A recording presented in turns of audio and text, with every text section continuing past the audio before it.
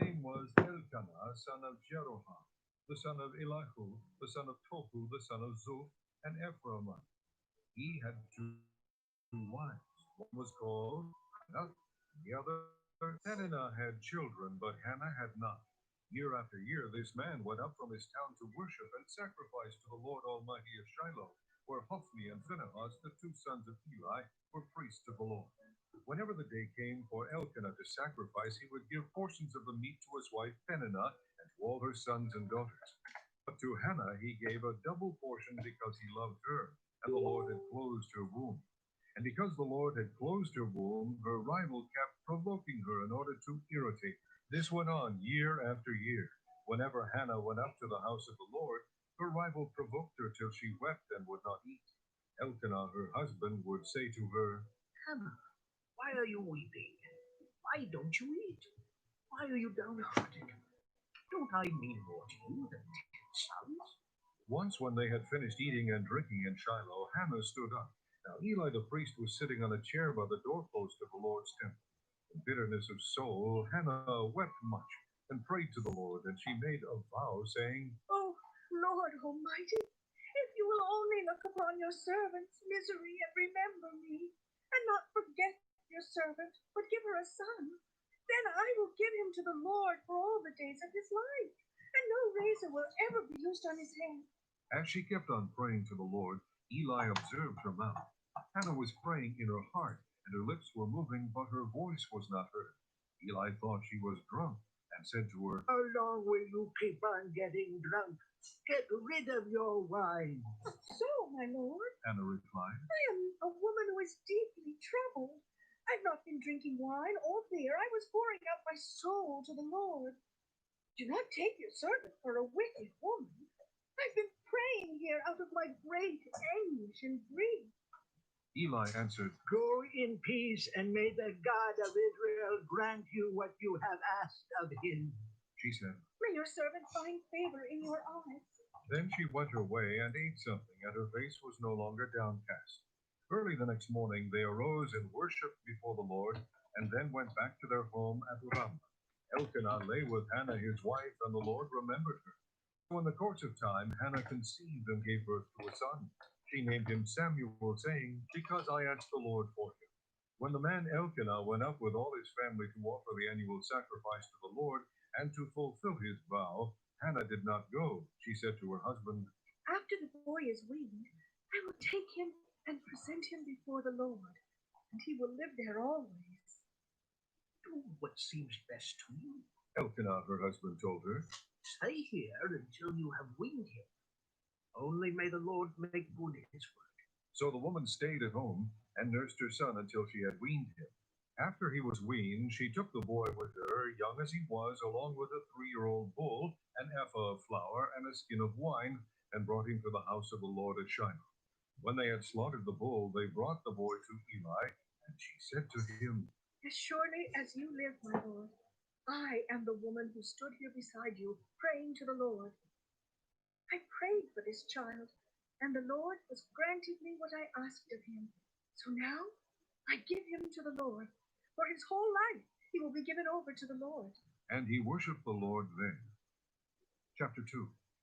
Then Hannah prayed and said, My heart rejoices in the Lord. In the Lord my horn is lifted high. My mouth boasts over my enemies, for I delight in your deliverance. There is no one holy like the Lord. There is no one besides you. There is no rock like our God. Do not keep talking so proudly, or let your mouth speak such arrogance, for the Lord is a God who knows, and by him deeds are weighed.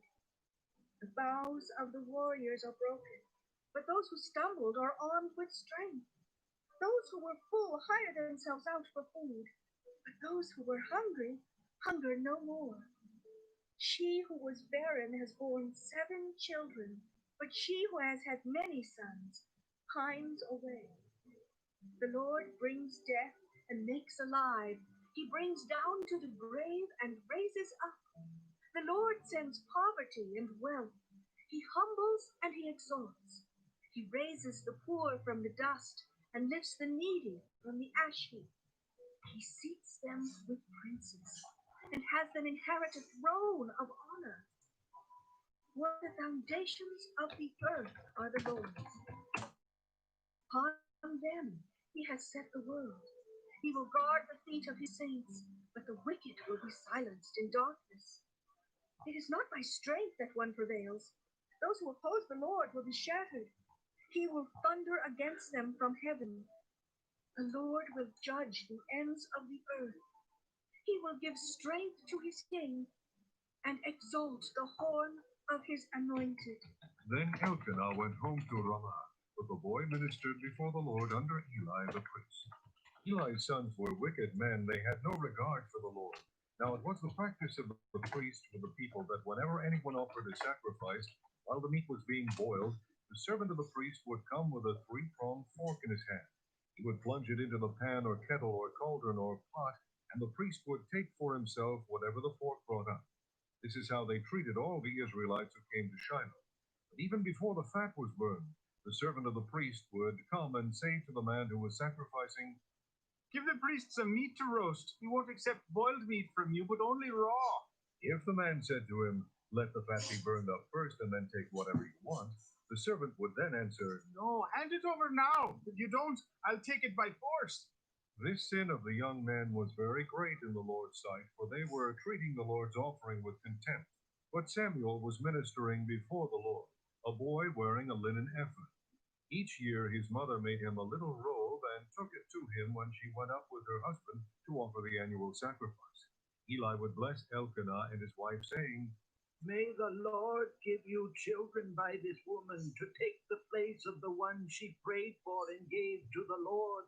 Then they would go home, and the Lord was gracious to Hannah. She conceived and gave birth to 3 sons and 2 daughters.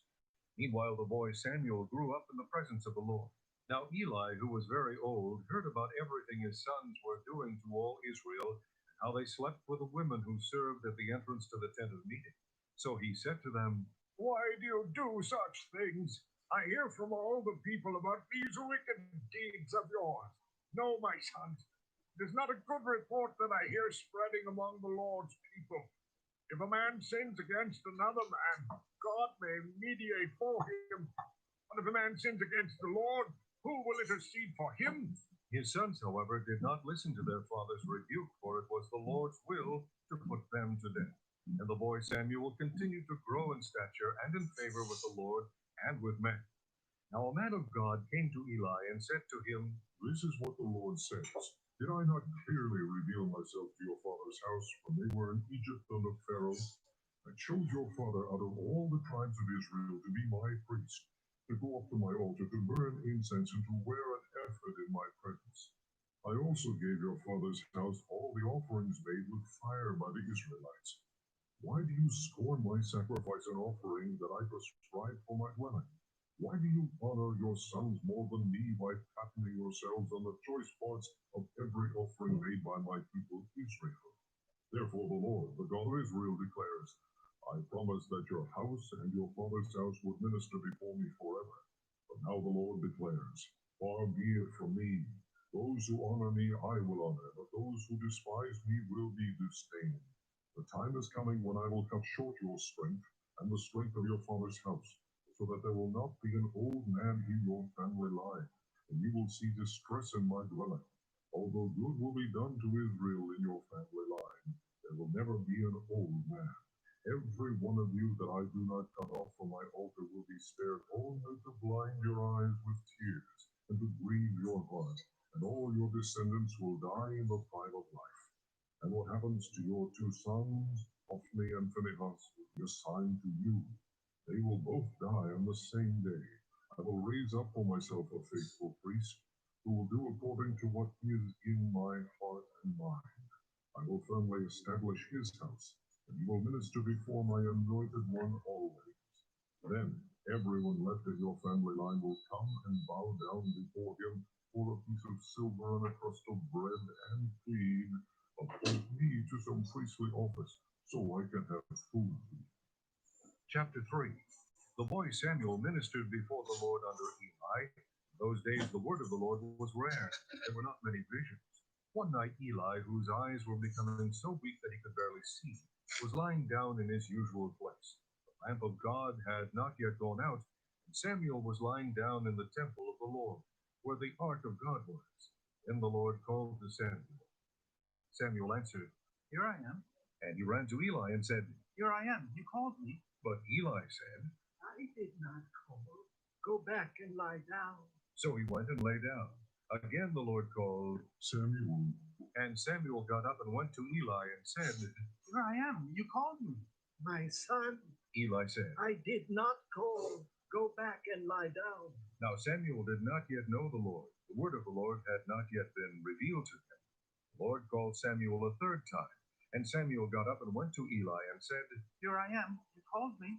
Then Eli realized that the Lord was calling the boy. So Eli told Samuel, Go and lie down. And if he calls you, say, Speak, Lord, for your servant is listening. So Samuel went and lay down in his place. The Lord came and stood there, calling, as at the other times, Samuel, Samuel. Then Samuel said, Speak, for your servant is listening. And the Lord said to Samuel, See, I am about to do something in Israel that will make the ears of everyone who hears of it tingle. At that time I will carry out against Eli everything I spoke against his family, from beginning to end. For I told him that I would judge his family forever, because of the sin he knew about. Some made themselves contemptible, and failed to restrain them. Therefore I swore to the house of Eli, the guilt of Eli's house will never be atoned for by sacrifice or offering. Samuel lay down until morning and then opened the doors of the house of the Lord. He was afraid to tell Eli the vision, but Eli called him and said, Samuel, my son. Samuel answered, Here I am. What was it he said to you? Eli asked, Do not hide it from me. May God deal with you, be it ever so severely, if you hide from me anything he told you. So Samuel told him everything, hiding nothing from him. Then Eli said, He is the Lord. Let him do what is good in his eyes. The Lord was with Samuel as he grew up, and he let none of his words fall to the ground. All Israel from Dan to Beersheba recognized that Samuel was attested as a prophet of the Lord. The Lord continued to appear at Shiloh. There he revealed himself to Samuel through his word. Chapter 4. And Samuel's word came to all Israel. Now the Israelites went out to fight against the Philistines. The Israelites camped at Ebenezer, and the Philistines at Aphek. The Philistines deployed their forces to meet Israel. As the battle spread, Israel was defeated by the Philistines, who killed about 4,000 of them on the battlefield. When the soldiers returned to camp, elders of Israel asked, Why did the Lord bring defeat upon us today before the Philistines? Let us bring the ark of the Lord's covenant from Shiloh, so that it may go with us and save us from the hand of our enemies. So the people sent men to Shiloh, and they brought back the ark of the covenant of the Lord Almighty, who is enthroned between the cherubim. And Eli's two sons, Hophni and Phinehas, were there with the ark of the covenant of God. When the ark of the Lord's covenant came into the camp, all Israel raised such a great shout that the ground shook. Hearing the uproar, the Philistines asked, What's all this shouting in the Hebrew camp? When they learned that the ark of the Lord had come into the camp, the Philistines were afraid. God has come into the camp. They said, We're in trouble. Nothing like this has happened before. Woe to us! Who will deliver us from the hand of these mighty gods? They are the gods who struck the Egyptians with all kinds of plagues in the desert.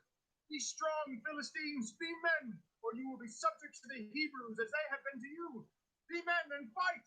So the Philistines fought, and the Israelites were defeated, and every man fled to his tent. The slaughter was very great. Israel lost 30,000 foot soldiers. The ark of God was captured. Eli's two sons, Hophni and Phinehas, died. That same day, a Benjamite ran from the battle line and went to Shiloh, his clothes torn and dust on his head. Arrived, there was Eli sitting on his chair by the side of the road watching. Now his heart feared for the ark of God. When the man entered the town and told what had happened, the whole town sent up a cry. Eli heard the outcry and asked, What is the meaning of this uproar? The man hurried over to Eli, who was 98 years old, and whose eyes were set so that he could not see. He told Eli, I have just come from the battle line. I fled from it this very day. Eli asked. What happened, my son? The man who brought the news replied, Israel fled before the Philistines, and the army has suffered heavy losses. Also, your two sons. Team, ayaw din umangat ng banana ko.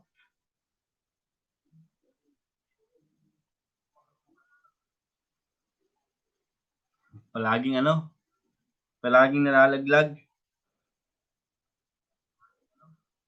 Buti nga kayo, tapos na kayo sa WH nyo. Sa akin, hindi pa. 1,000 pa. Ang bagal umangat ng WH ko.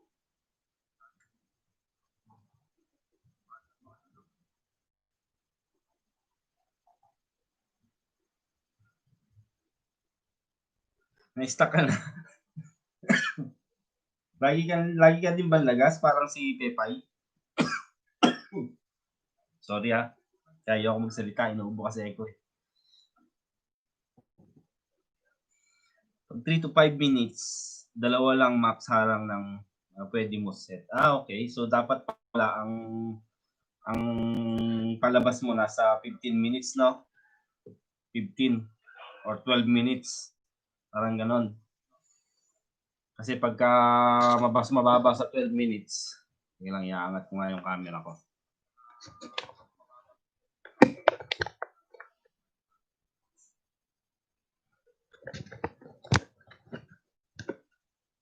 Yan. Para makita ko. Yun, simple and yummy. Salamat. Salamat sa pag-thumbs up. Mega shoutout sa lahat, guys. Kung saan kami nagkikita ni Pepay last week talaga, puyat ako na, kakatamad na. Tsaga-tsaga lang, team. Tsaga lang lagi. Sa akin nga, hindi na makakya. 1K pa, Rufus pa. Kaya nga, 1K pa yung ano ko. Yung kulang ko. Edit na lang video kaysa mangisda lagas naman. Kamusta naman yung WH mo, team? Graduate ka na yata sa WH, no?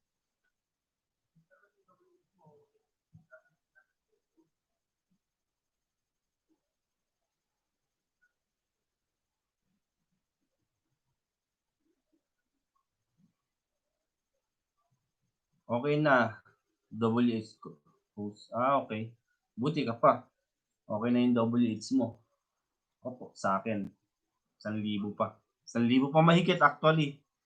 1 ano pa lang ba ako? 2.9 pa lang pa yata ako.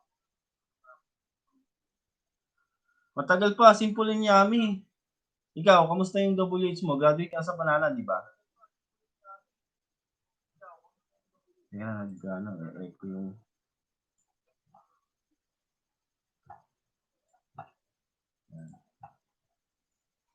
Si Tim, graduate na eh. Lapit ka na. Wala pa, kalahati host. Ha? Dapat pala, i-workout mo na yung WH mo kasi yung buti pa yung banana mo. Ano na? Graduate na yung banana mo.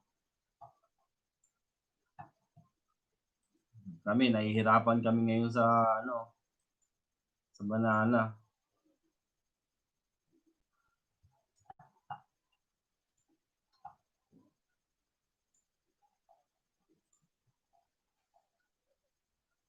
Mas madali WH simple kaysa sa banana. Dati kasi nahihirapan, kala natin napakahirap ng WH, no? Kaya hindi kami nangingisda before ni Minyang ng sobra-sobra. Sa WH kami nag-focus. Yung pala sa banana mahihirapan. Yun lang. Ang hirap niyan. Simple and yummy, lipat bahay. Kaya nga, team, kung alam lang natin maghihirap tayo sa banana, dapat sinipagan natin yun. Hindi yung puro WH yung ni-workout natin. Mali pala, Dapat pala yung banana na kagad yung dinali natin, tapos yung WH mag-LS ka lang na mag-LS o mag-silent ka lang, yung makukuha mo yung WH. Yung banana, puyat. Inabot. Buti pa ako dito, maraming banana, Ang lalaki pa. Ito na lang, team. Team, dagdag mo to sa banana mo. Ilan dito? 2, 4, 6, 8. Team, ito na lang idagdag sa'yo, Malalaki pa siya, oh.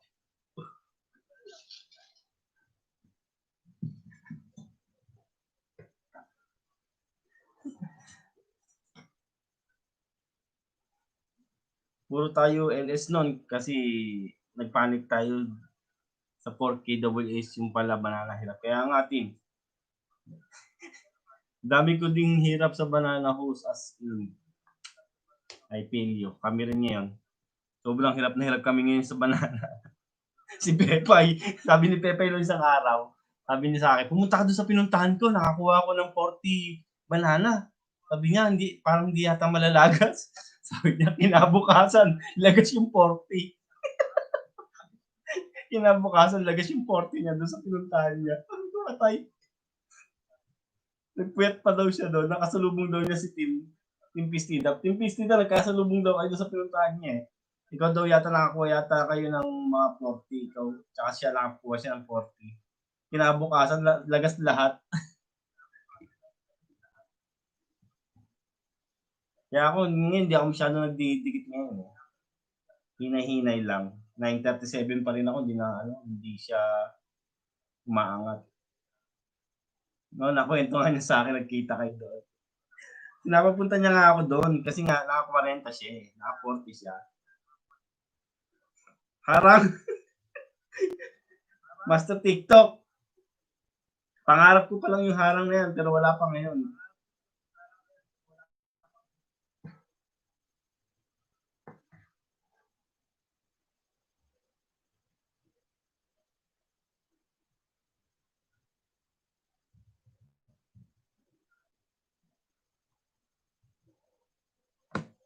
Practice lang. Practice lang. Practice na. Sabi kasi nila, wag na magbakas, kalembang all. Lagas pa rin. Matagal na yung kalembang all na yan, team. Yan nga yung mabilis malagas, yung kalembang all lang na yan. Yung walang bakas, walang panonood ng video. Yan yung malakas makalagas.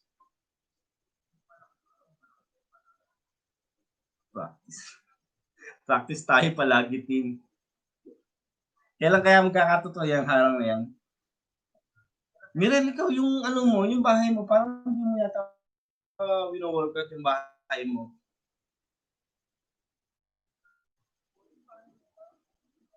Kamusta na ba WH mo?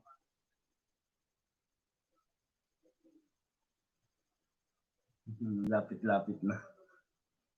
Practice tayo palagi. Lagi yung practice.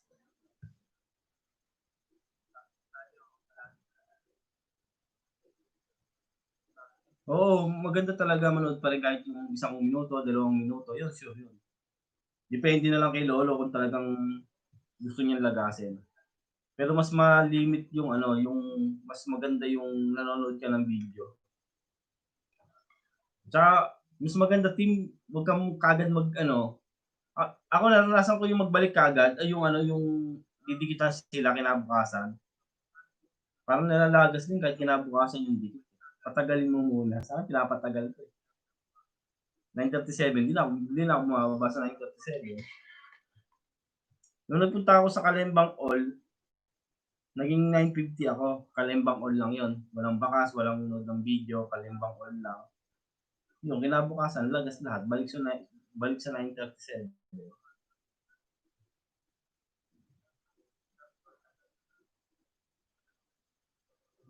Mirel, sa TikTok ka nag-busy. Kaya nga, sa TikTok yan, ang galing naman sumayo ni Mirel eh. Magaling mag-TikTok. Napapagbigay nga ako ng score ng 10. Kaya lang sabi niya, pinakamataas doon ng score, 20. Wala akong mahalap ng 20, sandaan sana ibibigay ko eh. Salamat, heart and kisses sa pabigi mo dyan.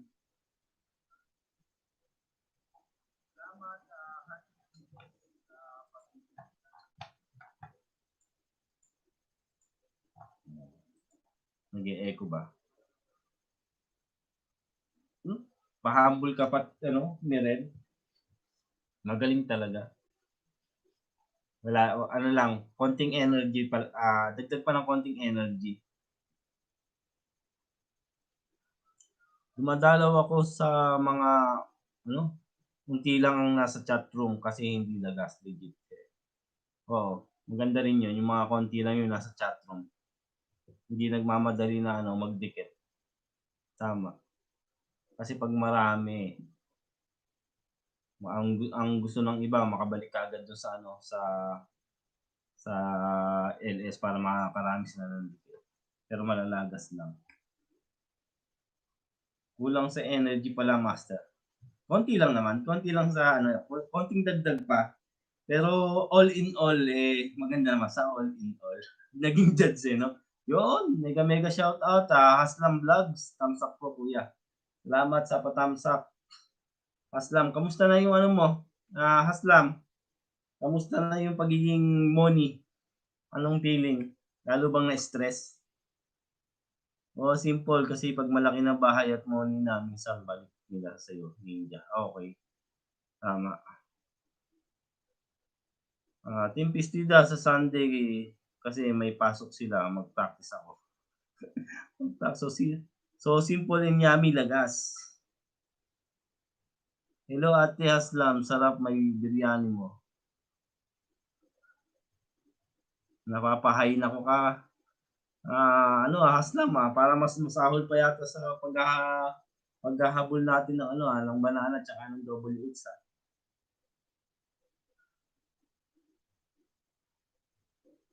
Go, go, go. Kantahin mo buo yung kinanta mo dati. Ano ba yung kinanta ni Mirel? Ano yung kinanta ni Mirel?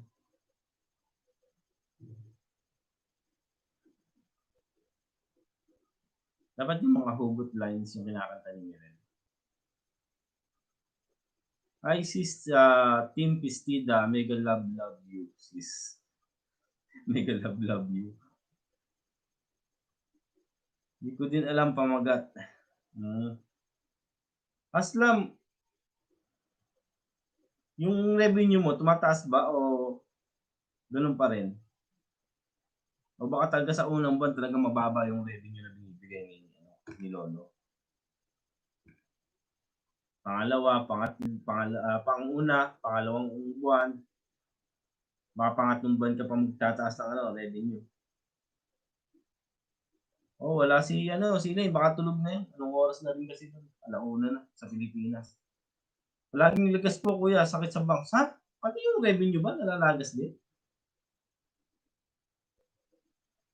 Nalalagas din ba yung revenue? Kala ko banana lang nalalagas, pati pala revenue. Paano nalalagas? May ginagawa pa si Lolo o may kailangan gawin para hindi siya malagas?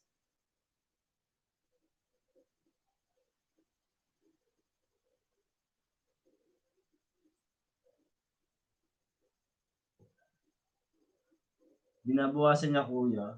Kaya nga, paano nga niya binabawasan? Bakit kailangan niyang bawasan yung revenue? Di ba binibigay niya lang naman yun?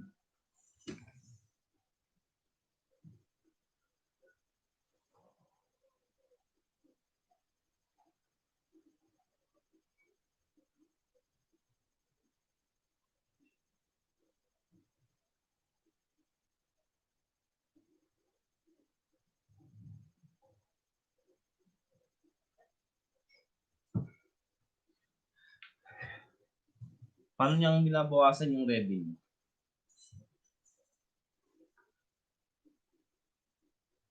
Team Pistida, request mo yan. Practicing ko ulit. Wow! Paghahandaan. Siguro kapag accidentally na-play ko video, nakaabot na ako 560. 560. Then naging 520 na lang. 560, 520 na lang. Okay. So dapat hindi mo siya i-play sa hindi mo siya panoorin sa sarili mong account, dapat iba. O baka sa sarili mong kung saan naka-log in yung gadget mo, ganun ba? Yung account mo. Ganun ba 'yon? Ayoko na sa'yo. Mega shoutout sa'yo. Ayoko na sa'yo. Ikaw ba rin ba yan si Heart and Kisses? Tamsak, salamat sa patamsak. Okay, okay. Sabi natin, salamat Heart and Kisses sa suporta. Yan, si Heart and Kisses, isang money, ano na rin yan, isang money channel na rin yan. So wag mo na lang siyang i-play pala, wag mo na lang siyang panoorin sa sarili mo account. Yung mga ano mo na lang, yung mga alagad mo na lang. Di ba? O kaya yung mga ka-team mo na lang, mga legit friends. Kasi kung ikaw mismo ano, malalagis lang pala.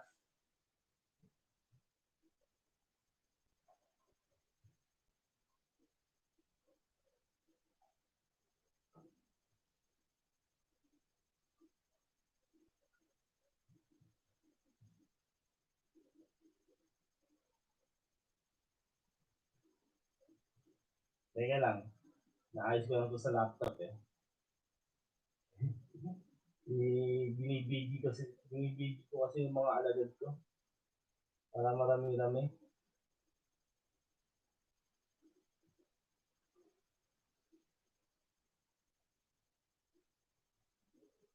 Yan.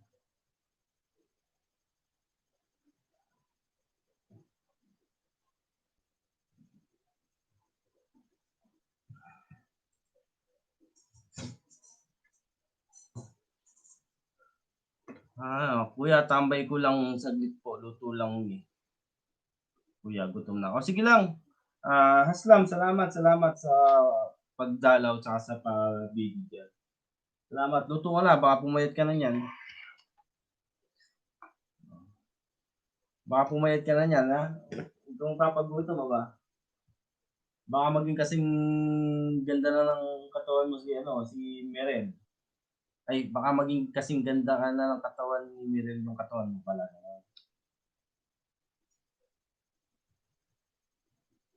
Ang ganun ay gumana. Oo naman.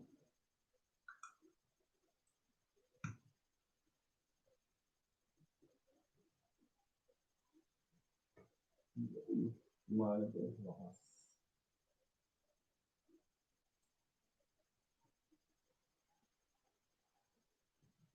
Ibibigay ko si mga ninja ko eh. Para dumami-dami naman yung mga nanonood. Salamat guys.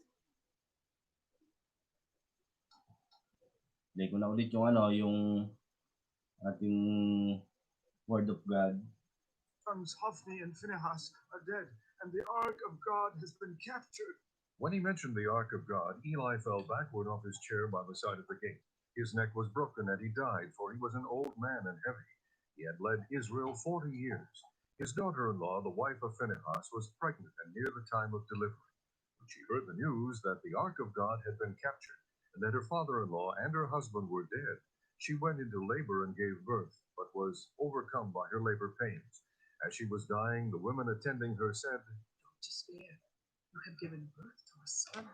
But she did not respond or pay any attention.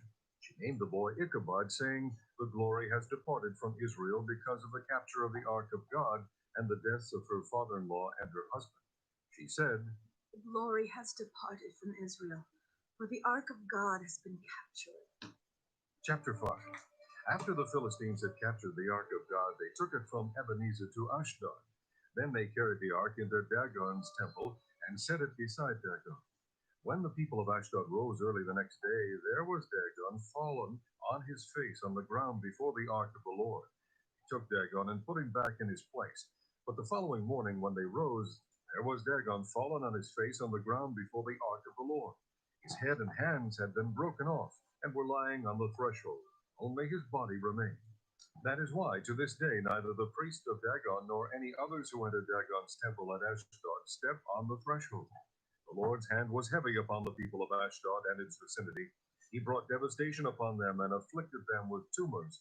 When the men of Ashdod saw what was happening, they said, The Ark of God of Israel must not stay here with us, because his hand is heavy upon us and upon Dagon our God. So they called together all the rulers of the Philistines and asked them, What shall we do with the Ark of the God of Israel? They answered, Have the Ark of the God of Israel moved to God? So they moved the ark of the God of Israel. But after they had moved it, the Lord's hand was against that city, throwing it into a great panic. He afflicted the people of the city, both young and old, with an outbreak of tumors. So they sent the ark of God to Ekron. As the ark of God was entering Ekron, the people of Ekron cried out, They have brought the ark of the God of Israel around to us to kill us and our people. So they called together all the rulers of the Philistines and said, Send the ark of the God of Israel away. Let it go back to its own place, or it will kill us and our people. For death had filled the city with panic. God's hand was very heavy upon it. Those who did not die were afflicted with tumors, and the outcry of the city went up to heaven. Chapter 6. When the ark of the Lord had been in Philistine territory 7 months, the Philistines called for the priests and the diviners and said, What shall we do with the ark of the Lord? Tell us how we should send it back to its place. They answered, If you return the ark of the God of Israel, do not send it away empty, but by all means send a guilt offering to him. Then you will be healed, and you will know why his hand has not been lifted from you. The Philistines asked, What guilt offering should we send to him? They replied, 5 gold tumors and 5 gold rats, according to the number of the Philistine rulers, because the same plague has struck both you and your rulers. Make models of the tumors and of the rats that are destroying the country, and pay honor to Israel's God. Perhaps he will lift his hand from you, your gods, and your land. Why do you harden your hearts as the Egyptians and Pharaoh did? When he treated them harshly, did they not send the Israelites out so they could go on their way? Now then, get a new cart ready with 2 cows that have calved and have never been yoked. Hitch the cows to the cart, but take their calves away and pen them up. Take the ark of the Lord and put it on the cart, and in a chest beside it put the gold objects you are sending back to him as a guilt offering. Send it on its way, but keep watching it. If it goes up to its own territory toward Beth Shemesh, then the Lord has brought this great disaster on us. But if it does not, then we will know that it was not his hand that struck us, and that it happened to us by chance. So they did this. They took 2 such cows and hitched them to the cart and penned up their calves. They placed the ark of the Lord on the cart, and along with it the chest containing the gold rats and the models of the tumors. Then the cows went straight up toward Beth Shemesh, keeping on the road and lowing all the way. They did not turn to the right or to the left. The rulers of the Philistines followed them as far as the border of Beth Shemesh. Now the people of Beth Shemesh were harvesting their wheat in the valley, and when they looked up and saw the ark, they rejoiced at the sight. The cart came to the field of Joshua of Beth Shemesh, and there it stopped beside a large rock. The people chopped up the wood of the cart and sacrificed the cows as a burnt offering to the Lord. The Levites took down the ark of the Lord, together with the chest containing the gold objects, and placed them on the large rock. On that day, the people of Beth Shemesh offered burnt offerings and made sacrifices to the Lord. The 5 rulers of the Philistines saw all this, and then returned that same day to Ekron. These are the gold tumors the Philistines sent as a guilt offering to the Lord, 1 each for Ashdod, Gaza, Ashkelon, Gath, and Ekron. And the number of the gold rats was according to the number of Philistine towns belonging to the 5 rulers, the fortified towns with their country villages. The large rock on which they set the ark of the Lord is a witness to this day in the field of Joshua of Beth Shemesh. But God struck down some of the men of Beth Shemesh, putting 70 of them to death, because they had looked into the ark of the Lord. The people mourned because of the heavy blow the Lord had dealt them. And the men of Beth Shemesh asked, Who can stand in the presence of the Lord, this holy God? To whom will the ark go up from here? Then they sent messengers to the people of Kiriath Jearim, saying, The Philistines have returned the ark of the Lord. Come down and take it up to your place. Chapter 7. So the men of Kiriath Jearim came and took up the ark of the Lord. They took it to Abinadab's house on the hill and consecrated Eleazar his son to guard the ark of the Lord. It was a long time, 20 years in all, that the ark remained at Kiriath Jearim, and all the people of Israel mourned and sought after the Lord. Samuel said to the whole house of Israel, If you are returning to the Lord with all your hearts, then rid yourselves of the foreign gods and the Ashtoreths, and commit yourselves to the Lord and serve him only, and he will deliver you out of the hand of the Philistines. So the Israelites put away their Baals and Ashtoreths and served the Lord only.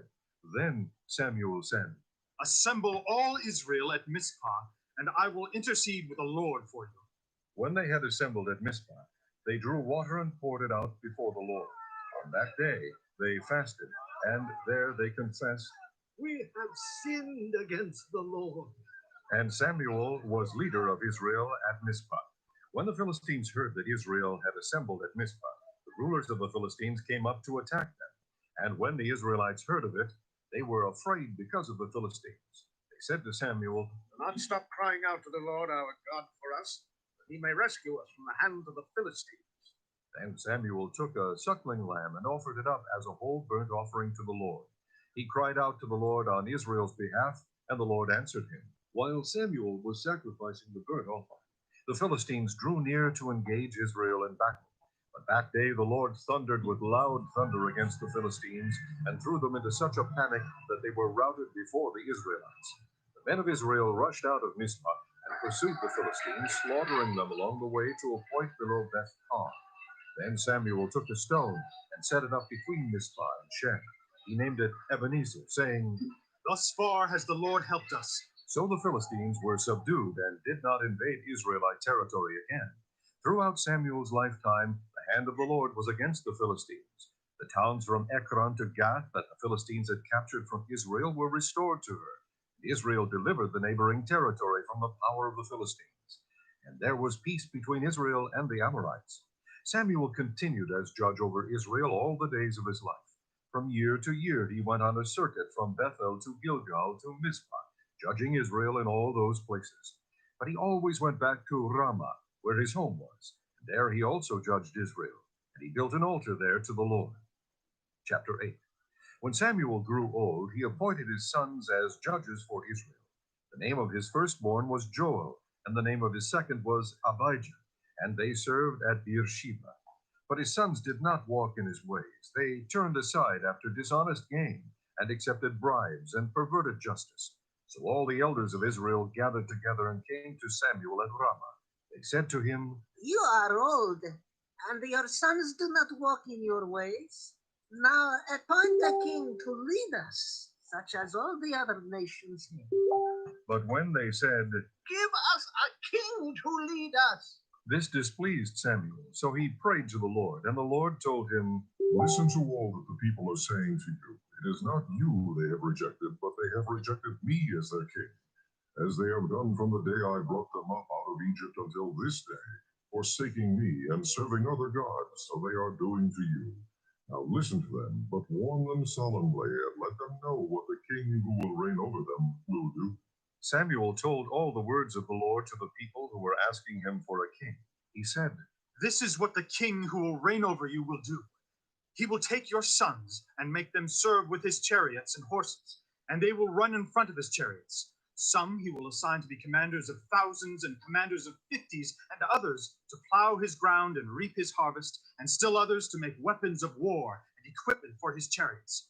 He will take your daughters to be perfumers and cooks and bakers. He will take the best of your fields and vineyards and olive groves and give them to his attendants. He will take a tenth of your grain and of your vintage and give it to his officials and attendants. Your men servants and maid servants and the best of your cattle and donkeys he will take for his own use. He will take a tenth of your flocks, and you yourselves will become his slaves. When that day comes, you will cry out for relief from the king you have chosen, and the Lord will not answer you in that day. But the people refused to listen to Samuel. No, They said, we want a king over us. Then we will be like all the other nations with a king to lead us and to go out before us and fight our battles. When Samuel heard all that the people said, he repeated it before the Lord. The Lord answered, Listen to them and give them a king. Then Samuel said to the men of Israel, Everyone go back to his town. Chapter 9. There was a Benjamite, a man of standing, whose name was Kish, son of Abiel, the son of Zeror, the son of Bechorath, the son of Aphiah of Benjamin. He had a son named Saul, an impressive young man without equal among the Israelites, a head taller than any of the others. Now the donkeys belonging to Saul's father Kish were lost, and Kish said to his son Saul, Take one of the servants with you and go and look for the donkeys. So he passed through the hill country of Ephraim and through the area around Shalisha, but they did not find them. went on into the district of Sha'alim, but the donkeys were not there. Then he passed through the territory of Benjamin, but they did not find them. When they reached the district of Zuph, Saul said to the servant who was with him, Come, let's go back, and my father will stop thinking about the donkeys and start worrying about us. But the servant replied, Look, in this town there is a man of God. He is highly respected, and everything he says comes true. Let's go there now. Perhaps he will tell us what way to take. Saul said to his servant, If we go, what can we give the man? The food in our sacks is gone. We have no gift to take to the man of God. What do we have? The servant answered him again. Look, He said, I have a quarter of a shekel of silver. I will give it to the man of God so that he will tell us what way to take. Formerly in Israel, if a man went to inquire of God, he would say, Come, let us go to the seer, because the prophet of today used to be called a seer. Good. Saul said to his servant. Come, let's go. So they set out for the town where the man of God was. As they were going up the hill to the town, they met some girls coming out to draw water. And they asked them, Is the seer here? He is. They answered, He's ahead of you. Hurry now. He has just come to our town today, for the people have a sacrifice at the high place. As soon as you enter the town, you will find him before he goes up to the high place to eat. The people will not begin eating until he comes, because he must bless the sacrifice. Afterward, those who are invited will eat. Go up now. You should find him about this time. They went up to the town, and as they were entering it, there was Samuel coming toward them on his way up to the high place. Now the day before Saul came, the Lord had revealed this to Samuel. About this time tomorrow I will send you a man from the land of Benjamin. Anoint him leader over my people Israel. He will deliver my people from the hand of the Philistines. I have looked upon my people, for their cry has reached me. When Samuel caught sight of Saul, the Lord said to him, This is the man I spoke to you about. He will govern my people. Saul approached Samuel in the gateway and asked, Would you please tell me where the seer's house is? I am the seer. Samuel replied, Go up ahead of me to the high place, for today you are to eat with me, and in the morning I will let you go and will tell you all that is in your heart. As for the donkeys you lost 3 days ago, do not worry about them. They have been found. And to whom is all the desire of Israel turned, if not to you and all your father's family? Saul answered, But am I not a Benjamite from the smallest tribe of Israel? And is not my clan the least of all the clans of the tribe of Benjamin? Why do you say such a thing to me? Then Samuel brought Saul and his servant into the hall and seated them at the head of those who were invited, about 30 in number. Samuel said to the cook, Bring the piece of meat I gave you, the one I told you to lay aside. So the cook took up the leg with what was on it and set it in front of Saul. Samuel said, Here is what has been kept for you. Eat, because it was set aside for you for this occasion, from the time I said, I have invited guests. And Saul dined with Samuel that day. After they came down from the high place to the town, Samuel talked with Saul on the roof of his house. They rose about daybreak, and Samuel called to Saul on the roof. Get ready, and I will send you on your way. When Saul got ready, he and Samuel went outside together. As they were going down to the edge of the town, Samuel said to Saul, Tell the servant to go on ahead of us. And the servant did so. But you stay here a while, so that I may give you a message from God. Chapter 10. Then Samuel took a flask of oil and poured it on Saul's head and kissed him, saying, Has not the Lord anointed you leader over his inheritance? When you leave me today, you will meet 2 men near Rachel's tomb at Zelzah on the border of Benjamin. They will say to you, The donkeys you set out to look for have been found, and now your father has stopped thinking about them and is worried about you. He is asking, What shall I do about my son? Then you will go on from there until you reach the great tree of Tabor. 3 men going up to God at Bethel will meet you there. One will be carrying 3 young goats, another 3 loaves of bread, and another a skin of wine. They will greet you and offer you 2 loaves of bread, which you will accept from them. After that, you will go to Gibeah of God, where there is a Philistine outpost.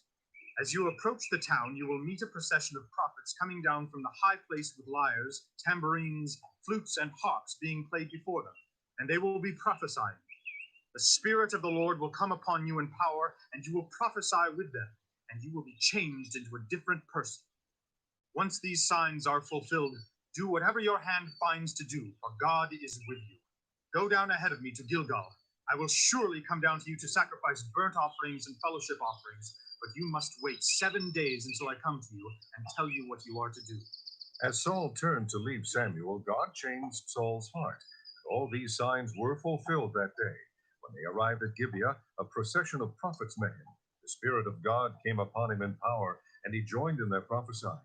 When all those who had formerly known him saw him prophesying with the prophets, they asked each other, What is this that has happened to the son of Kish? Is Saul also among the prophets? A man who lived there answered, And who is the father? So it became a saying, Is Saul also among the prophets? After Saul stopped prophesying, he went to the high place. Now Saul's uncle asked him and his servant, Where have you been? Looking for the donkeys. he said. But when we saw they were not to be found, we went to Samuel. Saul's uncle said, Tell me what Samuel said to you. Saul replied, He assured us that the donkeys had been found. but he did not tell his uncle what Samuel had said about the kingship. Samuel summoned the people of Israel to the Lord at Mizpah and said to them, This is what the Lord, the God of Israel, says. I brought Israel up out of Egypt, and I delivered you from the power of Egypt and all the kingdoms that oppressed you. But you have now rejected your God, who saves you out of all your calamities and distresses. And you have said, No, set a king over us. So now present yourselves before the Lord by your tribes and clans. When Samuel brought all the tribes of Israel near, the tribe of Benjamin was chosen. Then he brought forward the tribe of Benjamin clan by clan, and Matri's clan was chosen. Finally, Saul, son of Kish, was chosen. But when they looked for him, he was not to be found. So they inquired further of the Lord, Has the man come here yet? And the Lord said, Yes, he has hidden himself among the baggage. They ran and brought him out, and as he stood among the people, he was a head taller than any of the others. Samuel said to all the people, Do you see the man the Lord has chosen? There is no one like him among all the people. Then the people shouted, Long live the king! Samuel explained to the people the regulations of the kingship. He wrote them down on a scroll and deposited it before the Lord. Then Samuel dismissed the people, each to his own home. Saul also went to his home in Gibeah, accompanied by valiant men whose hearts God had touched. But some troublemakers said, How can this fellow save us? They despised him and brought him no gifts. Saul kept silent.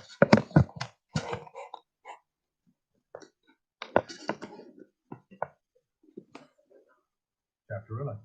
Nahash the Ammonite went up and besieged Jabesh Gilead, and all the men of Jabesh said to him, Make a treaty with us, and we will be subject to you. But Nahash the Ammonite replied, I will make a treaty with you, only on the condition that I gouge out the right eye of every one of you, and so bring disgrace on all Israel. The elders of Jabesh said to him, Give us 7 days so we can send messengers throughout Israel. If no one comes to rescue us, we will surrender to you. When the messengers came to Gibeah of Saul and reported these terms to the people, they all wept aloud. Just then Saul was returning from the fields behind his oxen, and he asked, What is wrong with the people? Why are they weeping? Then they repeated to him what the men of Jabesh had said. When Saul heard their words, the Spirit of God came upon him in power, and he burned with anger. He took a pair of oxen, cut them into pieces, and sent the pieces by messengers throughout Israel, proclaiming, This is what will be done to the oxen of anyone who does not follow Saul and Samuel. Then the terror of the Lord fell on the people, and they turned out as one man. When Saul mustered them at Bezek, the men of Israel numbered 300,000, and the men of Judah 30,000. They told the messengers who had come, Say to the men of Jabesh Gilead, by the time the sun is hot tomorrow, you will be delivered. When the messengers went and reported this to the men of Jabesh, they were elated. They said to the Ammonites, Tomorrow we will surrender to you, and you can do to us whatever seems good to you. The next day Saul separated his men into 3 divisions. During the last watch of the night, they broke into the camp of the Ammonites and slaughtered them until the heat of the day. Those who survived were scattered, so that no 2 of them were left together. The people then said to Samuel, Who was it that also reign over us? Bring these men to us and we put it there. But Saul said, No one shall be put to death today. No one shall be put to death today. For this day the Lord has rescued Israel. Then Samuel said to the people, Come, let us go to Gilgal and there reaffirm the kingship. So all the people went to Gilgal and confirmed Saul as king in the presence of the Lord. There they sacrificed fellowship offerings before the Lord, and Saul and all the Israelites held a great celebration. And said to all Israel, I have listened to everything you said to me and have set a king over you. Now you have a king as your leader. As for me, I am old and gray, and my sons are here with you. I have been your leader from my youth until this day. Here I stand. Testify against me in the presence of the Lord and his anointed. Whose ox have I taken? Whose donkey have I taken? Whom have I cheated? Whom have I oppressed? From whose hand have I accepted a bribe to make me shut my eyes? If I have done any of these, I will make it right. You have not cheated or oppressed us. they replied. You have not taken anything from anyone's hand. Samuel said to them, The Lord is witness against you, and also his anointed is witness this day, that you have not found anything in my hand. He is witness. they said. Then Samuel said to the people, It is the Lord who appointed Moses and Aaron and brought your forefathers up out of Egypt. Now then stand here, because I am going to confront you with evidence before the Lord as to all the righteous acts performed by the Lord for you and your fathers. After Jacob entered Egypt, they cried to the Lord for help, and the Lord sent Moses and Aaron, who brought your forefathers out of Egypt and settled them in this place. But they forgot the Lord their God. So he sold them into the hand of Sisera, the commander of the army of Hazor, and into the hands of the Philistines and the king of Moab, who fought against them. They cried out to the Lord and said, We have sinned, we have forsaken the Lord, and served the Baals and the Ashtoreths. But now deliver us from the hands of our enemies, and we will serve you. Then the Lord sent Jerubbaal, Barak, Jephthah, and Samuel, and he delivered you from the hands of your enemies on every side, so that you lived securely. But when you saw that Nahash, king of the Ammonites, was moving against you, you said to me, No, we want a king to rule over us, even though the Lord your God was your king. Now here is the king you have chosen, the one you asked for. See, the Lord has set a king over you. If you fear the Lord and serve and obey him and do not rebel against his commands, and if both you and the king who reigns over you follow the Lord your God, good. But if you do not obey the Lord, and if you rebel against his commands, his hand will be against you as it was against your fathers. Now then, stand still and see this great thing the Lord is about to do before your eyes. Is it not wheat harvest now? I will call upon the Lord to send thunder and rain, and you will realize what an evil thing you did in the eyes of the Lord when you asked for a king. Then Samuel called upon the Lord, and that same day the Lord sent thunder and rain. So all the people stood in awe of the Lord and of Samuel.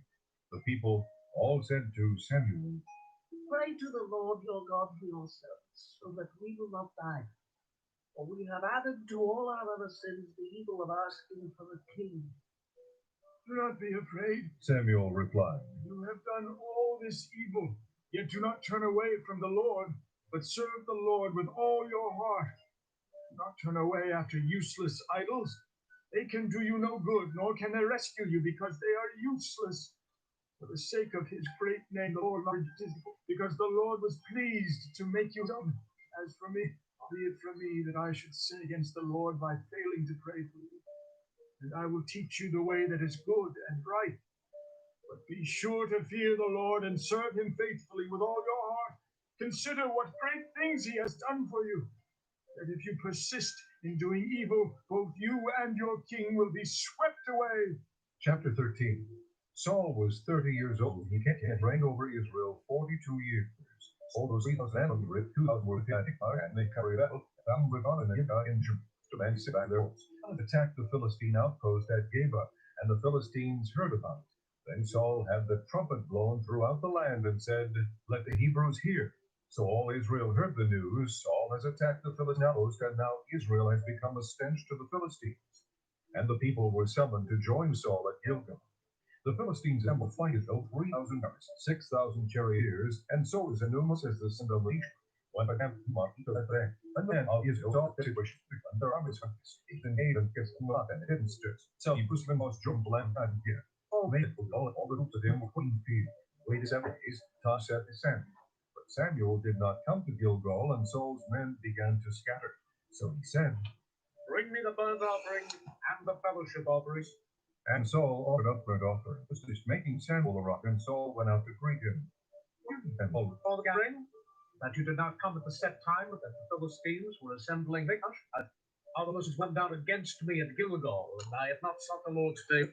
I've compelled to offer the burnt offering. You acted foolishly. Samuel said, You have not kept the command the Lord your God gave you. If you had, he would have established your kingdom over Israel for all time. But now your kingdom will not endure. The Lord has sought out a man after his own heart and appointed him leader of his people, because you have not kept the Lord's command.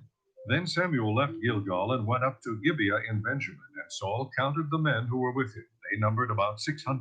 Saul and his son Jonathan and the men with them were staying in Gibeah in Benjamin, while the Philistines camped at Michmash. Raiding parties went out from the Philistine camp in 3 detachments. One turned toward Ophrah in the vicinity of Shual, another toward Beth Horon, and the third toward the borderland overlooking the valley of Zeboim, facing the desert. Not a blacksmith could be found in the whole land of Israel, because the Philistines had said, Otherwise the Hebrews will make swords or spears. So all Israel went down to the Philistines to have their plowshares, mattocks, axes, and sickles sharpened. The price was 2/3 of a shekel for sharpening plowshares and mattocks, and 1/3 of a shekel for sharpening forks and axes, and for repointing goads. So on the day of the battle, not a soldier with Saul and Jonathan had a sword or spear in his hand. Only Saul and his son Jonathan had them. Now a detachment of Philistines had gone out to the pass at Michmash. Chapter 14. One day Jonathan, son of Saul, said to the young man bearing his armor, Come, let's go over to the Philistine outpost on the other side. But he did not tell his father. Saul was staying on the outskirts of Gibeah under a pomegranate tree in Migron. With him about 600 men, among whom was Ahijah, who was wearing an ephod. He was a son of Ichabod's brother Ahitub, son of Phinehas, the son of Eli, the Lord's priest in Shiloh. No one was aware that Jonathan had left. On each side of the pass that Jonathan intended to cross to reach the Philistine outpost was a cliff. One was called Bozez, and the other Seneh. One cliff stood to the north toward Michmash, the other to the south toward Geba. Jonathan said to his young armor-bearer, Come, let's go over to the outpost of those uncircumcised fellows. Perhaps the Lord will act in our behalf. Nothing can hinder the Lord from saving, whether by many or by few. Do all that you have in mind, his armor-bearer said. Go ahead. I am with you, heart and soul. Jonathan said, Come then, we will cross over toward the men and let them see us. If they say to us, Wait there until we come to you, we will stay where we are and not go up to them. But if they say, Come up to us, we will climb up, because that will be our sign that the Lord has given them into our hands. So both of them showed themselves to the Philistine outpost. Look, said the Philistines. the Hebrews are crawling out of the holes they were hiding in. The men of the outpost shouted to Jonathan and his armor-bearer, Come up to us, and we'll teach you a lesson. So Jonathan said to his armor-bearer, Climb up after me. The Lord has given them into the hand of Israel. Jonathan climbed up, using his hands and feet, with his armor-bearer right behind him. The Philistines fell before Jonathan, and his armor-bearer followed and killed behind him. In that first attack, Jonathan and his armor-bearer killed some 20 men in an area of about half an acre. Then panic struck the whole army, those in the camp and field and those in the outposts and raiding parties, and the ground shook. It was a panic sent by God. Saul's lookouts at Gibeah in Benjamin saw the army melting away in all directions. Then Saul said to the men who were with him, Muster the forces and see who has left us. When they did, it was Jonathan and his armor-bearer who were not there. Saul said to Ahijah, Bring the ark of God. At that time it was with the Israelites. While Saul was talking to the priest, the tumult in the Philistine camp increased more and more. So Saul said to the priest, Withdraw your hand. Then Saul and all his men assembled and went to the battle. They found the Philistines in total fear and each with swords. Those Hebrews who had previously been with the Philistines go up them their camp and over to the Israelites who were with Saul and Jonathan. And all the Israelites who had hidden in the hill country of Ephraim heard that the Philistines were on the run, joined the battle in hot pursuit. So the Lord rescued Israel that day, and the battle moved on beyond Beth-aven. Now the men of Israel were in distress that day, because Saul had bound the people under an oath, saying, Cursed be any man who eats food before evening comes, before I have avenged myself on my enemies. So none of the troops tasted food. The entire army entered the woods, and there was honey on the ground. When they went into the woods, they saw the honey oozing out, yet no one put his hand to his mouth, because they feared the oath. But Jonathan had not heard that his father had bound the people with the oath. So he reached out the end of the staff that was in his hand and dipped it into the honeycomb. He raised his hand to his mouth, and his eyes brightened. Then one of the soldiers told him, Your father bound the army under a strict oath, saying, Cursed be any man who eats food today. That is why the men are faint. Jonathan said, My father has made trouble for the country. See how my eyes brightened when I tasted a little of this honey? How much better it would have been if the men had eaten today some of the plunder they took from their enemies. Would not the slaughter of the Philistines have been even greater? That day, after the Israelites had struck down the Philistines from Michmash to Aijalon, they were exhausted. They pounced on the plunder, and taking sheep, cattle, and calves, they butchered them on the ground and ate them, together with the blood. Then someone said to Saul, Look, the men are sinning against the Lord by eating meat that has blood in it. You have broken faith. He said. Roll a large stone over here at once. Then he said, Go out among the men and tell them, Each of you bring me your cattle and sheep, and slaughter them here and eat them. Do not sin against the Lord by eating meat with blood still in it. So everyone brought his ox that night and slaughtered it there. Then Saul built an altar to the Lord. It was the first time he had done this. Saul said, Let us go down after the Philistines by night and plunder them till dawn, and let us not leave one of them alive. Do whatever seems best to you. They replied. But the priest said, Let us inquire of God here. So Saul asked God, Shall I go down after the Philistines? Will you give them into Israel's hand? But God did not answer him that day. Saul therefore said, Come here, all of you who are leaders of the army, and let us find out what sin has been committed today. As surely as the Lord who rescues Israel lives, even if it lies with my son Jonathan, he must die. But not one of the men said a word. Saul then said to all the Israelites, You stand over there. I and Jonathan, my son, will stand over here. Do what seems best to you, the men replied. Then Saul prayed to the Lord, the God of Israel. Give me the right answer. And Jonathan and Saul were taken by lot, and the men were cleared. Saul said, Cast the lot between me and Jonathan, my son. And Jonathan was taken. Then Saul said to Jonathan, Tell me what you have done. So Jonathan told him, I merely tasted a little honey with the end of my staff, and now must I die? Saul said, May God deal with me, be it ever so severely, if you do not die, Jonathan. But the men said to Saul, Should Jonathan die? He who has brought about this great deliverance in Israel? Never! As surely as the Lord lives, not a hair of his head will fall to the ground, for he did this today with God's help. So the men rescued Jonathan, and he was not put to death. Then Saul stopped pursuing the Philistines, and they withdrew to their own land. After Saul had assumed rule over Israel, he fought against their enemies on every side: Moab, the Ammonites, Edom, the kings of Zobah, and the Philistines. Wherever he turned, he inflicted punishment on them. He fought valiantly and defeated the Amalekites, delivering Israel from the hands of those who had plundered them. Saul's sons were Jonathan, Ishvi, and Malchishua. The name of his older daughter was Merab, and that of the younger was Michal. His wife's name was Ahinoam, daughter of Ahimaaz. The name of the commander of Saul's army was Abner, son of Ner, and Ner was Saul's uncle. Saul's father Kish and Abner's father Ner were sons of Abiah. All the days of Saul there was bitter war with the Philistines, and whenever Saul saw a mighty or brave man, he took him into his service. Chapter 15. Samuel said to Saul, I am the one the Lord sent to anoint you king over his people Israel. So listen now to the message from the Lord. This is what the Lord Almighty says. I will punish the Amalekites for what they did to Israel when they waylaid them as they came up from Egypt. Now go, attack the Amalekites and totally destroy everything that belongs to them. Do not spare them. Put to death men and women, children and infants, cattle and sheep, camels and donkeys. So Saul summoned the men and mustered them at Telaim, 200,000 foot soldiers and 10,000 men from Judah. Chapter 15. Samuel said to Saul, I am the one the Lord sent to anoint you king over his people Israel. So listen now to the message from the Lord. This is what the Lord Almighty says. I will punish the Amalekites for what they did to Israel when they waylaid them as they came up from Egypt.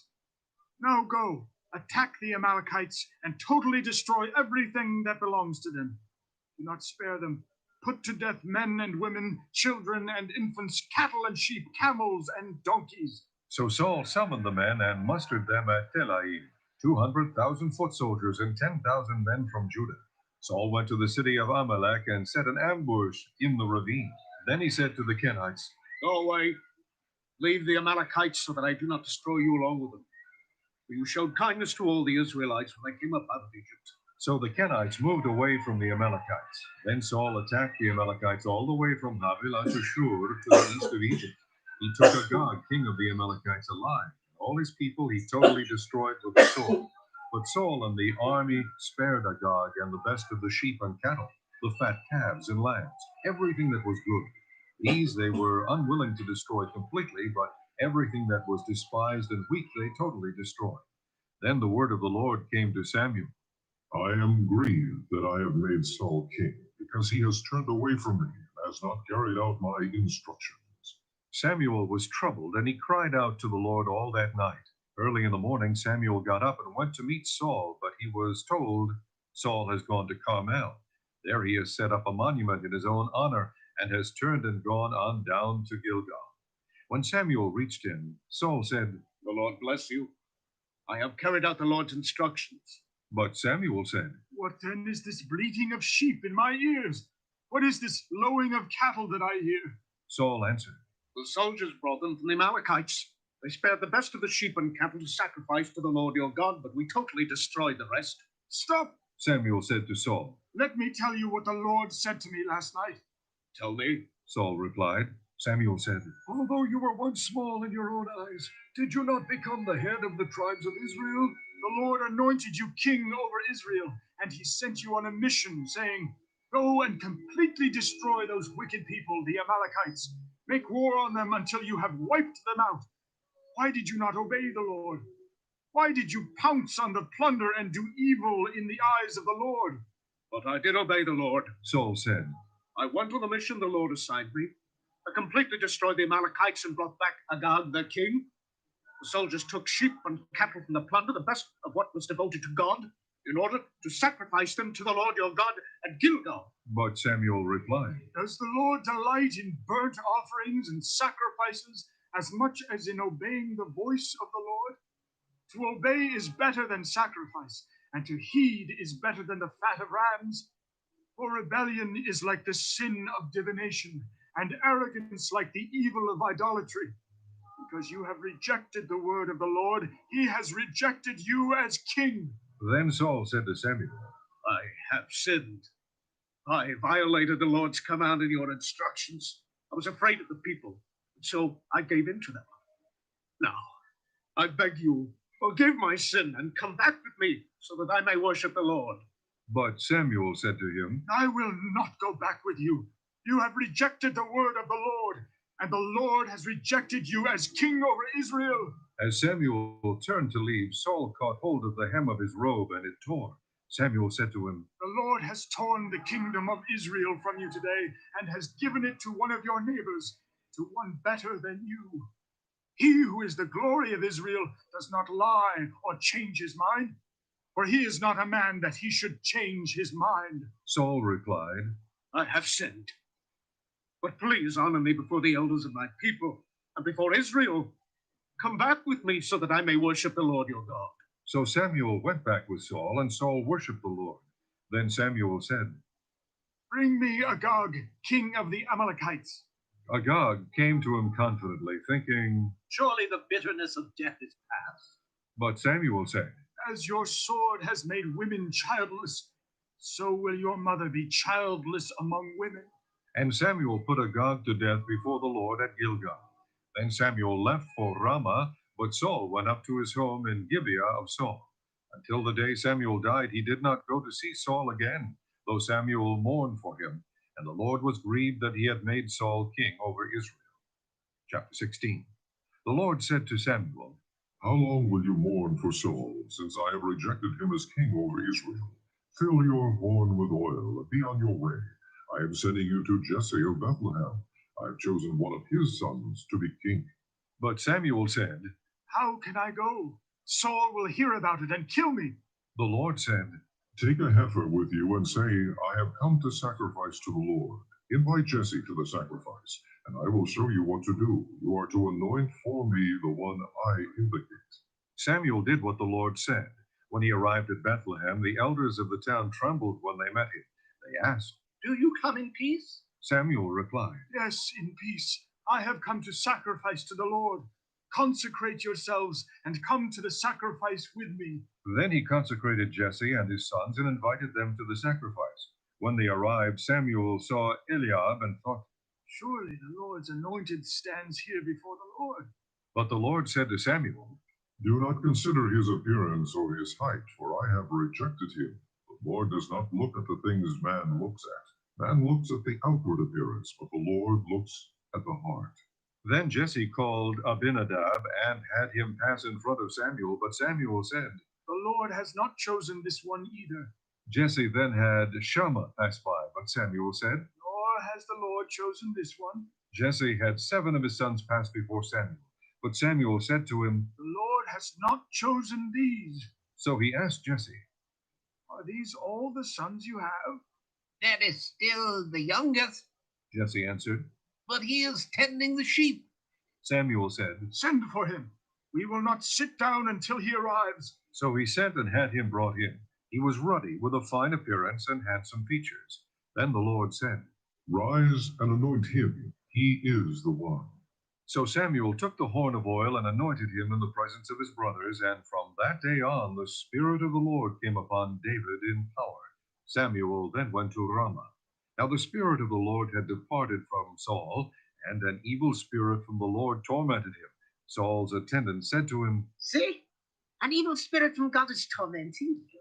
Let our Lord command his servants here to search for someone who can play the harp. He will play when the evil spirit from God comes upon you, and you will feel better. So Saul said to his attendants, Find someone who plays well and bring him to me. One of the servants answered, I have seen a son of Jesse of Bethlehem who knows how to play the harp. He is a brave man and a warrior. He speaks well and is a fine-looking man, and the Lord is with him. Then Saul sent messengers to Jesse and said, Send me your son David, who is with the sheep. So Jesse took a donkey loaded with bread, a skin of wine, and a young goat, and sent them with his son David to Saul. David came to Saul and entered his service. Saul liked him very much, and David became one of his armor bearers. Then Saul sent word to Jesse, saying, Allow David to remain in my service, for I am pleased with him. Whenever the Spirit from God came upon Saul, David would take his harp and play. Then relief would come to Saul. He would feel better, and the evil spirit would leave him. Chapter 17. Now the Philistines gathered their forces for war and assembled at Socoh in Judah. They pitched camp at Ephes Damim, between Socoh and Azekah. Saul and the Israelites assembled and camped in the valley of Elah and drew up their battle line to meet the Philistines. The Philistines occupied one hill and the Israelites another, with a valley between them. A champion named Goliath, who was from Gath, came out of the Philistine camp. He was over 9 feet tall. He had a bronze helmet on his head and wore a coat of scale armor of bronze weighing 5,000 shekels. On his legs he wore bronze greaves, and a bronze javelin was slung on his back. His spear shaft was like a weaver's rod, and its iron point weighed 600 shekels. His shield bearer went ahead of him. Goliath stood and shouted to the ranks of Israel, Why do you come out and line up for battle?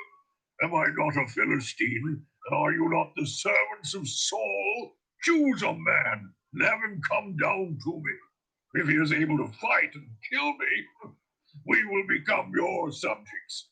But if I overcome him and kill him, you will become our subjects and serve us. Then the Philistine said, This day I defy the ranks of Israel. Give me a man and let us fight each other. On hearing the Philistines' words, Saul and all the Israelites were dismayed and terrified. Now David was the son of an Ephrathite named Jesse, who was from Bethlehem in Judah. Jesse had 8 sons, and in Saul's time he was old and well advanced in years. Jesse's 3 oldest sons had followed Saul to the war. The firstborn was Eliab, the second Abinadab, and the third Shammah. David was the youngest. The 3 oldest followed Saul, but David went back and forth from Saul to tend his father's sheep at Bethlehem. For 40 days the Philistine came forward every morning and evening and took his stand. Now Jesse said to his son David, Take this ephah of roasted grain and these 10 loaves of bread for your brothers, and hurry to their camp. Take along these 10 cheeses to the commander of their unit. See how your brothers are, and bring back some assurance from them. They are with Saul and all the men of Israel in the valley of Elah, fighting against the Philistines. Early in the morning, David left the flock with a shepherd, loaded up, and set out as Jesse had directed. He reached the camp as the army was going out to its battle positions, shouting the war cry. Israel and the Philistines were drawing up their lines facing each other. David left his things with the keeper of supplies, ran to the battle lines, and greeted his brothers. As he was talking with them, Goliath, the Philistine champion from Gath, stepped out from his lines and shouted his usual defiance, and David heard it. When the Israelites saw the man, they all ran from him in great fear. Now the Israelites had been saying, Do you see how this man keeps coming out? He comes out to defy Israel. The king will give great wealth to the man who kills him. He will also give him his daughter in marriage and will exempt his father's family from taxes in Israel. David asked the men standing near him, What will be done for the man who kills this Philistine and removes this disgrace from Israel? Who is this uncircumcised Philistine, that he should defy the armies of the living God? They repeated to him what they had been saying, and told him, This is what will be done for the man who kills him. When Eliab, David's oldest brother, heard him speaking with the men, he burned with anger at him and asked, Why have you come down here? And with whom did you leave those few sheep in the desert? I know how conceited you are and how wicked your heart is. You came down only to watch the battle. Now what have I done? said David. Can't I even speak? He then turned away to someone else and brought up the same matter, and the men answered him as before. What David said was overheard and reported to Saul, and Saul sent for him. David said to Saul, Let no one lose heart on account of this Philistine. Your servant will go and fight him. Saul replied, You're not able to go out against this Philistine and fight him? You're only a boy, and he has been a fighting man from his youth. But David said to Saul, Your servant has been keeping his father's sheep. When a lion or a bear came and carried off a sheep from the flock, I went after it, struck it, and rescued the sheep from its mouth. When it turned on me, I seized it by its hair, struck it, and killed it. Your servant has killed both the lion and the bear. This uncircumcised Philistine will be like one of them, because he has defied the armies of the living God. The Lord who delivered me from the paw of the lion and the paw of the bear will deliver me from the hand of this Philistine. Saul said to David, Go, and the Lord be with you. Then Saul dressed David in his own tunic. He put a coat of armor on him and a bronze helmet on his head. David fastened on his sword over the tunic and tried walking around because he was not used to them. I cannot go in these, he said to Saul, because I am not used to them. So he took them off. Then he took his staff in his hand, chose 5 smooth stones from the stream, put them in the pouch of his shepherd's bag, and with his sling in his hand approached the Philistine. Meanwhile, the Philistine, with his shield bearer in front of him, kept coming closer to David. He looked David over and saw that he was only a boy, ruddy and handsome, and he despised him. He said to David, Am I a dog that you come at me with sticks? And the Philistine cursed David by his gods. Come here, he said, and I'll give your flesh to the birds of the air and the beasts of the field.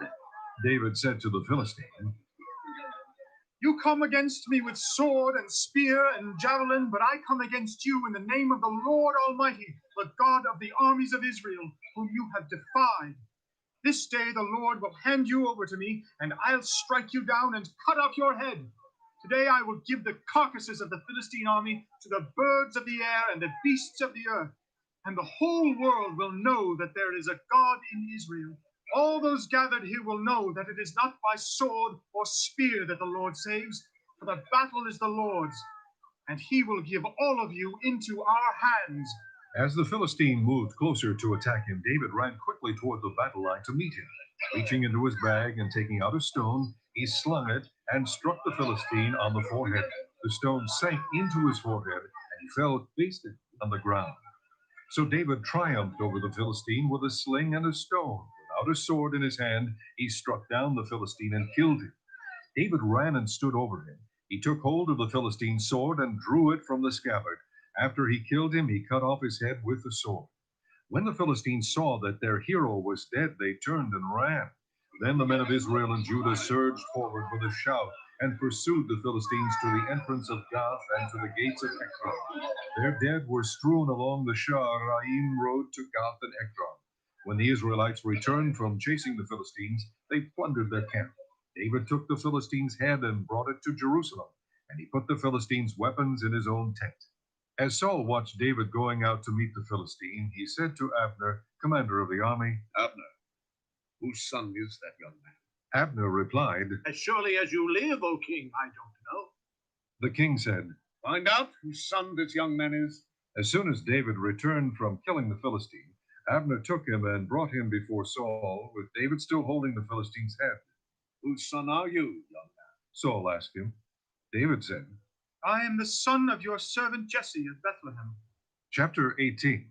After David had finished talking with Saul, Jonathan became one in spirit with David, and he loved him as himself.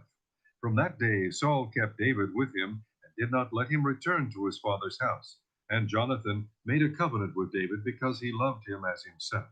Jonathan took off the robe he was wearing and gave it to David, along with his tunic and even his sword, his bow, and his belt.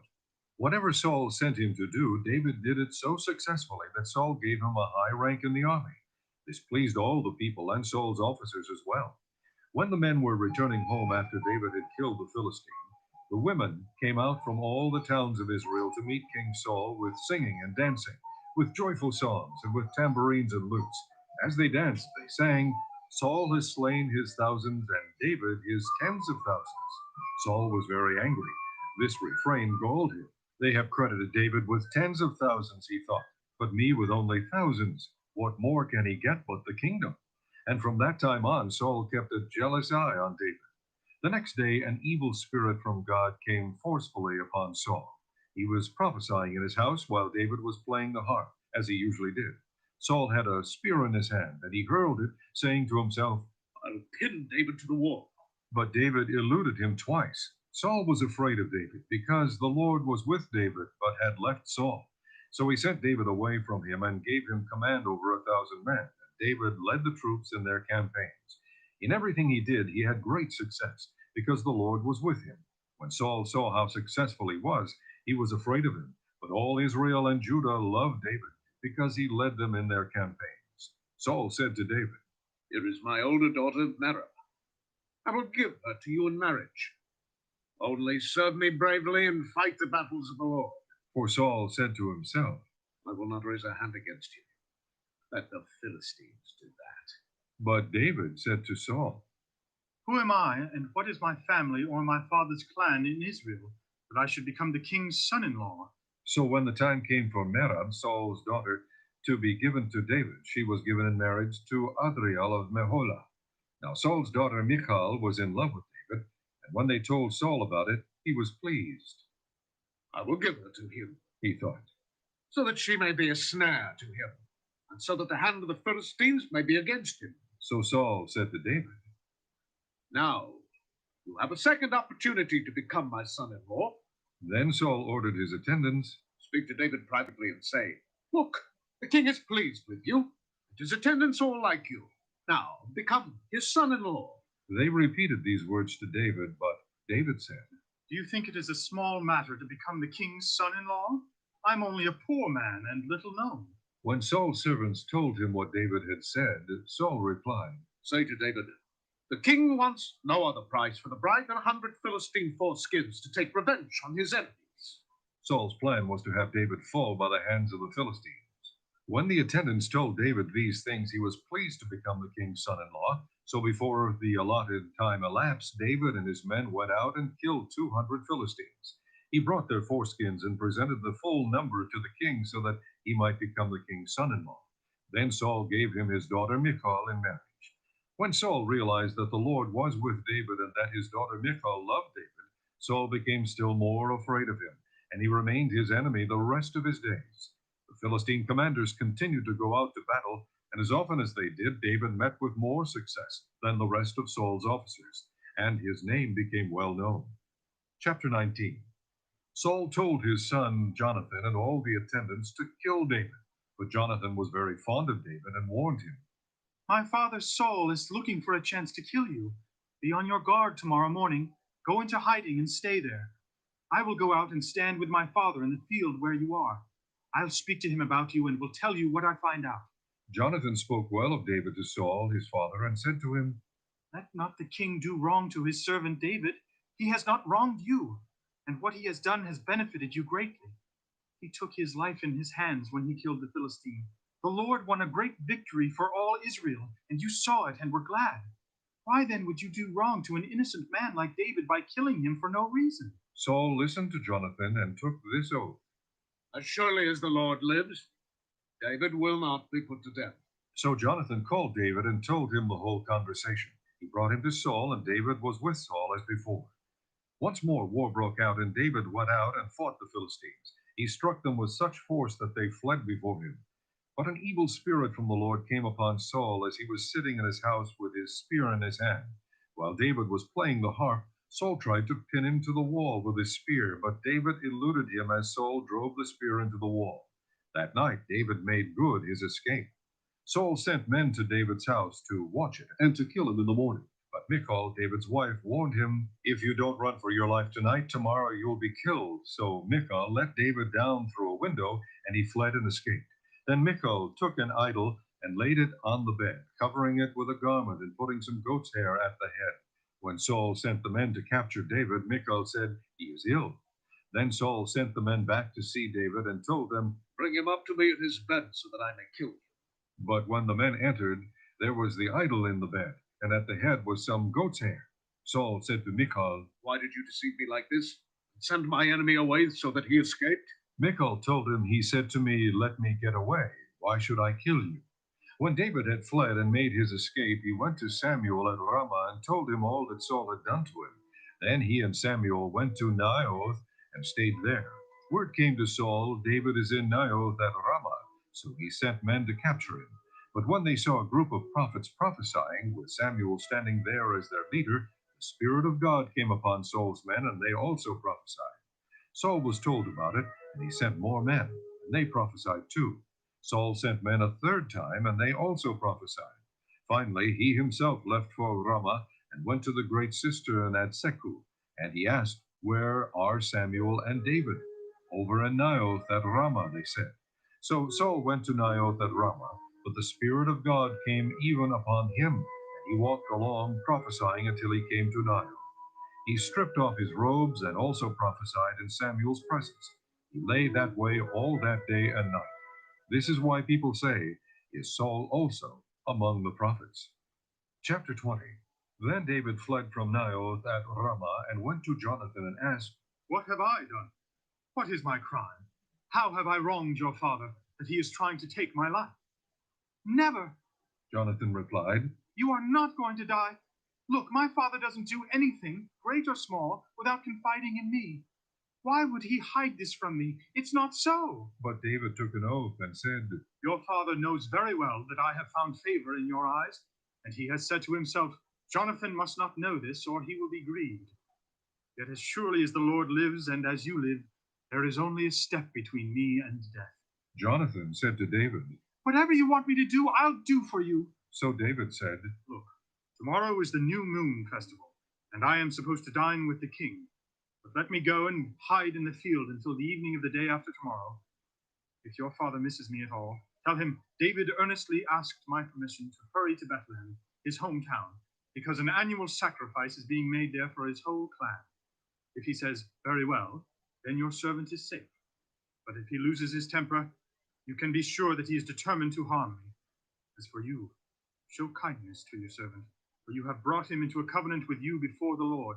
If I am guilty, then kill me yourself. Why hand me over to your father? Never. Jonathan said. If I had the least inkling that my father was determined to harm you, wouldn't I tell you? David asked. Who will tell me if your father answers you harshly?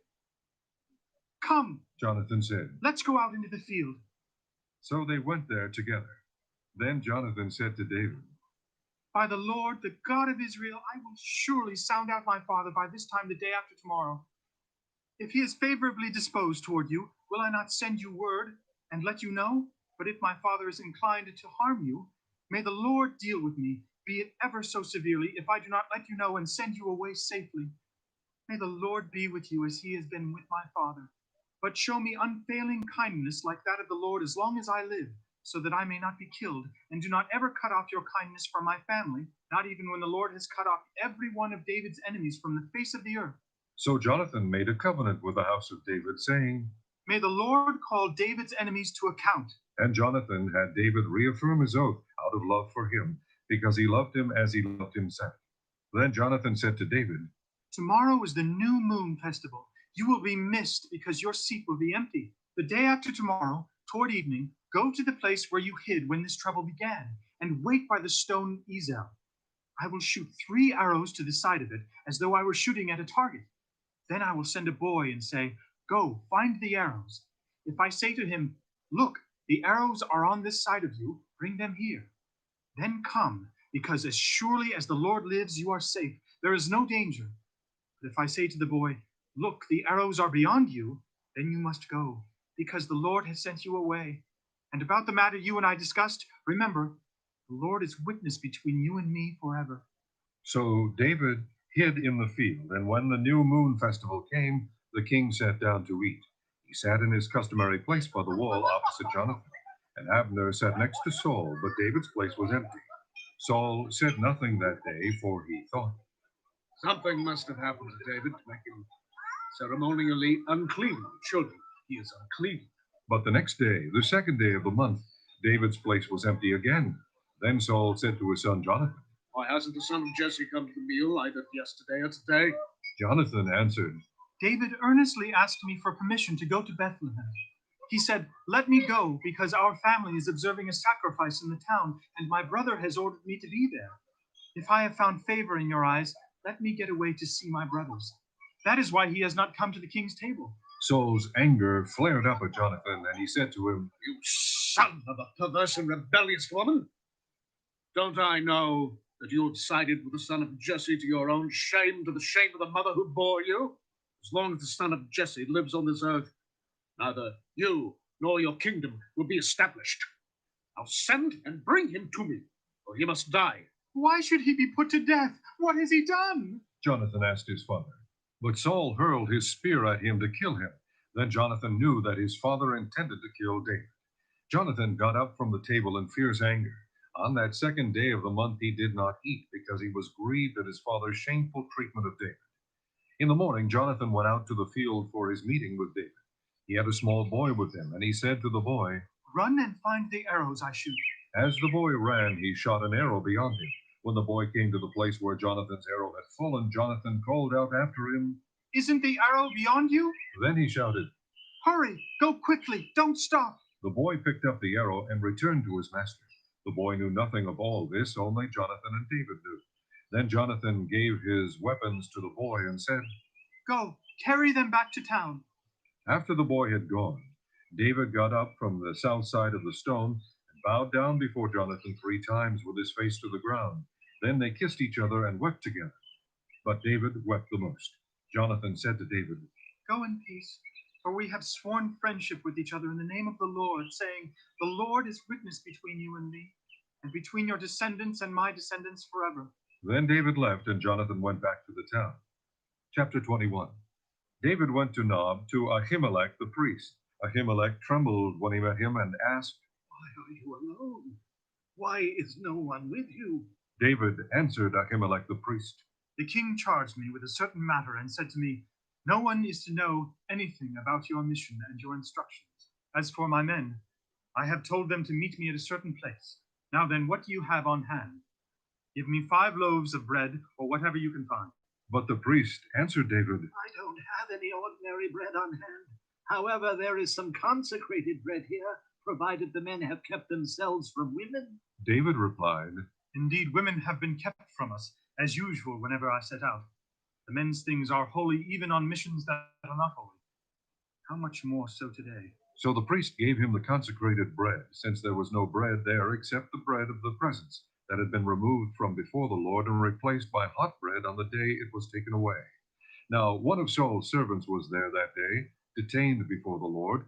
He was Doeg the Edomite, Saul's head shepherd. David asked Ahimelech, Don't you have a spear or a sword here?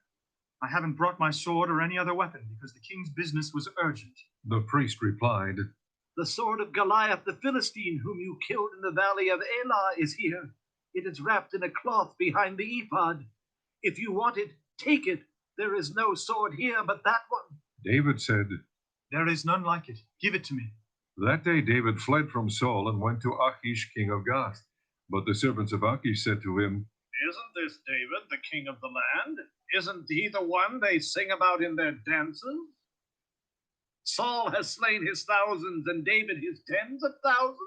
David took these words to heart and was very much afraid of Achish, king of Gath. So he pretended to be insane in their presence. And while he was in their hands, he acted like a madman, making marks on the doors of the gate and letting saliva run down his beard. Achish said to his servants, Look at that man. He is insane. Why bring him to me? Am I so short of madmen that you have to bring this fellow here to carry on like this in front of me? Must this man come into my house? Chapter 22. David left Gath and escaped to the cave of Adullam. When his brothers and his father's household heard about it, they went down to him there. All those who were in distress or in debt or discontented gathered around him, and he became their leader. About 400 men were with him. From there David went to Mizpah in Moab and said to the king of Moab, Would you let my father and mother come and stay with you until I learn what God will do for me? So he left them with the king of Moab, and they stayed with him as long as David was in the stronghold. But the prophet Gad said to David, Do not stay in the stronghold. Go into the land of Judah. So David left and went to the forest of Hereth. Now Saul heard that David and his men had been discovered. Saul, spear in hand, was seated under the tamarisk tree on the hill at Gibeah, with all his officials standing around him. Saul said to them, Listen, men of Benjamin. Will the son of Jesse give all of you fields and vineyards? Will he make all of you commanders of thousands and commanders of hundreds? Is that why you have all conspired against me? No one tells me when my son makes a covenant with the son of Jesse. None of you is concerned about me, or tells me that my son has incited my servant to lie in wait for me, as he does today. But Doeg the Edomite, who was standing with Saul's officials, said, I saw the son of Jesse come to Ahimelech, son of Ahitub at Nob. Ahimelech inquired of the Lord for him. He also gave him provisions and the sword of Goliath the Philistine. Then the king sent for the priest Ahimelech, son of Ahitub, and his father's whole family, who were the priests at Nob, and they all came to the king. Saul said, Listen now, son of Ahitub. Yes, my lord. He answered. Saul said to him, Why have you conspired against me? You are the son of Jesse, giving him bread and a sword and inquiring of God for him, so that he has rebelled against me and lies in wait for me, as he does today. Ahimelech answered the king, Who of all your servants is as loyal as David, the king's son-in-law, captain of your bodyguard, and highly respected in your household? Was that day the first time I inquired of God for him? Of course not. Let not the king accuse your servant or any of his father's family, for your servant knows nothing at all about this whole affair. But the king said, You will surely die, Ahimelech. You and your father's whole family. Then the king ordered the guards at his side, Turn and kill the priests of the Lord, because they too have sided with David. They knew he was fleeing, yet they did not tell me. But the king's officials were not willing to raise a hand to strike the priests of the Lord. The king then ordered Doeg. You, turn and strike down the priests. So Doeg the Edomite turned and struck them down. That day he killed 85 men who wore the linen ephod. He also put to the sword Nob, the town of the priests, with its men and women, its children and infants, and its cattle, donkeys, and sheep. But Abiathar, a son of Ahimelech, son of Ahitub, escaped and fled to join David. He told David that Saul had killed the priest of the Lord. Then David said to Abiathar, That day, when Doeg the Edomite was there, I knew he would be sure to tell Saul. I am responsible for the death of your father's whole family. Stay with me, don't be afraid. The man who is seeking your life is seeking mine also. You will be safe with me. Chapter 23. When David was told, Look, the Philistines are fighting against Keilah and are looting the threshing floors. he inquired of the Lord, saying, Shall I go and attack these Philistines? The Lord answered him, Go, attack the Philistines and save Keilah. But David's men said to him, Here in Judah we are afraid. How much more then if we go to Keilah against the Philistine forces?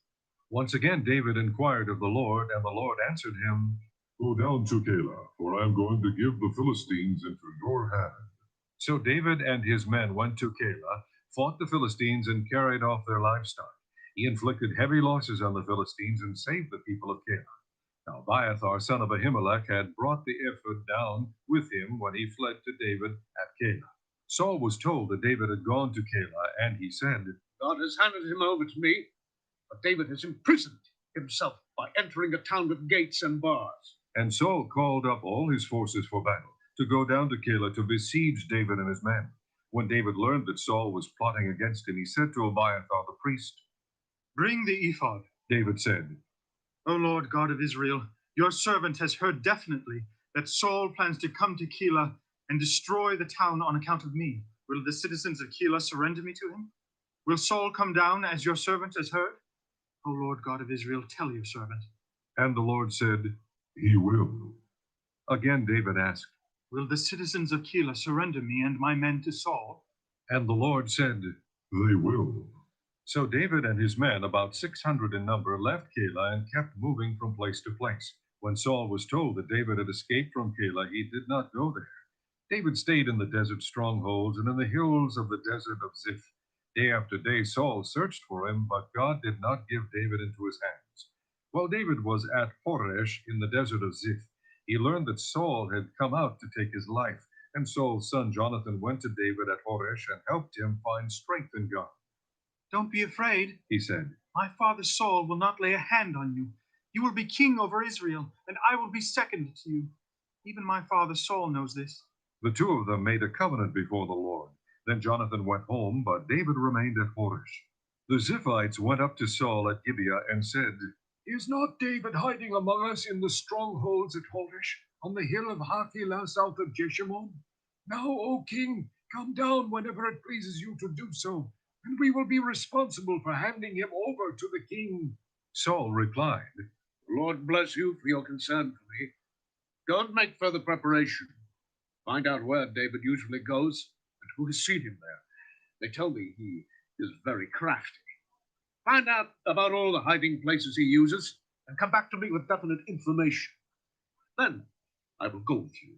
If he is in the area, I will track him down among all the clans of Judah. So they set out and went to Ziph ahead of Saul. Now David and his men were in the desert of Maon, in the Arabah south of Jeshimon. Saul and his men began the search, and when David was told about it, he went down to the rock and stayed in the desert of Maon. When Saul heard this, he went into the desert of Maon in pursuit of David. Saul was going along one side of the mountain, and David and his men were on the other side, hurrying to get away from Saul. As Saul and his forces were closing in on David and his men to capture them, a messenger came to Saul, saying, Come quickly, the Philistines are raiding the land. Then Saul broke off his pursuit of David and went to meet the Philistines. That is why they call this place Selah Hamalekoth. And David went up from there and lived in the strongholds of En-Gedi. Chapter 24. After Saul returned from pursuing the Philistines, he was told, David is in the desert of En-Gedi. So Saul took 3,000 chosen men from all Israel and set out to look for David and his men near the crags of the wild goats. He came to the sheep pens along the way. A cave was there, and Saul went in to relieve himself. David and his men were far back in the cave. The men said, This is the day the Lord spoke of when he said to you, I will give your enemy into your hands for you to deal with as you wish. Then David crept up unnoticed and cut off a corner of Saul's robe. Afterward, David was conscience-stricken for having cut off a corner of his robe. He said to his men, The Lord forbid that I should do such a thing to my master, the Lord's anointed, or lift my hand against him. for he is the anointed of the Lord. With these words, David rebuked his men and did not allow them to attack Saul. And Saul left the cave and went his way.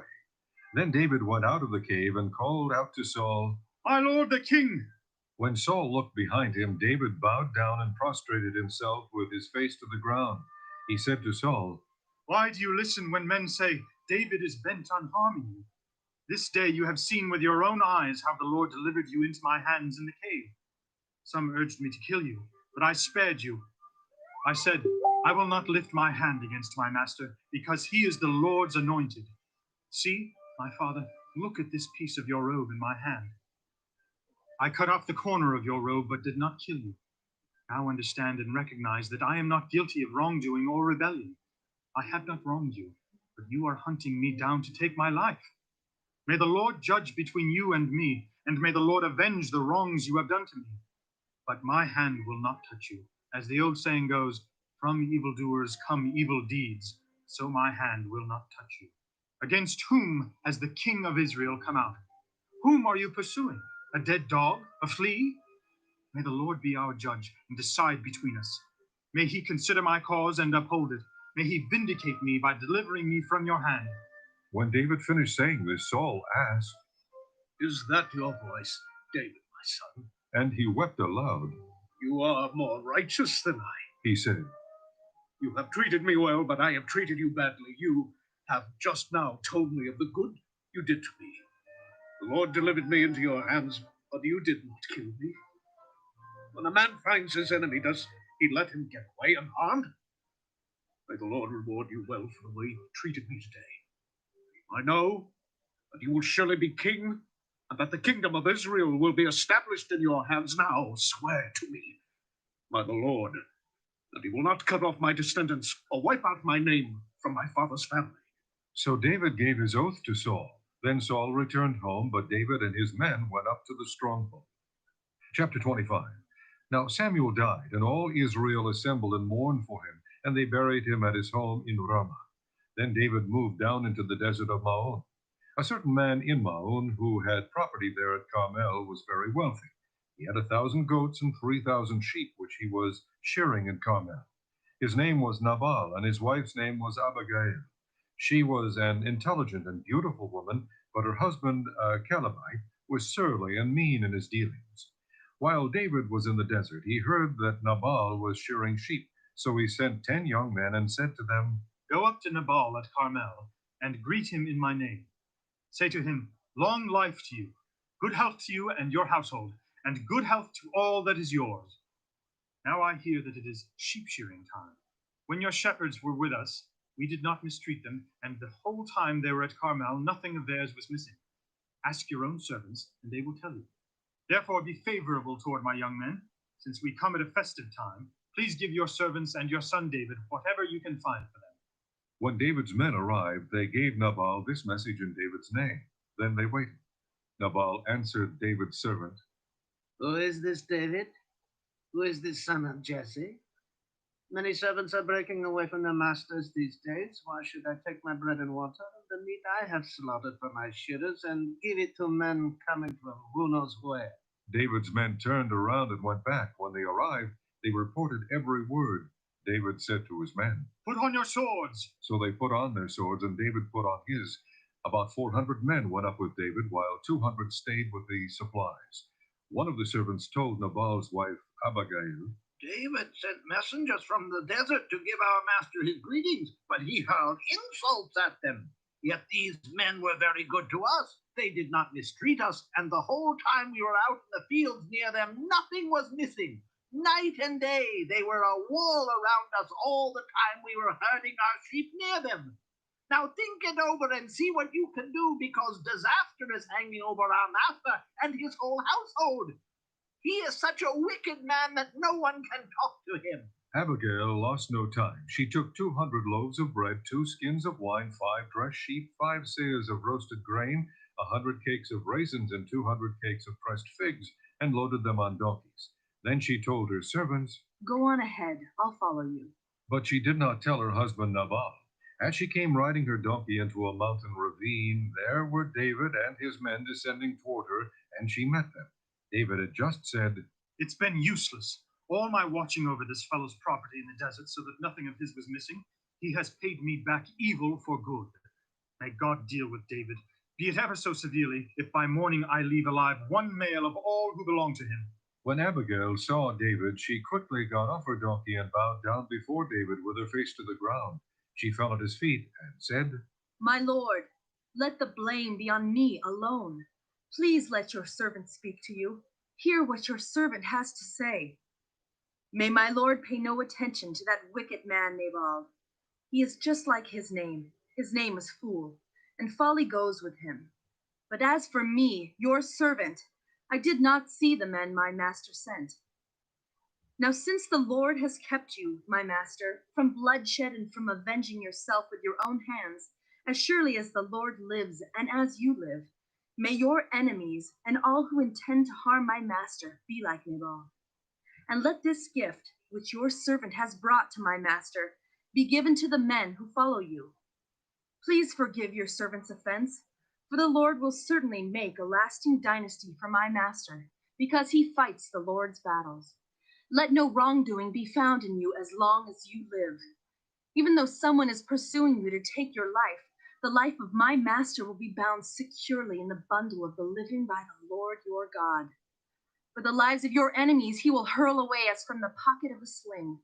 When the Lord has done for my master every good thing he promised concerning him and has appointed him leader over Israel, my master will not have on his conscience the staggering burden of needless bloodshed or of having avenged himself. And when the Lord has brought my master success, remember your servant. David said to Abigail, Praise be to the Lord, the God of Israel, who has sent you today to meet me.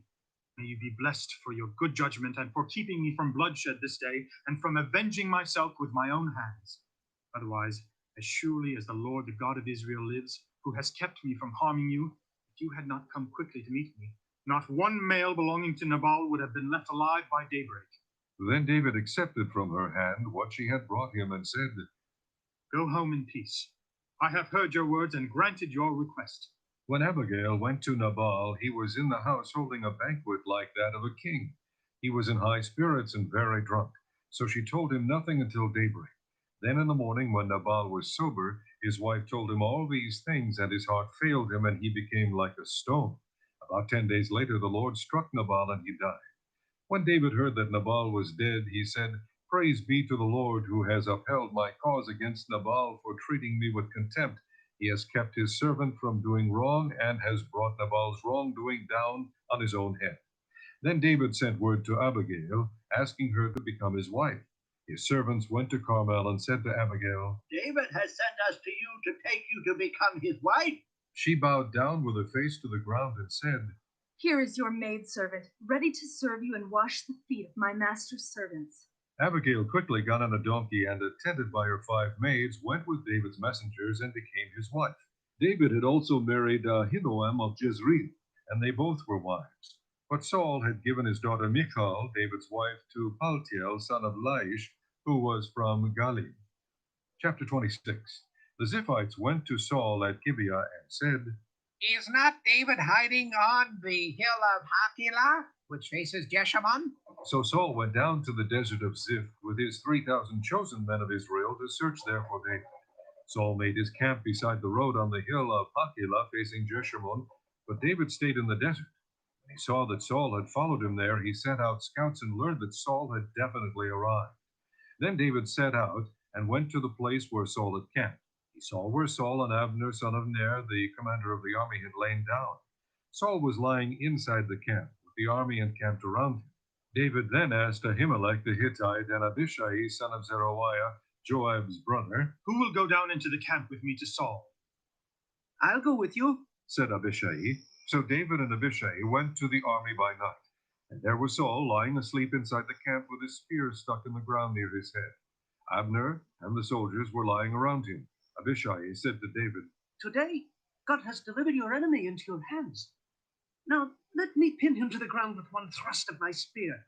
I won't strike him twice. But David said to Abishai, Don't destroy him. Who can lay a hand on the Lord's anointed and be guiltless? As surely as the Lord lives, he said, the Lord himself will strike him. Either his time will come and he will die, or he will go into battle and perish. But the Lord forbid that I should lay a hand on the Lord's anointed. Now get the spear and water jug that are near his head, and let's go. So David took the spear and water jug near Saul's head, and they left. No one saw or knew about it, nor did anyone wake up. They were all sleeping because the Lord had put them into a deep sleep. Then David crossed over to the other side and stood on top of the hill some distance away. There was a wide space between them.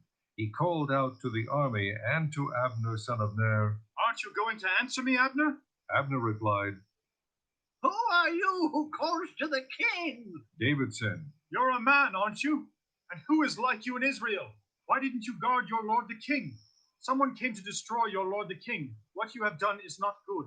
As surely as the Lord lives, you and your men deserve to die, because you did not guard your master, the Lord's anointed. Look around you. Where are the king's spear and water jug that were near his head?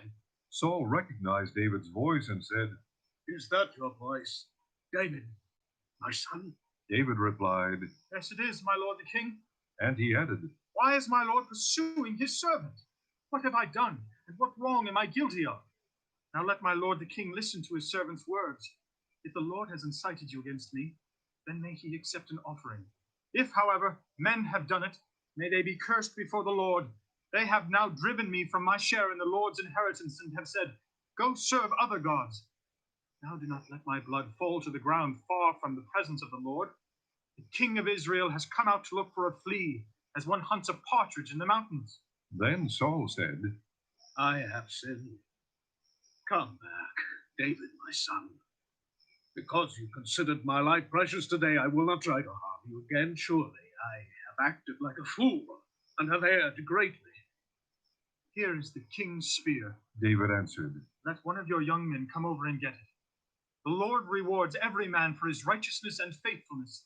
The Lord delivered you into my hands today, but I would not lay a hand on the Lord's anointed. As surely as I valued your life today, so may the Lord value my life and deliver me from all trouble. Then Saul said to David, May you be blessed, my son David. You will do great things and surely triumph. So David went on his way, and Saul returned home. Chapter 27. But David thought to himself, One of these days I will be destroyed by the hand of Saul. The best thing I can do is to escape to the land of the Philistines. Then Saul will give up searching for me anywhere in Israel, and I will slip out of his hand. So David and the 600 men with him left and went over to Achish, son of Maoch, king of Gath. David and his men settled in Gath with Achish. Each man had his family with him, and David had his 2 wives, Abinoam of Jezreel and Abigail of Carmel, the widow of Nabal. When Saul was told that David had fled to Gath, he no longer searched for him. Then David said to Achish, If I have found favor in your eyes, let a place be assigned to me in one of the country towns, that I may live there. Why should your servant live in a royal city with you? So on that day Achish gave him Ziklag, and it has belonged to the kings of Judah ever since. David lived in Philistine territory 1 year and 4 months. Now David and his men went up and raided the Geshurites, the Girzites, and the Amalekites. From ancient times these peoples had lived in the land extending to Shur and Egypt.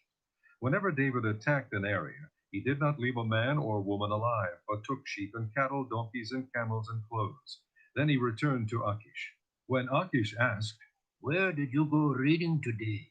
David would say, Against the Negev of Judah, or against the Negev of Jerahmeel, or against the Negev of the Kenites. He did not leave a man or woman alive to be brought to Gath, for he thought, They might inform on us and say, This is what David did. And such was his practice as long as he lived in Philistine territory. Achish trusted David and said to himself, He has become so odious to his people, the Israelites, that he will be my servant forever.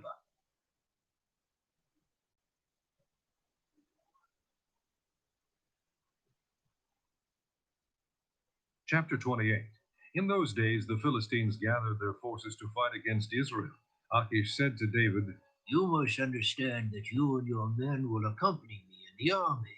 David said, Then you will see for yourself what your servant can do. Achish replied, Very well, I will make you my bodyguard for life. Now Samuel was dead, and all Israel had mourned for him and buried him in his own town of Ramah. Saul had expelled the mediums and spiritists from the land. The Philistines assembled and came and set up camp at Shunem, while Saul gathered all the Israelites and set up camp at Gilboa. When Saul saw the Philistine army, he was afraid. Terror filled his heart. He inquired of the Lord, but the Lord did not answer him by dreams or Urim or prophets. Saul then said to his attendants, Find me a woman who is a medium, so I may go and inquire of her. There is one in Endor, they said.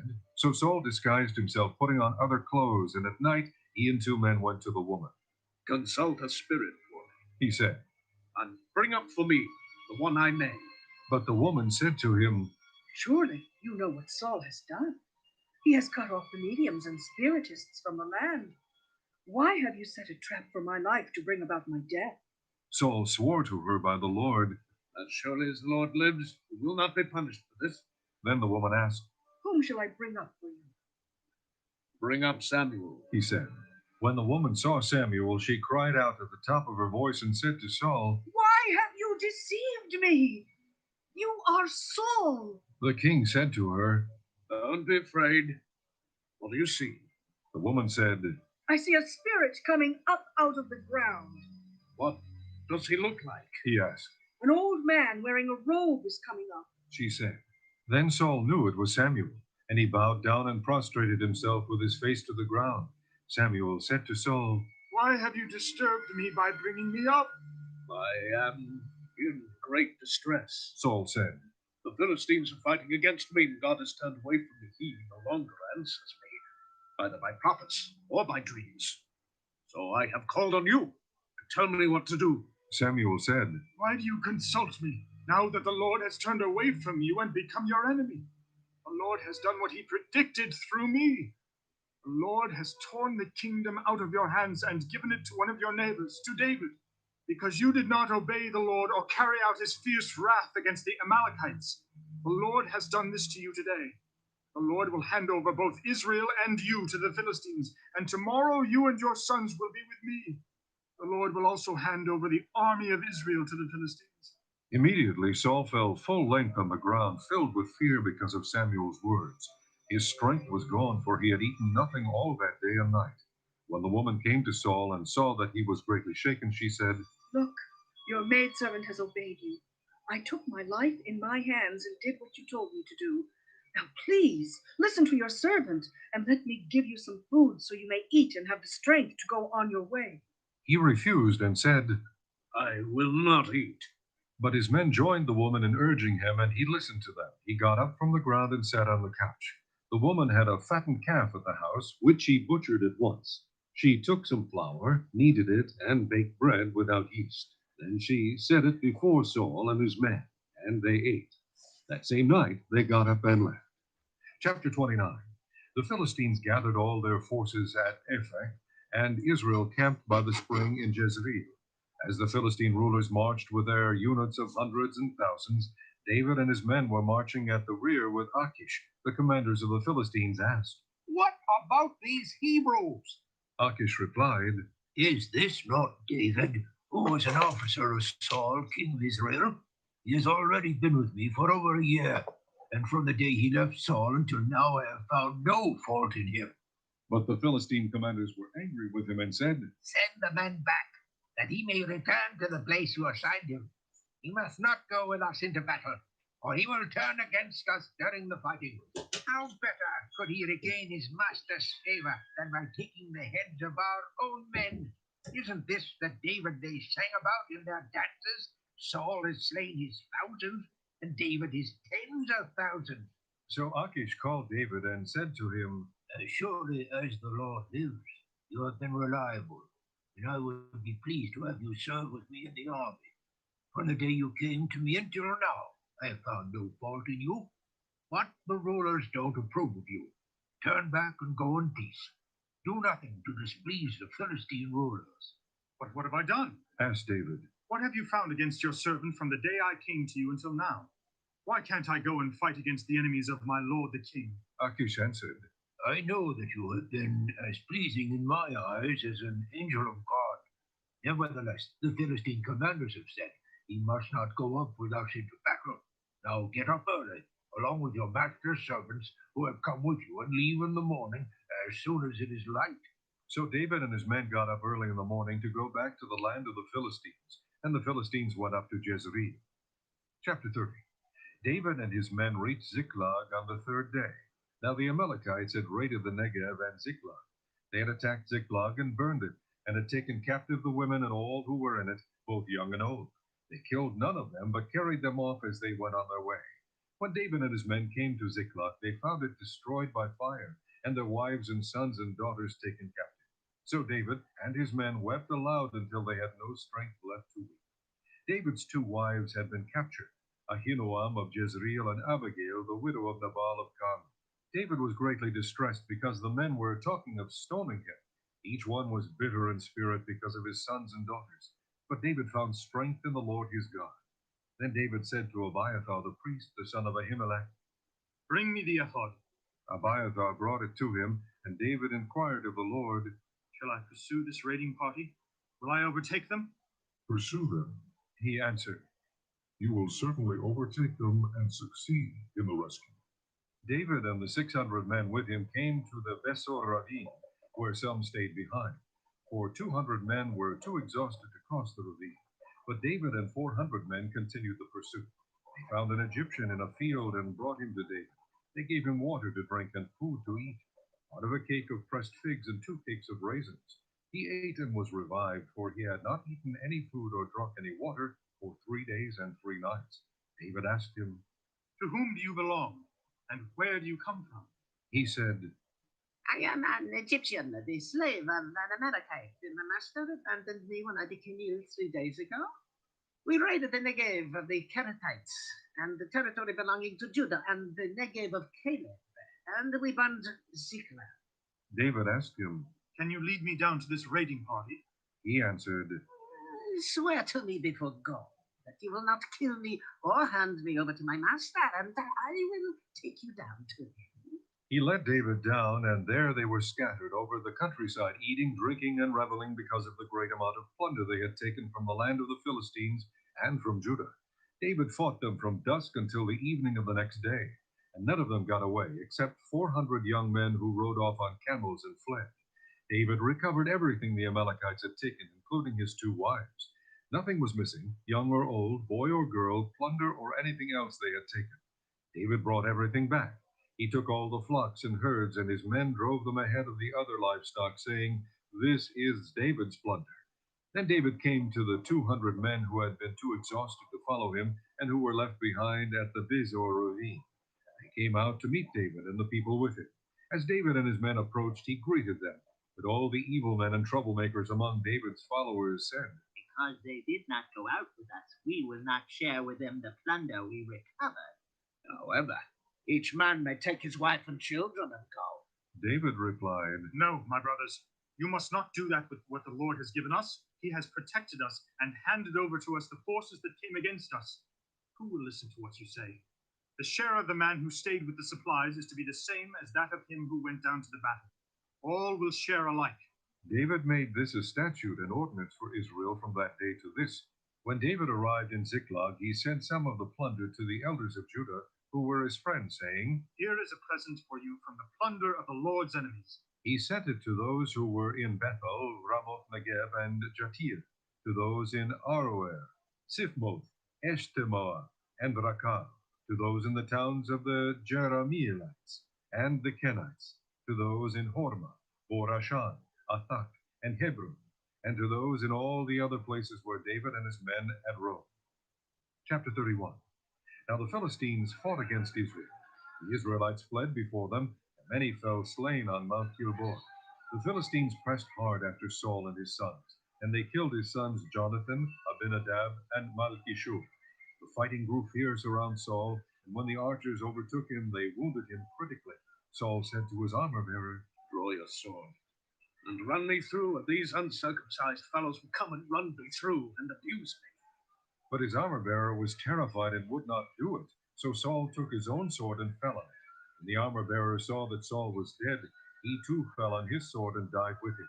So Saul and his 3 sons and his armor-bearer, All his men died together that same day. When the Israelites along the valley and those across the Jordan saw that the Israelite army had fled and that Saul and his sons had died, they abandoned their towns and fled, and the Philistines came and occupied them. The next day, when the Philistines came to strip the dead, they found Saul and his 3 sons fallen on Mount Gilboa.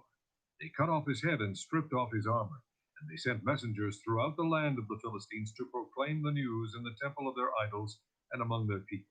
They put his armor in the temple of the Ashtoreth and fastened his body to the wall of Bethshan. When the people of Jabesh Gilead heard of what the Philistines had done to Saul, all their valiant men journeyed through the night to Bethshan. They took down the bodies of Saul and his sons from the wall of Bethshan and went to Jabesh, where they burned them.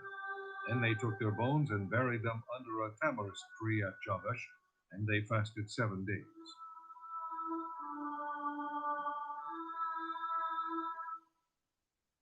Nehemiah chapter 1. The words of Nehemiah, son of Hakaliah. In the month of Kislev, in the 20th year, while I was in the citadel of Susa, Hanani, one of my brothers, came from Judah with some other men, and I questioned them about the Jewish remnant that survived the exile, and also about Jerusalem. They said to me, "Those who survived the exile and are back in the province are in great trouble and disgrace. The wall of Jerusalem is broken down, and its gates have been burned with fire." When I heard these things, I sat down and wept. For some days I mourned and fasted and prayed before the God of heaven. Then I said, "O Lord God of heaven, the great and awesome God who keeps his covenant of love with those who love him and obey his commands, let your ear be attentive and your eyes open to hear the prayer your servant is praying before you day and night for your servants, the people of Israel. I confess the sins we Israelites, including myself and my father's house, have committed against you. We have acted very wickedly toward you. We have not obeyed the commands, decrees, and laws you gave your servant Moses. Remember the instruction you gave your servant Moses, saying, 'If you are unfaithful, I will scatter you among the nations. But if you return to me and obey my commands, then even if your exiled people are at the farthest horizon, I will gather them from there and bring them to the place I have chosen as a dwelling for my name. They are your servants and your people, whom you redeemed by your great strength and your mighty hand. O Lord, let your ear be attentive to the prayer of this your servant, and to the prayer of your servants who delight in revering your name. Give your servant success today by granting him favor in the presence of this man.' I was cupbearer to the king." Chapter 2. In the month of Nisan, in the 20th year of King Artaxerxes, when wine was brought for him, I took the wine and gave it to the king. I had not been sad in his presence before, so the king asked me, "Why does your face look so sad when you are not ill? This can be nothing but sadness of heart." I was very much afraid, but I said to the king, "May the king live forever. Why should my face not look sad when the city where my fathers are buried lies in ruins, and its gates have been destroyed by fire?" The king said to me, "What is it you want?" Then I prayed to the God of heaven, and I answered the king, "If it pleases the king, and if your servant has found favor in his sight, let him send me to the city in Judah where my fathers are buried, so that I can rebuild it." Then the king, with the queen sitting beside him, asked me, "How long will your journey take, and when will you get back?" It pleased the king to send me, so I set a time. I also said to him, "If it pleases the king, may I have letters to the governors of Trans-Euphrates, so that they will provide me safe conduct until I arrive in Judah? And may I have a letter to Asaph, keeper of the king's forest, so he will give me timber to make beams for the gates of the citadel by the temple, and for the city wall, and for the residence I will occupy?" And because the gracious hand of my God was upon me, the king granted my requests. So I went to the governors of Trans-Euphrates, and gave them the king's letters. The king had also sent army officers and cavalry with me. When Sanballat the Horonite and Tobiah the Ammonite official heard about this, they were very much disturbed that someone had come to promote the welfare of the Israelites. I went to Jerusalem, and after staying there 3 days, I set out during the night with a few men. I had not told anyone what my God had put in my heart to do for Jerusalem. There were no mounts with me except the one I was riding on. By night I went out through the valley gate toward the Jackal well and the dung gate, examining the walls of Jerusalem, which had been broken down, and its gates, which had been destroyed by fire. Then I moved on toward the fountain gate and the king's pool, but there was not enough room for my mount to get through, so I went up the valley by night, examining the wall. Finally, I turned back and re-entered through the valley gate. The officials did not know where I had gone or what I was doing, because as yet I had said nothing to the Jews or the priests or nobles or officials or any others who would be doing the work. Then I said to them, "You see the trouble we are in?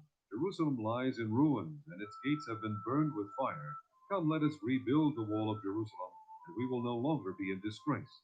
I also told them about the gracious hand of my God upon me and what the king had said to me. They replied, "Let us start rebuilding." So they began this good work.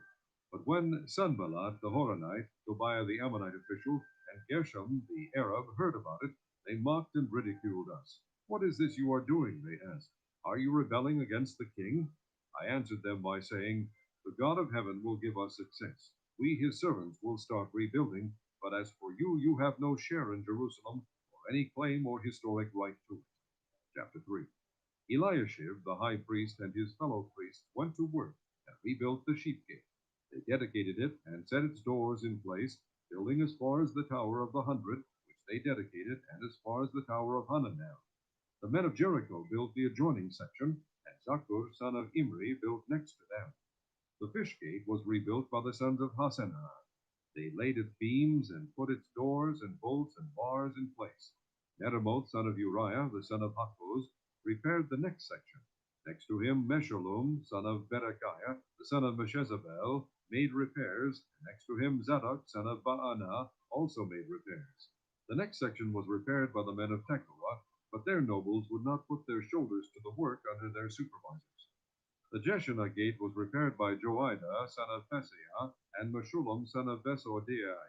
They laid its beams and put its doors and bolts and bars in place. Next to them, repairs were made by men from Gibeon and Mizpah, Melatiah of Gibeon and Jadon of Moronoth, places under the authority of the governor of Trans-Euphrates. Uziel, son of Harahiah, one of the goldsmiths, repaired the next section, and Hananiah, one of the perfume makers, made repairs next to that. They restored Jerusalem as far as the broad wall. Rephaiah, son of Hur, ruler of a half-district of Jerusalem, repaired the next section. Adjoining this, Jedaiah, son of Harumaph, made repairs opposite his house, and Hattush, son of Hashabaniah, made repairs next to him. Malchijah, son of Harim, and Hashub, son of Pahath-Moab, repaired another section and the tower of the ovens. Shalom, son of Halohesh, ruler of a half-district of Jerusalem, repaired the next section with the help of his daughters. The valley gate was repaired by Hanun and the residents of Zanoah. They rebuilt it and put its doors and bolts and bars in place. They also repaired 500 yards of the wall as far as the dung gate. The dung gate was repaired by Malchijah, son of Rechab, ruler of the district of Beth Hakerem. He rebuilt it and put its doors and bolts and bars in place. The fountain gate was repaired by Shallun, son of Kol-Hoseh, ruler of the district of Mizpah. He rebuilt it, roofing it over and putting its bolts and bars in place. He also repaired the wall of the pool of Siloam by the king's garden, as far as the steps going down from the city of David. Beyond him, Nehemiah, son of Azbuk, ruler of a half-district of Beth-zur, made repairs up to a point opposite the tombs of David, as far as the artificial pool and the house of the heroes.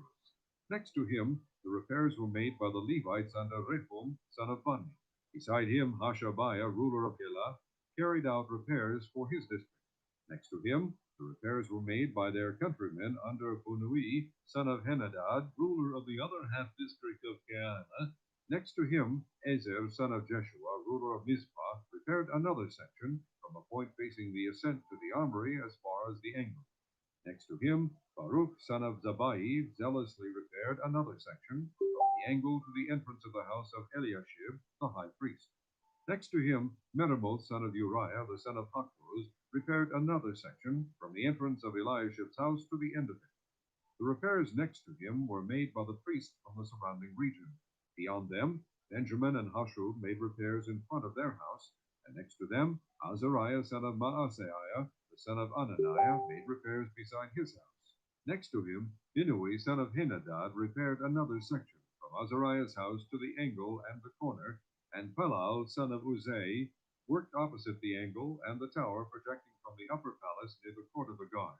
Next to him, Pedaiah, son of Parosh, and the temple servants living on the hill of Ophel made repairs up to a point opposite the water gate toward the east and the projecting tower. Next to them, the men of Tekoa repaired another section from the great projecting tower to the wall of Ophrah. Above the horse gate, the priests made repairs, each in front of his own house. Next to them, Zadok, son of Immer, made repairs opposite his house. Next to him, Shemaiah, Jeconiah, the guard at the east gate, made repairs. Next to him, Hananiah, son of Shelemiah, and Hanun, the sixth son of Zalaph, repaired another section. Next to them, Meshullam, son of Berechiah, made repairs opposite his living quarters. Next to him, Malchijah, one of the goldsmiths, made repairs as far as the house of the temple servants and the merchants, opposite the inspection gate, and as far as the room above the corner. And between the room above the corner and the sheep gate, the goldsmiths and merchants made repairs. Chapter 4. When Sanballat heard that we were rebuilding the wall, he became angry and was greatly incensed. He ridiculed the Jews, and in the presence of his associates and the army of Samaria, he said, "What are those feeble Jews doing? Will they restore their wall? Will they offer sacrifices? Will they finish in a day?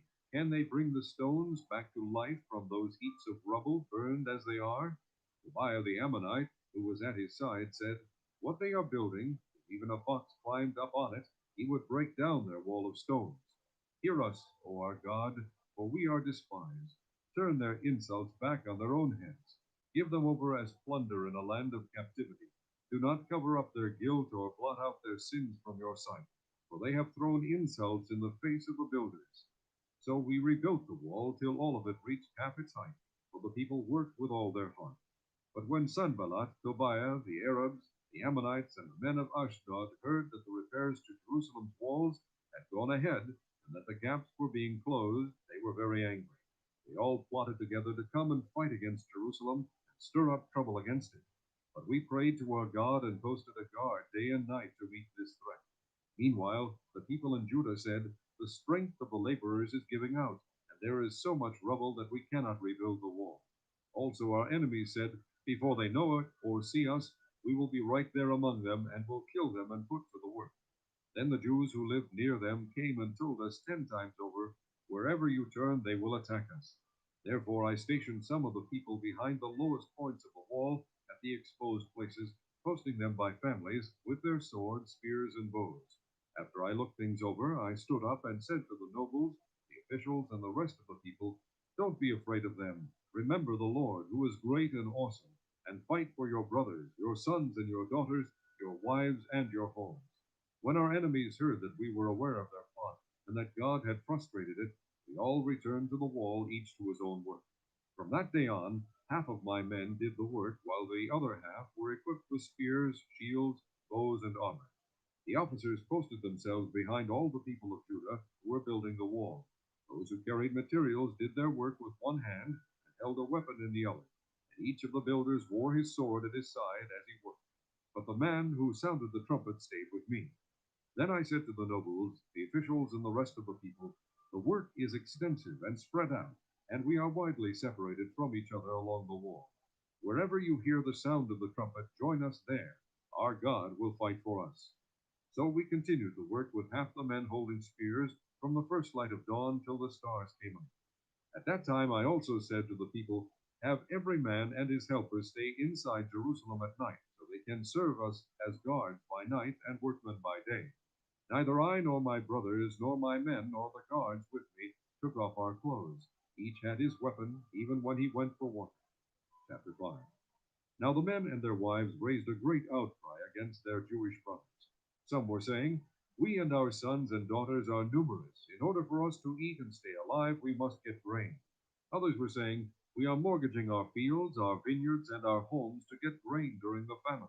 Still others were saying, "We have had to borrow money to pay the king's tax on our fields and vineyards. Although we are of the same flesh and blood as our countrymen, and though our sons are as good as theirs, yet we have to subject our sons and daughters to slavery. Some of our daughters have already been enslaved, but we are powerless because our fields and our vineyards belong to others." When I heard their outcry and these charges, I was very angry. I pondered them in my mind and then accused the nobles and officials. I told them, "You are exacting usury from your own countrymen." So I called together a large meeting to deal with them and said, "As far as possible, we have bought back our Jewish brothers who were sold to the Gentiles. Now you are selling your brothers only for them to be sold back to us. They kept quiet because they could find nothing to say. So I continued, what you are doing is not right. Shouldn't you walk in the fear of our God to avoid the reproach of our Gentile enemies? I and my brothers and my men are also lending the people money and grain, but let the exacting of usury stop. Give back to them immediately their fields, vineyards, olive groves, and houses, and also the usury you are charging them, the 100th part of the money, grain, new wine, and oil. We will give it back, he said, and we will not demand anything more from them. We will do as you say. Then I summoned the priests and made the nobles and officials take an oath to do what they had promised. I also shook out the folds of my robe and said, in this way may God shake out of his house and possessions every man who does not keep this promise. So may such a man be shaken out and empty. At this the whole assembly said, Amen, and praised the Lord. And the people did as they had promised. Moreover, from the 20th year of King Artaxerxes, when I was appointed to be their governor in the land of Judah, until his 32nd year, 12 years, neither I nor my brothers ate the food allotted to the governor. But the earlier governors, those preceding me, placed a heavy burden on the people and took 40 shekels of silver from them, in addition to food and wine. Their assistants also lorded it over the people. But out of reverence for God, I did not act like that. Instead, I devoted myself to the work on this wall. All my men were assembled there for the work. We did not acquire any land. Furthermore, 150 Jews and officials ate at my table, as well as those who came to us from the surrounding nations. Each day 1 ox, 6 choice sheep, and some poultry were prepared for me, and every 10 days an abundant supply of wine of all kinds. In spite of all this, I never demanded the food allotted to the governor, because the demands were heavy on these people. Remember me with favor, O my God, for all I have done for these people. Chapter 6. When word came to Sanballat, Tobiah, Geshem the Arab, and the rest of our enemies that I had rebuilt the wall, and not a gap was left in it, though up to that time I had not set the doors in the gates, Sanballat and Geshem sent me this message. Come, let us meet together in one of the villages on the plain of Ono. But they were scheming to harm me, so I sent messengers to them with this reply. I am carrying on a great project and cannot go down. Why should the work stop while I leave it and go down to you? 4 times they sent me the same message, and each time I gave them the same answer. Then the 5th time, Sanballat sent his aide to me with the same message, and in his hand was an unsealed letter in which was written, It is reported among the nations, and Geshem says it is true, that you and the Jews are plotting to revolt, and therefore you are building the wall. Moreover, according to these reports, you are about to become their king, and have even appointed prophets to make this proclamation about you in Jerusalem. There is a king in Judah. Now this report will get back to the king, so come, let us confer together. I sent him this reply. Nothing like what you are saying is happening. You are just making it up out of your head. They were all trying to frighten us, thinking their hands will get too weak for the work and will not be completed. But I prayed, now strengthen my hands.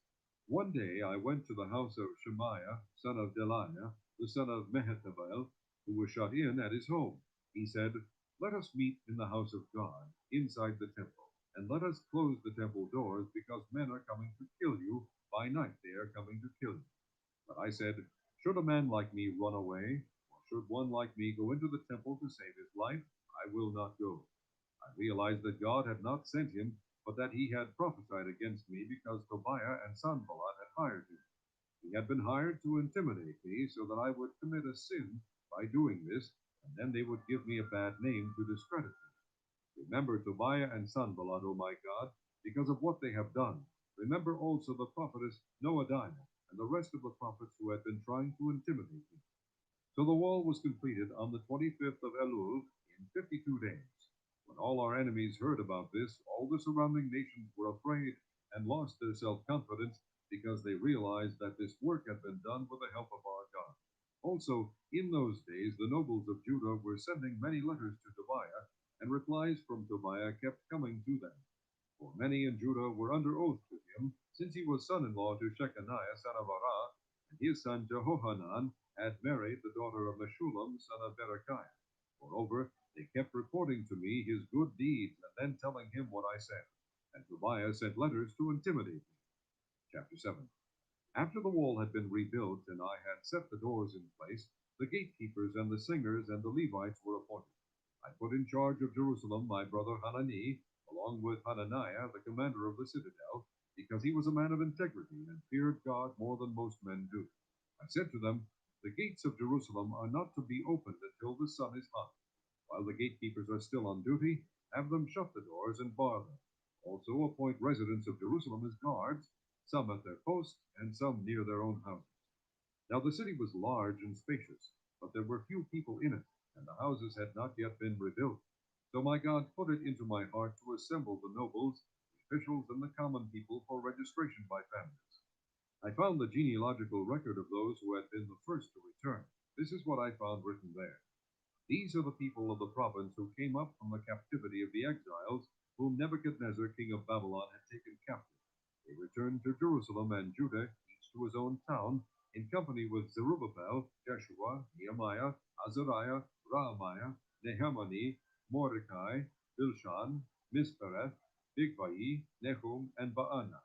The list of the men of Israel, the descendants of Parosh, 2,172, of Shephatiah, 372, of Ara, 652, of Pahath Moab, through the line of Jeshua and Joab, 2,818, of Elam, 1,254, of Zatu, 845, of Zakai, 760, of Benui, 648, of Bebai, 628, of Asgad, 2,322, of Adonikam, 667, of Bigvai, 2,067, of Adin, 655, of Ater, through Hezekiah, 98, of Hashum, 328, of Bezai, 324, of Harif, 112, of Gibeon, 95, the men of Bethlehem and Netophah, 188, of Anathoth, 128, of Beth Asmaveth, 42, Kiriath Jearim, Kipharah, and Beeroth,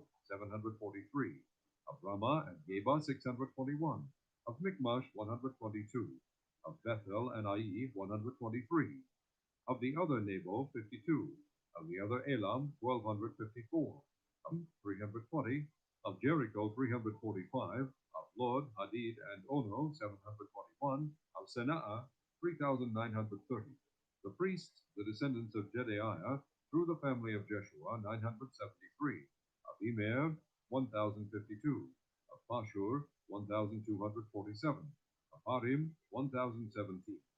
The Levites, the descendants of Jeshua, through Kadmiel, through the line of Hodaviah, 74. The singers, the descendants of Asaph, 148. The gatekeepers, the descendants of Shalom, Ater, Talmon, Akub, Hatita, and Shobai, 138. The temple servants, the descendants of Ziha, Asufa, Tabo, Keros, Zia, Padon, Labana, Agaba, Shalmai, Hanan, Idel, Gahar, Reaiah, Rezin, Nekoda, Gazam, Uza, Pasea, Besai, Meonim, Nefusim, Babuk, Akufa, Arhur, Vazlu, Mahida, Harsha, Barkos, Sisera, Tema, Neziah, and Hatifa. The descendants of the servants of Solomon, the descendants of Sotai, Sopheret, Perida, Jaala, Darkon, Idel, Shephatiah, Hatil, Pokereth, Hazabaim, and Ammon. The temple servants, and the descendants of the servants of Solomon, 392. The following came up from the towns of Tel Melah, Tel Harsha, Karub, Adon, and Immer, but they could not show that their families were descended from Israel, the descendants of Delaiah, Tobiah, and Nekoda, 642. And from among the priests, the descendants of Tobiah, Akbos, and Barzillai, a man who had married a daughter of Barzillai the Gileadite and was called by that name. These searched for their family records, but they could not find them, and so were excluded from the priesthood as unclean. The governor therefore ordered them not to eat any of the most sacred food until there should be a priest ministering with the Urim and Thummim. The whole company numbered 42,360, besides their 7,337 men servants and maid servants. They also had 245 men and women singers. There were 736 horses, 245 mules, 435 camels, and 6,720 donkeys. Some of the heads of the families contributed to the work. The governor gave to the treasury 1,000 drachmas of gold, 50 bowls, and 530 garments for priests, Some of the heads of the family gave to the treasury for the work 20,000 drachmas of gold and 2,200 minas of silver. The total given by the rest of the people was 20,000 drachmas of gold, 2,000 minas of silver, and 67 garments for priests. The priests, the Levites, the gatekeepers, the singers, and the temple servants, along with certain of the people and the rest of the Israelites, settled in their own towns. When the 7th month came and the Israelites had settled in their towns, chapter 8, all the people assembled as one man in the square before the water gate. They told Ezra the scribe to bring out the book of the law of Moses, which the Lord had commanded for Israel. So on the first day of the 7th month, Ezra the priest brought the law before the assembly, which was made up of men and women and all who were able to understand. He read it aloud from daybreak till noon, as he faced the square before the water gate, in the presence of the men, women, and others who could understand. And all the people listened attentively to the book of the law. Ezra the scribe stood on a high wooden platform built for the occasion. Beside him on his right stood Mattithiah, Shema, Ananiah, Uriah, Hilkiah, and Maaseiah, and on his left were Pedaiah, Mishael, Malchijah, Hashum, Ashbadana, Zechariah, and Meshullam. Ezra opened the book. All the people could see him because he was standing above them. And as he opened it, the people all stood up. Ezra praised the Lord, the great God, and all the people lifted their hands and responded, Amen, Amen. Then they bowed down and worshipped the Lord with their faces to the ground. The Levites, Jeshua, Bani, Sherebiah, Jamin, Akub, Shebathiah, Hodiah, Maaseiah, Kelita, Azariah, Jozabad, Hanan, and Peleiah instructed the people in the law while the people were standing there. They read from the book of the law of God, making it clear, giving the meaning so that the people could understand what was being read. Then Nehemiah the governor, Ezra the priest and scribe, and the Levites who were instructing the people said to them all, This day is sacred to the Lord your God. Do not mourn or weep. For all the people had been weeping as they listened to the words of the law. Nehemiah said, Go and enjoy choice food and sweet drinks, and send some to those who have nothing prepared. This day is sacred to our Lord. Do not grieve, for the joy of the Lord is your strength. The Levites calmed all the people, saying, Be still, for this is a sacred day. Do not grieve. Then all the people went away to eat and drink, to send portions of food, and to celebrate with great joy, because they now understood the words that had been made known to them. On the 2nd day of the month, the heads of all the families, along with the priests and the Levites, gathered around Ezra the scribe to give attention to the words of the law. They found written in the law, which the Lord had commanded through Moses, that the Israelites were to live in booths during the feast of the 7th month, and that they should proclaim this word and spread it throughout their towns and in Jerusalem. Go out into the hill country and bring back branches from olive and wild olive trees, and from myrtles, palms, and shade trees, to make booths, as it is written. So the people went out and brought back branches and built themselves booths on their own roofs, in their courtyards, in the courts of the house of God, and in the square by the water gate, and the one by the gate of Euphrates. The whole company that had turned from exile built booths and lived in them. From the days of Joshua son of Nun until that day, the Israelites had not celebrated it like this, and their joy was very great. Day after day, from the first day to the last, Ezra read from the book of the law of God. They celebrated the feast for 7 days, and on the 8th day, in accordance with the regulation, there was an assembly. Chapter 9. On the 24th day of the same month, the Israelites gathered together, fasting and wearing sackcloth and having dust on their heads. Those of Israelite descent had separated themselves from all foreigners. They stood in their places and confessed their sins and the wickedness of their fathers. They stood where they were and read from the book of the law of the Lord their God for a quarter of the day, and spent another quarter in confession and in worshiping the Lord their God. Standing on the stairs were the Levites, Jeshua, Bani, Kadmiel, Shebaniah, Buni, Sherebiah, Bani, and Kenan, who called with loud voices to the Lord their God. And the Levites, Jeshua, Kadmiel, Bani, Hashabaniah, Sherebiah, Hodiah, Shebaniah, and Pethahiah, said, Stand up and praise the Lord your God, who is from everlasting to everlasting. Blessed be your glorious name, and may it be exalted above all blessing and praise. You alone are the Lord. You made the heavens, even the highest heavens, and all their starry host, the earth and all that is on it, the seas and all that is in them. You give life to everything, and the multitudes of heaven worship you. You are the Lord God who chose Abram and brought him out of Ur of the Chaldeans and named him Abraham. You found his heart faithful to you, and you made a covenant with him to give to his descendants the land of the Canaanites, Hittites, Amorites, Perizzites, Jebusites, and Girgashites. You have kept your promise because you are righteous. You saw the suffering of our forefathers in Egypt. You heard their cry at the Red Sea, sent miraculous signs and wonders against Pharaoh, against all his officials and all the people of his land, for you knew how arrogantly the Egyptians treated them. You made a name for yourself which remains to this day. You divided the sea before them, so that they passed through it on dry ground, but you hurled their pursuers into the depths like a stone into mighty waters. By day you led them with a pillar of cloud, and by night with a pillar of fire, to give them light on the way they were to take. You came down on Mount Sinai. You spoke to them from heaven. You gave them regulations and laws that are just and right, and decrees and commands that are good. You made known to them your holy Sabbath and gave them commands, decrees, and laws through your servant Moses. In their hunger you gave them bread from heaven, and in their thirst you brought them water from the rock. You told them to go in and take possession of the land you had sworn with uplifted hand to give them. But they, our forefathers, became arrogant and stiff-necked, and did not obey your command. They refused to listen and failed to remember the miracles you performed among them. They became stiff-necked and in their rebellion appointed a leader in order to return to their slavery. But you are a forgiving God, gracious and compassionate, slow to anger and abounding in love. Therefore you did not desert them, even when they cast for themselves an image of a calf and said, "This is your God who brought you up out of Egypt," or when they committed awful blasphemies. Because of your great compassion, you did not abandon them in the desert. By day the pillar of cloud did not cease to guide them on their path, nor the pillar of fire by night to shine on the way they were to take. You gave your good spirit to instruct them. You did not withhold your manna from their mouths, and you gave them water for their thirst.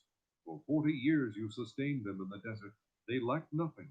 Their clothes did not wear out, nor did their feet become swollen. You gave them kingdoms and nations, allotting to them even remotest frontiers. They took over the country of Sihon, king of Heshbon, and the country of Og. You made their sons as numerous as the stars in the sky, and you brought them into the land that you told their fathers to enter and possess. Their sons went in and took possession of the land. You subdued before them the Canaanites who lived in the land. You handed the Canaanites over to them, along with their kings and the peoples of the land, to deal with them as they pleased. They captured fortified cities and fertile land.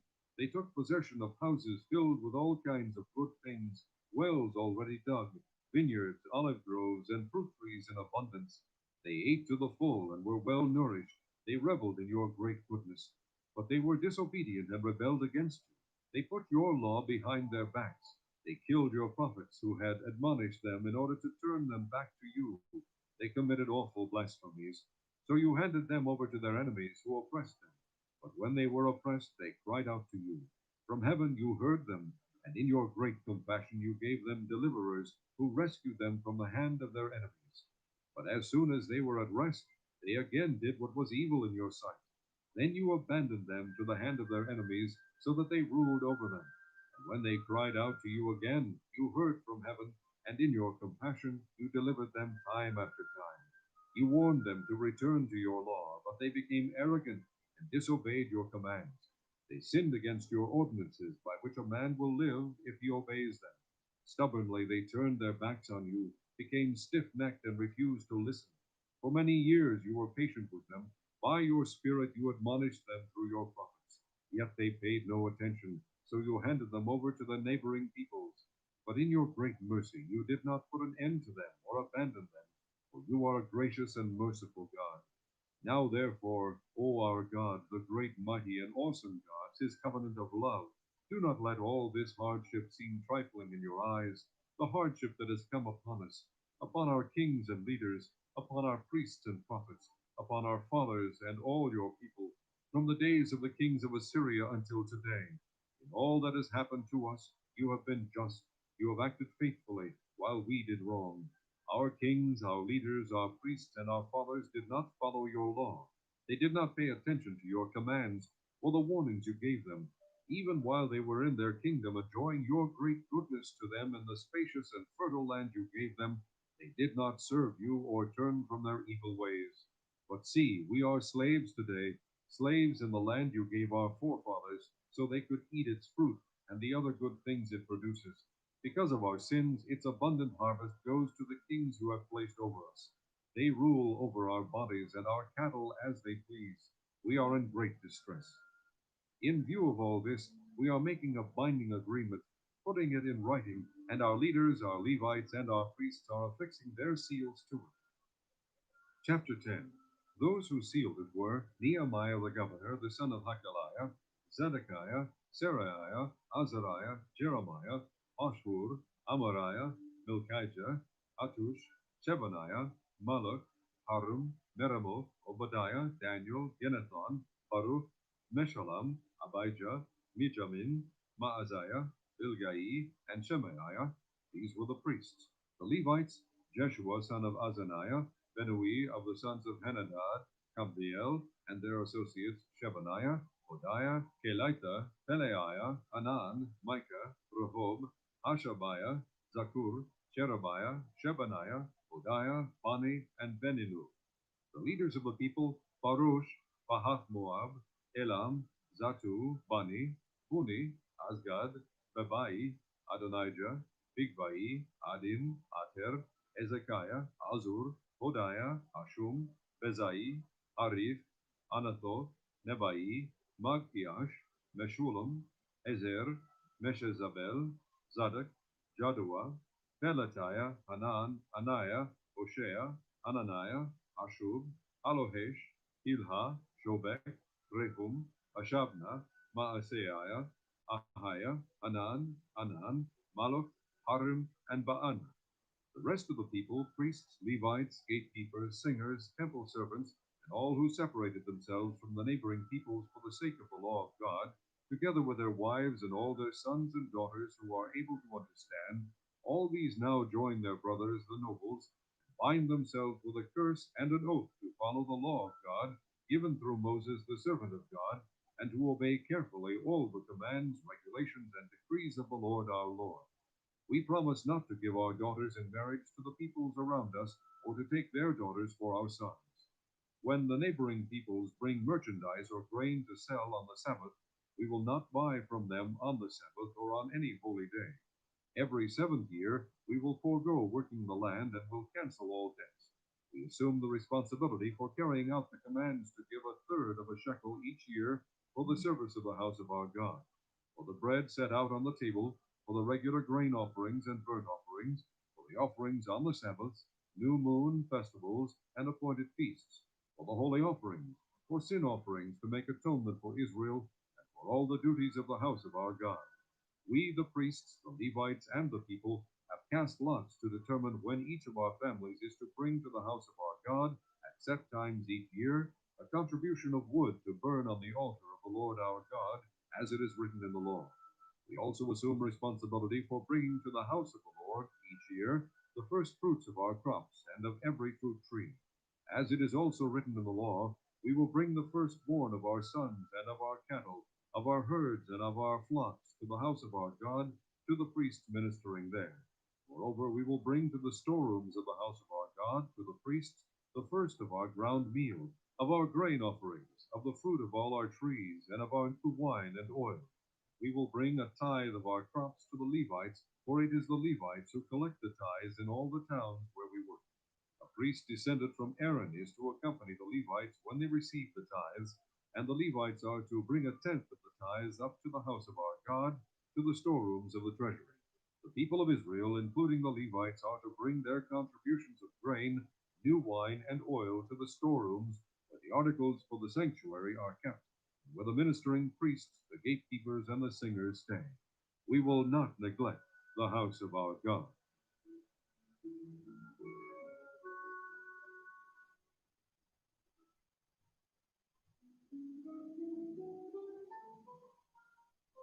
Chapter 11. Now the leaders of the people settled in Jerusalem, and the rest of the people cast lots to bring 1 out of every 10 to live in Jerusalem, the holy city, while the remaining 9 were to stay in their own towns. The People commended all the men who volunteered to live in Jerusalem. These are the provincial leaders who settled in Jerusalem. Now some Israelites, priests, Levites, temple servants, and descendants of Solomon's servants lived in the towns of Judah, each on his own property in the various towns, while other people from both Judah and Benjamin lived in Jerusalem. From the descendants of Judah, Athaiah, son of Uzziah, the son of Zechariah, the son of Amariah, the son of Shephatiah, the son of Mahalalel, a descendant of Perez, and Maaseiah, son of Baruch, the son of Kol-Hoseh, the son of Hazaiah, the son of Adaiah, the son of Joarib, the son of Zechariah, a descendant of Shelah. The descendants of Perez, who lived in Jerusalem, totaled 468 able men. From the descendants of Benjamin, Salu, son of Meshullam, the son of Joed, the son of Pedaiah, the son of Kolaiah, the son of Maaseiah, the son of Iphiel, the son of Jeshaiah, and his followers, Gabai and Salai, 928 men. Joel, son of Zichri, was their chief officer, and Judah, son of Hasenuah, was over the second district of the city. From the priests, Jedaiah, the son of Joiarib, Jachin, Seraiah, son of Hilkiah, the son of Meshullam, the son of Zadok, the son of Meraiah, the son of Ahitub, supervisor in the house of God, and their associates who carried on work for the temple, 822 men. Adaiah, son of Jeroham, the son of Pelaliah, the son of Amzi, the son of Zechariah, the son of Pashur, the son of Malchijah, and his associates, who were heads of families, 242 men. Amashai, son of Azarel, the son of Azai, the son of Mishalamoth, the son of Immer, and his associates, who were able men, 148. Their chief officer was Zabdiel, son of Haggedolim. From the Levites, Shemaiah, son of Hashub, the son of Azrikam, the son of Hashabiah, the son of Buni, Shabbathiah, and Josaphat, two of the heads of the Levites who had charge of the outside work of the house of God, Mattaniah, son of Micah, son of Zabdi, the son of Asaph, the director who led in thanksgiving and prayer, Bakbukiah, second among his associates, and Abda, son of Shammua, the son of Galal, the son of Jeduthun. The Levites in the holy city totaled 284. The gatekeepers, Akub, Talmon, and their associates who kept watch at the gates, 172 men. The rest of the Israelites, with the priests and Levites, were in all the towns of Judah, each on his ancestral property. The temple servants lived on the hill of Ophel, and Zikah and Gishpa were in charge of them. The chief officer of the Levites in Jerusalem was Uzi, son of Bani, the son of Hashabiah, the son of Mattaniah, the son of Micah. Uzi was one of Asaph's descendants, who were the singers responsible for the service of the house of God. The singers were under the king's orders, which regulated their daily activity. Pethahiah, son of Meshezabel, one of the descendants of Zerah, son of Judah, was the king's agent in all affairs relating to the people. As for the villages with their fields, some of the people of Judah lived in Kiriath Arba and its surrounding settlements, in Dibon and its settlements, in Jacobzeel and its villages, Joshua, in Moladah, in Beth Pelet, in Hazar Shual, in Beersheba and its settlements, in Ziklag, in Mekona and its settlements, in En Rimmon, in Zorah, in Jarmuth, Zanoah, Adulam and their villages, in Lachish and its fields, and in Azekah and its settlements. So they were living all the way from Beersheba to the valley of Hinnom. The descendants of the Benjamites from Geba lived in Michmash, Aijah, Bethel and its settlements, in Anathoth, Nob and Ananiah, in Hazor, Ramah and Gittaim, in Hadid, Zeboim and Nebalat, in Lod and Ono, and in the valley of the craftsmen. Some of the divisions of the Levites of Judah settled in Benjamin. Chapter 12. These were the priests and Levites who returned with Zerubbabel, son of Shealtiel, and with Jeshua, Seraiah, Jeremiah, Ezra, Amariah, Malach, Hattush, Shechaniah, Rehum, Meremoth, Edo, Ginnethon, Abijah, Mijamin, Moadiah, Bilgah, Shemaiah, Joiarib, Jedaiah, Salu, Amoth, Hilkiah, and Jedaiah. These were the leaders of the priests and their associates in the days of Jeshua. The Levites were Jeshua, Binnui, Kadmiel, Sherebiah, Judah, and also Mattaniah, who, together with his associates, was in charge of the songs of thanksgiving. Bakbukiah and Uni, their associates, stood opposite them in the services. Jeshua was the father of Joachim, Joachim the father of Eliashib, Eliashib the father of Jehoiada. Jehoiada the father of Jonathan, and Jonathan the father of Jaddua. In the days of Joachim, these were the heads of the priestly families. Of Seraiah's family, Meraiah; of Jeremiah's, Hananiah; of Ezra's, Meshullam; of Amariah's, Jehohanan; of Maluk's, Jonathan; of Shechaniah's, Joseph; of Harim's, Adnah; of Merimoth's, Helkai; of Iddo's, Zechariah; of Ginnethon's, Meshullam; of Abijah's, Zikri; of Miniamin's and of Moadiah's, Biltai; of Bilgah's, Shammua; of Shemaiah's, Jehonathan; of Joiarib's, Mattanai; of Jedaiah's, Uzi; of Salu's, Kalai; of Amok's, Eber; of Hilkiah's, Hashabiah; of Jedaiah's, Nethanel. The family heads of the Levites in the days of Eliashib, Joiada, Johanan, and Jaddua, as well as those of the priests, were recorded in the reign of Darius the Persian.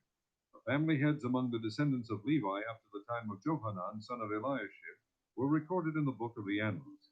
And the leaders of the Levites were Hoshabiah, Sherebiah, Jeshua, son of Kadmiel, and their associates, who stood opposite them to give praise and thanksgiving, one section responding to the other, as prescribed by David, the man of God.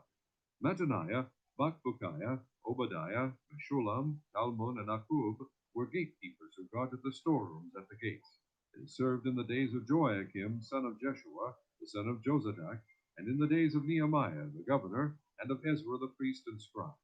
At the dedication of the wall of Jerusalem, the Levites were sought out from where they lived, and were brought to Jerusalem to celebrate joyfully the dedication with songs of thanksgiving and with the music of cymbals, harps, and lyres. The singers also were brought together from the region around Jerusalem, from the villages of the Netophathites, from Beth Gilgal, and from the area of Geba and Asmaveth, for the singers had built villages for themselves around Jerusalem. When the priests and Levites had purified themselves ceremonially, they purified the people, the gates, and the wall. I had the leaders of Judah go up on top of the wall. I also assigned 2 large choirs to give thanks. One was to proceed on top of the wall to the right toward the dung gate. Hoshaiah and half the leaders of Judah followed them, along with Azariah, Ezra, Meshullam, Judah, Benjamin, Shemaiah, Jeremiah, as well as some priests with trumpets, and also Zechariah, son of Jonathan, the son of Shemaiah, the son of Mattaniah, the son of Micaiah, the son of Zakur, the son of Asaph, his associates, Shemaiah, Azarel, Milalai, Gilalai, Meai, Nethanel, Judah, and Hanani, with musical instruments prescribed by David, the man of God. Ezra the scribe led the procession. At the fountain gate, they continued directly up the steps of the city of David on the ascent to the wall, and passed above the house of David to the water gate on the east. The second choir proceeded in the opposite direction. I followed them on top of the wall, together with half the people, past the tower of the ovens to the broad wall, over the gate of Ephraim, the Jeshanah gate, the fish gate, the tower of Hananel, and the tower of the 100 as far as the sheep gate. At the gate of the guard they stopped. The 2 choirs that gave thanks then took their places in the house of God. So did I, together with half the officials, as well as the priests, Iakim, Maaseiah, Miniamin, Micaiah, Elionai, Zechariah, and Hananiah with their trumpets. Also Maaiah, Shemaiah, Eleazar, Uzi, Jehohanan, Malchijah, Elam, and Ezer. The choirs sang under the direction of Jezrahiah.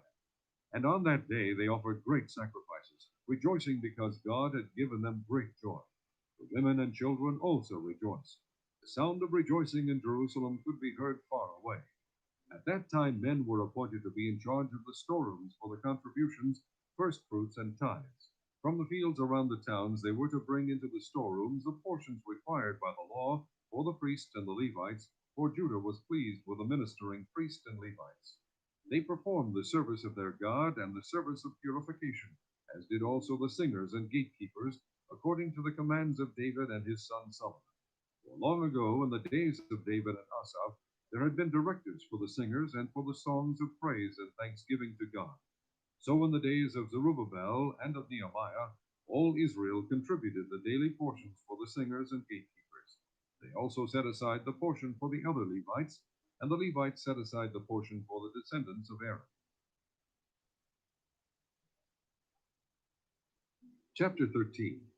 On that day, the book of Moses was read aloud in the hearing of the people, and there it was found written that no Ammonite or Moabite should ever be admitted into the assembly of God, because they had not met the Israelites with food and water, but had hired Balaam to call a curse down on them.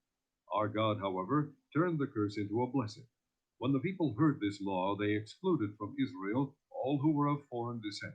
Before this, Eliashib the priest had been put in charge of the storerooms of the house of our God. He was closely associated with Tobiah, and he had provided him with a large room formerly used to store the grain offerings and incense and temple articles, and also the tithes of grain, new wine, and oil prescribed for the Levites, singers, and gatekeepers, as well as the contributions for the priests. But while all this was going on, I was not in Jerusalem, for in the 32nd year of Artaxerxes, king of Babylon, I had returned to the king. Sometime later I asked his permission and came back to Jerusalem. Here I learned about the evil thing Eliashib had done in providing Tobiah a room in the courts of the house of God. I was greatly displeased and threw all Tobiah's household goods out of the room. I gave orders to purify the rooms, and then I put back into them the equipment of the house of God with the grain offerings and the incense. I also learned that the portions assigned to the Levites had not been given to them, and that all the Levites and singers responsible for the service had gone back to their own fields. So I rebuked the officials and asked them, "Why is the house of God neglected?" Then I called them together and stationed them at their posts. All Judah brought the tithes of grain, new wine, and oil into the storerooms. I put Shelemiah the priest, Zadok the scribe, and a Levite named Pedaiah in charge of the storerooms, and made Hanan, son of Zakur, the son of Mattaniah, their assistant, because these men were considered trustworthy. They were made responsible for distributing the supplies to their brothers. Remember me for this, O my God, and do not blot out what I have so faithfully done for the house of my God and its services. In those days I saw men in Judah treading wine presses on the Sabbath, and bringing in grain and loading it on donkeys, together with grapes, figs, and all other kinds of loads. And they were bringing all this into Jerusalem on the Sabbath. Therefore I warned them against selling food on that day.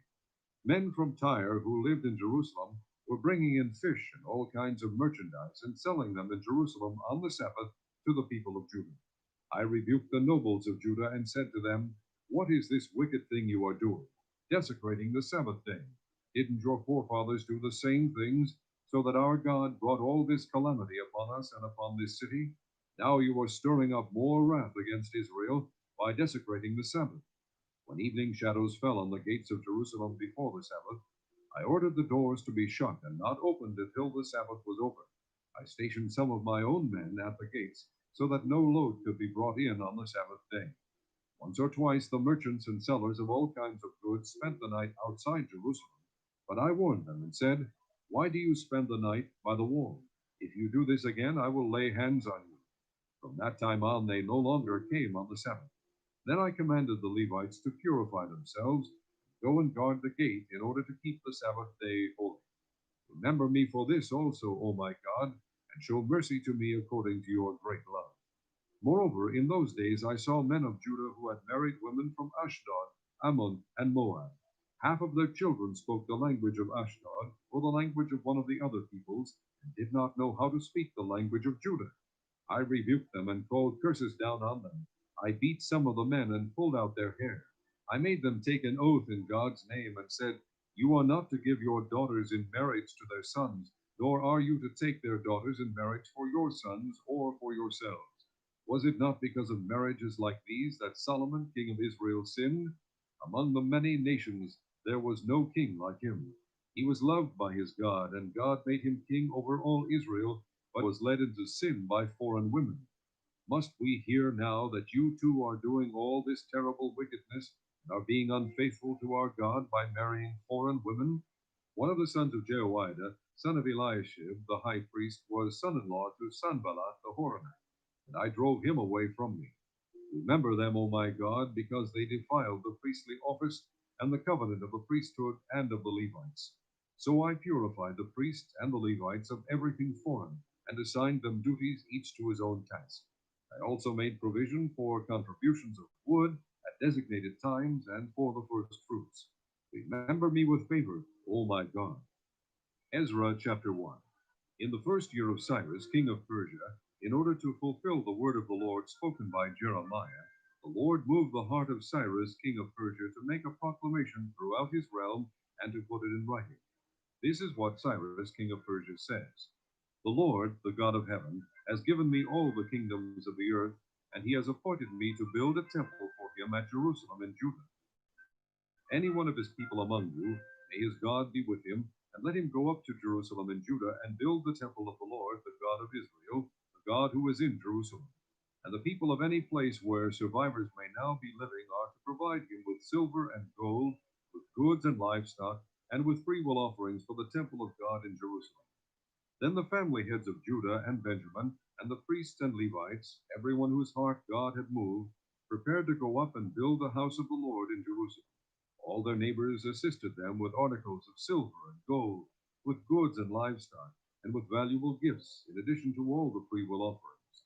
Moreover, King Cyrus brought out the articles belonging to the temple of the Lord, which Nebuchadnezzar had carried away from Jerusalem and had placed in the temple of his God. Cyrus, king of Persia, had them brought by Mithredath, the treasurer, who counted them out to Sheshbazzar, the prince of Judah. This was the inventory: gold dishes 30, silver dishes 1,000, silver pans 29, gold bowls 30, matching silver bowls 410, other articles 1,000. In all, there were 5,400 articles of gold and of silver. Sheshbazzar brought all these along when the exiles came up from Babylon to Jerusalem. Chapter 2. Now these are the people of the province who came up from the captivity of the exiles, whom Nebuchadnezzar, king of Babylon, had taken captive to Babylon. They returned to Jerusalem and Judah, each to his own town, in company with Zerubbabel, Jeshua, Nehemiah, Seraiah, Reelaiah, Mordecai, Bilshan, Mispar, Bigvai, Rahum, and Baanah. The list of the men of the people of Israel: the descendants of Parosh, 2,172, of Shephatiah, 372, of Ara, 775, of Pahath Moab, through the line of Jeshua and Joab, 2,812, of Elam, 1,254, of Zatu, 945, of Zakai, 760, of Bani, 642, of Bebai, 623, of Azgad, 1,222, of Adonikam, 666, of Bigvai, 2,056, of Adin, 454, of Ater, through Hezekiah, 98, of Bezai, 323, of Jorah, 112, of Hashum, 223, of Gibar, 95, the men of Bethlehem, 123, of Neotophah, 56, of Anathoth, 128, of Osmaveth, 42, of Kiriath Jearim, Kephirah, and Beero, 743, of Ramah and Geba, 641, of Michmash, 122, of Bethel and Ai, 223, of Nebo, 52, of Magbish, 156, of the other Elam, 1,254, of Harim, 320, of Lod, Hadid, and Ono, 725, of Jericho, 345, of Senaa, 3,630. The priests, the descendants of Jedaiah, through the family of Jeshua, 973, of Emer, 1,052, of Pashur, 1,247, of Harim, 1,017. The Levites, the descendants of Jeshua and Kadmiel, through the line of Hodaviah, 74. The singers, the descendants of Asaph, 128. The gatekeepers of the temple, the descendants of Shalom, Ater, Talmon, Akub, Hatita, and Shobai, 139. The temple servants, the descendants of Ziha, Asupha, Tabaoth, Keros, Sayaha, Padon, Lebana, Hagaba, Akub, Agab, Shalmai, Hanan, Idel, Gahar, Reaiah, Rezin, Nakoda, Gazam, Uza, Pasea, Pasai, Azna, Meonim, Nefusim, Bakbuk, Hakufa, Arhur, Bazluth, Mehida, Arsha, Barkos, Sisera, Tema, Neziah, and Hatepa. The descendants of the servants of Solomon, the descendants of Sotai, Hasopereth, Paruda, Ja'ala, Darkon, Yidel, Shephatiah, Atil, Pokereth, Hazabaim, and Ami. The temple servants and the descendants of the servants of Solomon, 392. The following came up from the towns of Tel Melah, Tel Harsha, Perub, Adon, and Emer, but they could not show that their families were descended from Israel. The descendants of Deliah, Tobiah, and Nekoda, 652. And from among the priests, the descendants of Hobaiah, Akkoz, and Barzillai, a man who had married a daughter of Barzillai the Gileadite, and was called by that name. These searched for their family records, but they could not find them, and so were excluded from the priesthood as unclean. The governor ordered them not to eat any of the most sacred food until there was a priest ministering with the Urim and the Thummim. The whole company numbered 42,360, besides their 7,337 men servants and maid servants. And they also had 200 men and women singers. They had 736 horses, 245 mules, 435 camels, and 6,720 donkeys. When they arrived at the house of the Lord in Jerusalem, some of the heads of the families gave freewill offerings toward the rebuilding of the house of God on its site. According to their ability, they gave to the treasury for this work 61,000 drachmas of gold, 5,000 minas of silver, and 100 priestly garments. The priests, the Levites, the singers, the gatekeepers, and the temple servants settled in their own towns, along with some of the other people, and the rest of the Israelites settled in their towns. Chapter 3.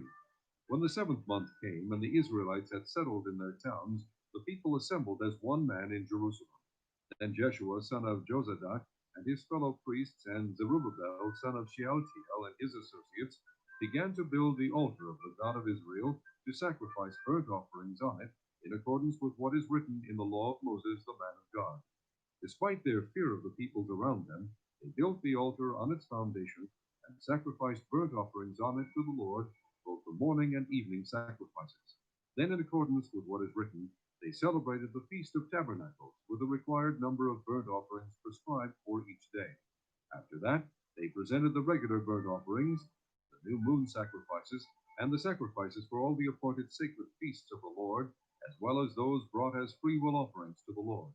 On the first day of the 7th month, they began to offer burnt offerings to the Lord, though the foundation of the Lord's temple had not yet been laid. Then they gave money to the masons and carpenters, and gave food and drink and oil to the people of Sidon and Tyre, so that they would bring cedar logs by sea from Lebanon to Joppa, as authorized by Cyrus, king of Persia. In the 2nd month of the 2nd year after their arrival at the house of God in Jerusalem, Zerubbabel, son of Shealtiel, Jeshua, son of Jozadak, and the rest of their brothers, the priests and the Levites, and all who had returned from the captivity to Jerusalem, began the work, appointing Levites 20 years of age and older to supervise the building of the house of the Lord. Jeshua and his sons and brothers, and Kadmiel, his sons, descendants of Hodaviah, and the sons of Henadad, and their sons and brothers, all Levites, joined together in supervising those working on the house of God. When the builders laid the foundation of the temple of the Lord, the priests in their vestments and with trumpets, and the Levites, the sons of Asaph, with cymbals, took their places to praise the Lord as prescribed by David, king of Israel. With praise and thanksgiving they sang to the Lord, "He is good, his love to Israel endures forever." And all the people gave a great shout of praise to the Lord, because the foundation of the house of the Lord was laid. But many of the older priests and Levites and family heads who had seen the former temple wept aloud when they saw the foundation of this temple being laid, while many others shouted for joy. No one could distinguish the sound of the shouts of joy from the sound of weeping, because the people made so much noise, and the sound was heard far away.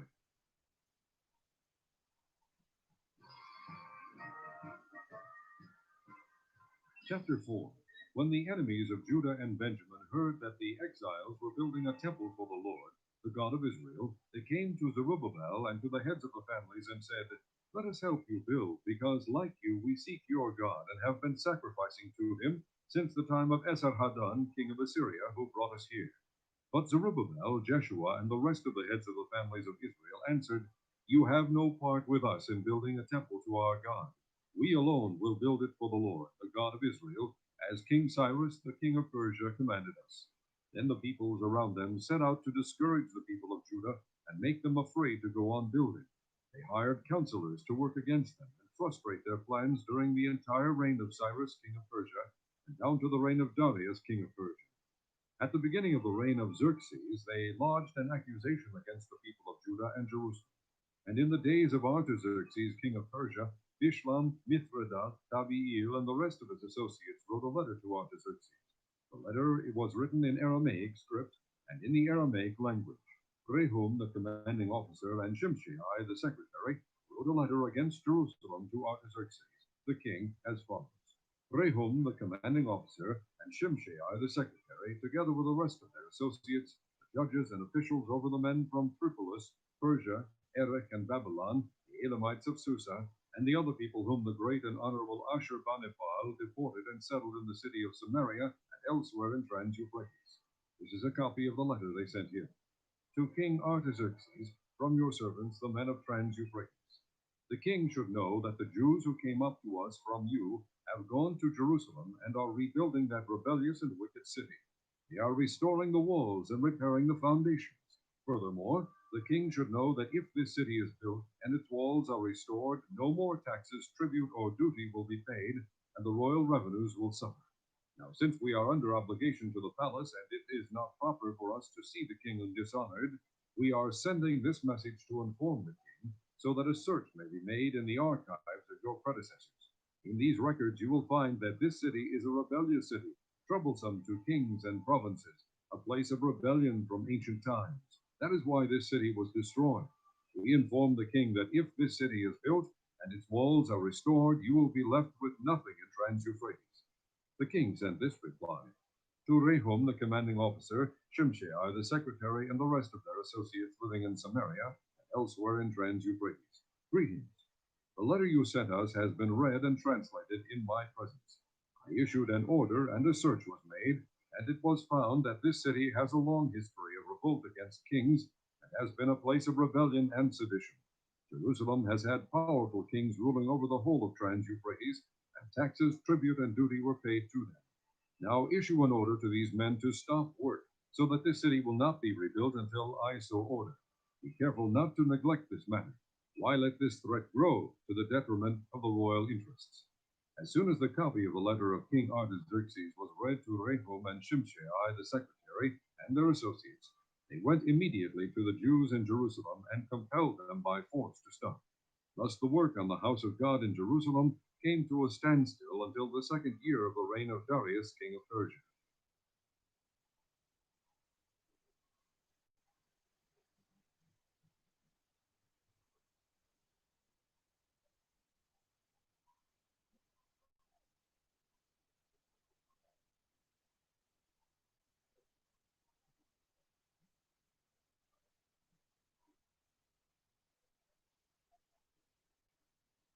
Chapter 5.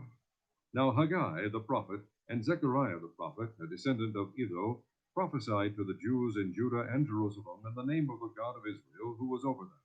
Then Zerubbabel, son of Shealtiel, and Jeshua, son of Jozadak, set to work to rebuild the house of God in Jerusalem, and the prophets of God were with them, helping them. At that time, Tatanai, governor of Trans-Euphrates, and Shethar-Bozenai and their associates went to them and asked, who authorized you to rebuild this temple and restore this structure? They also asked, what are the names of the men constructing this building? But the eye of their God was watching over the elders of the Jews, and they were not stopped until a report could go to Darius and his written reply be received.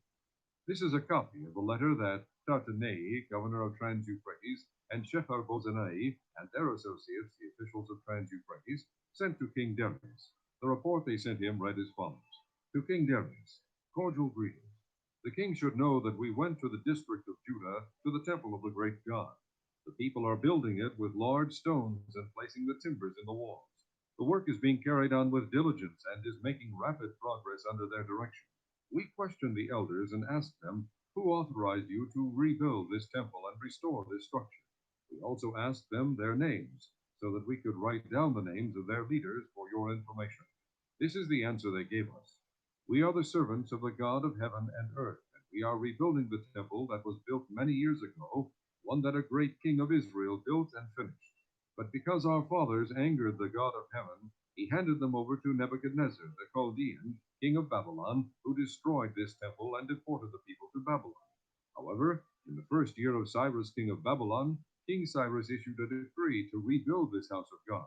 He even removed from the temple of Babylon the gold and silver articles of the house of God, which Nebuchadnezzar had taken from the temple in Jerusalem and brought to the temple in Babylon. Then King Cyrus gave them to a man named Sheshbazzar, whom he had appointed governor, and he told him, "Take these articles and go and deposit them in the temple in Jerusalem, and rebuild the house of God on its site." So this Sheshbazzar came and laid the foundations of the house of God in Jerusalem. From that day to the present, it has been under construction, but is not yet finished. Now, if it pleases the king, let a search be made in the royal archives of Babylon to see if King Cyrus did in fact issue a decree to rebuild this house of God in Jerusalem. Then let the king send us his decision in this matter. Chapter 6. King Darius then issued an order, and they searched in the archives stored in the treasury at Babylon. The scroll was found in the citadel of Ecbatana in the province of Media, and this was written on it. Memorandum. In the first year of King Cyrus, the king issued a decree concerning the temple of God in Jerusalem. Let the temple be rebuilt as a place to present sacrifices, and let its foundation be laid. It is to be 90 feet high and 90 feet wide, with 3 courses of large stones and 1 of timbers. The cost are to be paid by the royal treasury. Also, the gold and silver articles of the house of God, which Nebuchadnezzar took from the temple in Jerusalem and brought to Babylon, are to be returned to their places in the temple in Jerusalem. They are to be deposited in the house of God. Now then, Tatanai, governor of Trans-Euphrates, and Shethar-Bozenai, and you, their fellow officials of that province, stay away from there. Do not interfere with the work on this temple of God. Let the governor of the Jews and the Jewish elders rebuild this house of God on its site. Moreover, I hereby decree what you are to do for these elders of the Jews in the construction of this house of God. The expenses of these men are to be fully paid out of the royal treasury from the revenues of Trans-Euphrates, so that the work will not stop. Whatever is needed, young bulls, rams, male lambs for burnt offerings to the God of heaven, wheat, salt, wine, and oil, as requested by the priests in Jerusalem, must be given them daily without fail, so that they may offer sacrifices pleasing to the God of heaven and pray for the well-being of the king and his sons. Furthermore, I decree that if anyone changes this edict, a beam is to be pulled from his house, and he is to be lifted up and impaled on it. And for this crime, his house is to be made a pile of rubble. May God, who has caused his name to dwell there, overthrow any king or people who lifts a hand to change this decree or to destroy this temple in Jerusalem. I, Darius, have decreed it. Let it be carried out with diligence. Then, because of the decree King Darius had sent, Tatanai, governor of Trans-Euphrates, and Shethar-Bozenai and their associates carried it out with diligence. So the elders of the Jews continued to build and prosper under the preaching of Haggai the prophet and Zechariah, a descendant of Edo. They finished building the temple according to the command of the God of Israel and the decrees of Cyrus, Darius, and Artaxerxes, kings of Persia. The temple was completed on the 3rd day of the month, Adar, in the 6th year of the reign of King Darius. Then the people of Israel, the priests, Levites, and the rest of the exiles celebrated the dedication of the house of God with joy. For the dedication of this house of God, they offered 100 bulls, 200 rams, 400 male lambs, and as a sin offering for all Israel, 12 male goats, one for each of the tribes of Israel. And they installed the priests in their divisions and the Levites in their groups for the service of God at Jerusalem, according to what is written in the book of Moses. On the 14th day of the first month, the exiles celebrated the Passover. The priests and Levites had purified themselves and were all ceremonially clean. The Levites slaughtered the Passover lamb for all the exiles, for their brothers, the priests, and for themselves. So the Israelites who had returned from the exile ate it, together with all who had separated themselves from the unclean practices of their Gentile neighbors, in order to seek the Lord, the God of Israel. For 7 days they celebrated with joy the feast of unleavened bread, because the Lord had filled them with joy by changing the attitude of the king of Assyria, so that he assisted them in the work on the house of God, the God of Israel. Chapter 7. After these things, during the reign of Artaxerxes, king of Persia, Ezra, son of Seraiah, the son of Azariah, the son of Hilkiah, the son of Shallum, the son of Zadok, the son of Ahikub, the son of Amariah, the son of Azariah, the son of Meraiah, the son of Zerahiah, the son of Uzi, the son of Buki, the son of Abishua, the son of Phinehas, the son of Eleazar, the son of Aaron, the chief priest. This Ezra came up from Babylon. He He was a teacher well versed in the law of Moses, which the Lord, the God of Israel, had given. The king had granted him everything he asked, for the hand of the Lord, his God, was on him. Some of the Israelites, including priests, Levites, singers, gatekeepers, and temple servants, also came up to Jerusalem in the 7th year of King Artaxerxes. Ezra arrived in Jerusalem in the 5th month of the 7th year of the king. He had begun his journey from Babylon on the 1st day of the 1st month, and he arrived in Jerusalem on the 1st day of the 5th month, for the gracious hand of his God was on him. For Ezra had devoted himself to the study and observance of the law of the Lord, and to teaching its decrees and laws in Israel. This is a copy of the letter King Artaxerxes had given to Ezra the priest and teacher, a man learned in matters concerning the commands and decrees of the Lord for Israel. Artaxerxes, king of kings, to Ezra the priest, a teacher of the law of the God of heaven, greetings. Now I decree that any of the Israelites in my kingdom, including priests and Levites, who wish to go to Jerusalem with you, may go. You are sent by the king and his 7 advisers to inquire about Judah and Jerusalem with regard to the law of your God, which is in your hand. Moreover, you are to take with you the silver and gold that the king and his advisers have freely given to the God of Israel, whose dwelling is in Jerusalem, together with all the silver and gold you may obtain from the province of Babylon, as well as the freewill offerings of the people and priests for the temple of their God in Jerusalem. With this money, be sure to buy bulls, rams, and male lambs, together with their grain offerings and drink offerings, sacrifice them on the altar of the temple of your God in Jerusalem. You and your brother Jews may then do whatever seems best with the rest of the silver and gold, in accordance with the will of your God. Deliver to the God of Jerusalem all the articles entrusted to you for worship in the temple of your God, and anything else needed for the temple of your God that you may have occasion to supply, you may provide from the royal treasury.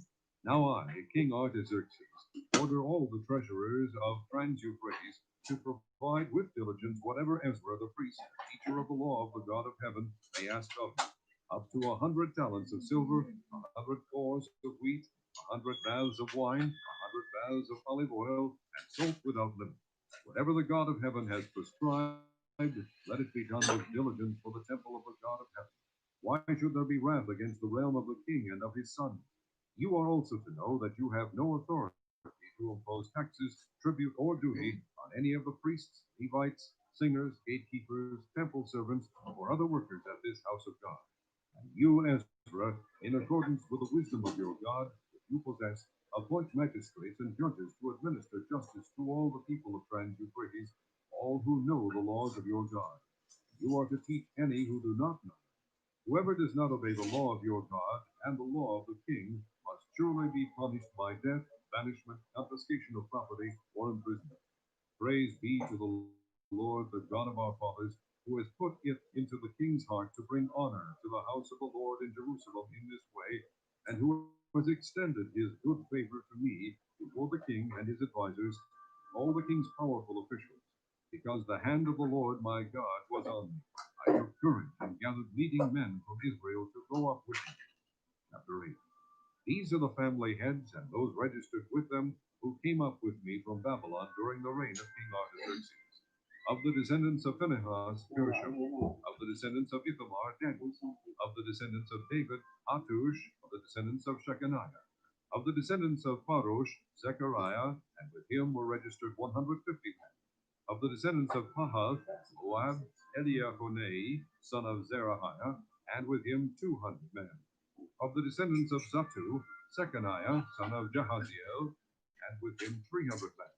Of the descendants of Adim, Abed, son of Jonathan, and with him 50 men. Of the descendants of Elam, Jeshaiah, son of Ataliah, and with him 70 men. Of the descendants of Shephatiah, Zebadiah, son of Michael, and with him 80 men. Of the descendants of Joab, Obadiah, son of Jehiel, and with him 218 men. Of the descendants of Bani, Shelomith, son of Josephiah, and with him 160 men. Of the descendants of Bebai, Zechariah, son of Bebai, and with him 28 men. Of the descendants of Azgad, Johanan, son of Hakatan, and with him 110 men.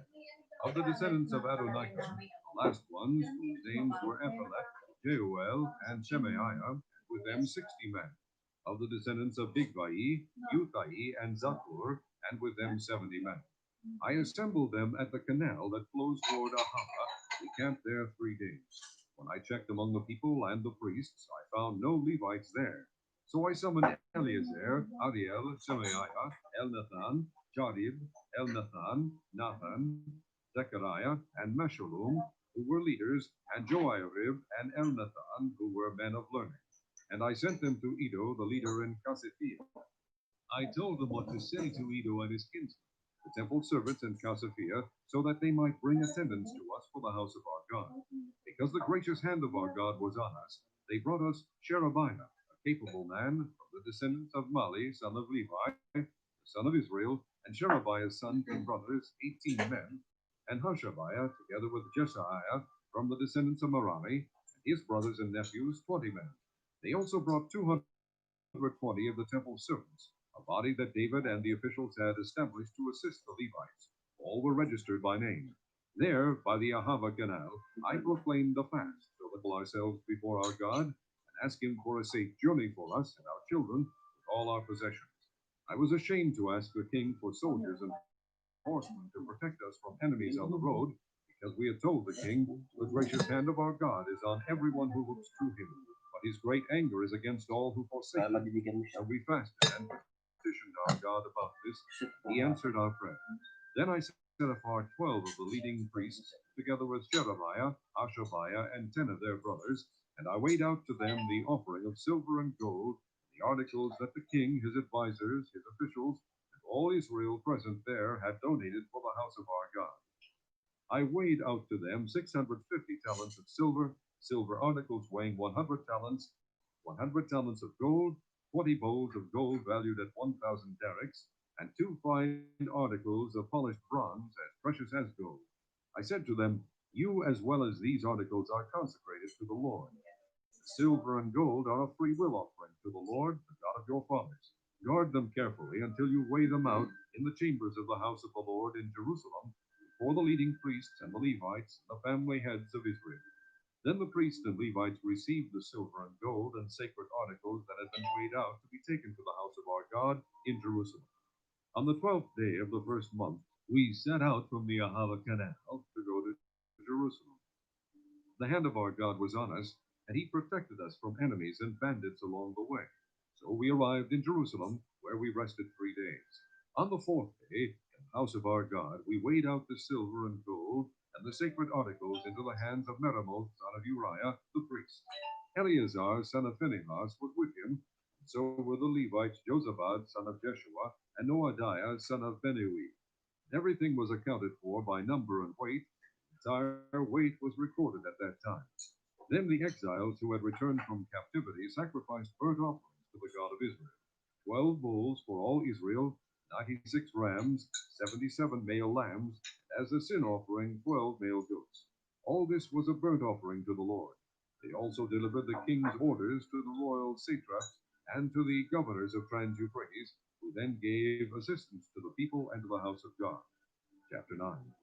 After these things had been done, the leaders came to me and said, the people of Israel, including the priests and the Levites, have not kept themselves separate from the neighboring peoples with their detestable practices, like those of the Canaanites, Hittites, Perizzites, Jebusites, Ammonites, Moabites, Egyptians, and Amorites. They have taken some of their daughters as wives for themselves and their sons, and have mingled the holy race with the peoples around them, and the leaders and officials have led the way in this unfaithfulness. When I heard this, I tore my tunic and cloak, pulled hair from my head and beard, and sat down appalled. Then everyone who trembled at the words of the God of Israel gathered around me because of this unfaithfulness of the exiles. They sat there appalled until the evening sacrifice. Then at the evening sacrifice I rose from my self-abasement with my tunic and cloak torn, and fell on my knees with my hands spread out to the Lord my God, and prayed, O my God, I am too ashamed and disgraced to lift up my face to you, my God, because our sins are higher than our heads, and our guilt has reached to the heavens. From the days of our forefathers until now, our guilt has been great. Because of our sins, we and our kings and our priests have been subjected to the sword and captivity, to pillage and humiliation at the hand of foreign kings, as it is today. But now, for a brief moment, the Lord our God has been gracious in leaving us a remnant and giving us a firm place in his sanctuary, and so our God gives light to our eyes and a little relief in our bondage. Though we are slaves, he has not deserted us in our bondage. He has shown us kindness in the sight of the kings of Persia. He has granted us new life to rebuild the house of our God and repair its ruins, and he has given us a wall of protection in Judah and Jerusalem. But now, O our God, what can we say after this? For we have disregarded the commands you gave through your servants the prophets when you said, the land you are entering to possess is a land polluted by the corruption of its peoples. By their detestable practices they have filled it with their impurity from one end to the other. Therefore do not give your daughters in marriage to their sons, or take their daughters for your sons. Do not seek a treaty of friendship with them at any time, that you may be strong and eat the good things of the land and leave it to your children as an everlasting inheritance. What has happened to us is a result of evil deeds and our great guilt, and yet, our God, you have punished us less than our sins have deserved, and have given us a remnant like this. Shall we again break your commands and intermarry with the peoples who commit such detestable practices? Would you not be angry enough with us to destroy us, leaving us no remnant or survivor? O Lord God of Israel, you are righteous. We are left this day as a remnant. Here we are before you in our guilt, though because of it, not one of us can stand in your presence. Chapter 10. While Ezra was praying and confessing, weeping and throwing himself down before the house of God, a large crowd of Israelites, men, women, and children, gathered around him. They too wept bitterly. Then Shechaniah, son of Jehiel, one of the descendants of Elam, said to Ezra, we have been unfaithful to our God by marrying foreign women from the peoples around us. But in spite of this, there is still hope for Israel. Now let us make a covenant before our God to send away all these women and their children in accordance with the counsel of my Lord and of those who fear the commands of our God. Let it be done according to the law. Rise up, this matter is in your hands. We will support you, so take courage and do it. So Ezra rose up and put the leading priests and Levites and all Israel under oath to do what had been suggested, and they took the oath. Then Ezra withdrew from before the house of God and went to the room of Jehohanan, son of Eliashib. While he was there, he ate no food and drank no water, because he continued to mourn over the unfaithfulness of the exiles. A proclamation was then issued throughout Judah and Jerusalem for all the exiles to assemble in Jerusalem. Anyone who failed to appear within 3 days would forfeit all his property in accordance with the decision of the officials and elders, and would himself be expelled from the assembly of the exiles. Within the 3 days, all the men of Judah and Benjamin had gathered in Jerusalem, and on the 20th day of the 9th month, all the people were sitting in the square before the house of God, greatly distressed by the occasion and because of the rain. Then Ezra the priest stood up and said to them, you have been unfaithful. You have married foreign women, adding to Israel's guilt. Now make confession to the Lord, the God of your fathers, and do his will. Separate yourselves from the peoples around you and from your foreign wives. The whole assembly responded with a loud voice, you are right. We must do as you say. But there are many people here, and it is the rainy season, so we cannot stand outside. Besides, this matter cannot be taken care of in a day or two, because we have sinned greatly in this thing. Let our officials act for the whole assembly. Then let everyone in our towns who has married a foreign woman come at a set time, along with the elders and judges of each town, until the fierce anger of our God in this matter is turned away from us. Only Jonathan, son of Asahel, and Jazaiah, son of Tikva, supported by Meshullam and Shabbatai, the Levite, opposed this. So the exiles did as was proposed. Ezra the priest selected men who were family heads, one from each family division, all of them designated by name. On the first day of the 10th month, they sat down to investigate the cases, and by the first day of the first month, they finished dealing with all the men who had married foreign women. Among the descendants of the priests, the following had married foreign women. From the descendants of Jeshua, son of Jozadak, and his brothers, Maaseiah, Eleazar, Jarib, and Gedaliah. They all gave their hands in pledge to put away their wives, and for their guilt they each presented a ram from the flock as a guilt offering. From the descendants of Immer, Hanani, and Zebadiah. From the descendants of Harim, Maaseiah, Elijah, Shemaiah, Jehiel, and Uzziah. From the descendants of Pashur, Elionai, Maaseiah, Ishmael, Nathanael, Josabad, and Elasah. Among the Levites, Josabad, Shimei, Keliah, that is, Kelita, Pethahiah, Judah, and Eliezer. From the singers, Eliashib. From the gatekeepers, Shalom, Telem, and Uri. And among the other Israelites, from the descendants of Parosh, Ramiah, Isaiah, Malchijah, Mijamin, Eleazar, Malchijah, and Benaiah. From the descendants of Elam, Mattaniah, Zechariah, Jahiel, Abdi, Jeremoth, and Elijah. From the descendants of Zattu, Elionai, Eliashib, Mattaniah, Jeremoth, Zabad, and Azizah. From the descendants of Bebai, Jehohanan, Hananiah, Zabai, and Athlai. From the descendants of Bani, Meshulam, Maluk, Adai, Jashub, Sheal, and Jeremoth. From the descendants of Pahath Moab, Adna, Kelal, Benaiah, Maaseiah, Mattaniah, Bazalel, Binnui, and Manasseh. From the descendants of Harim, Eliezer, Ishijah, Malchijah, Shemaiah, Shimeon, Benjamin, Malach, and Shemariah. From the descendants of Hashum, Mattaniah, Mattatah, Zabad, Eliphalet, Jeremiah, Manasseh, and Shimei.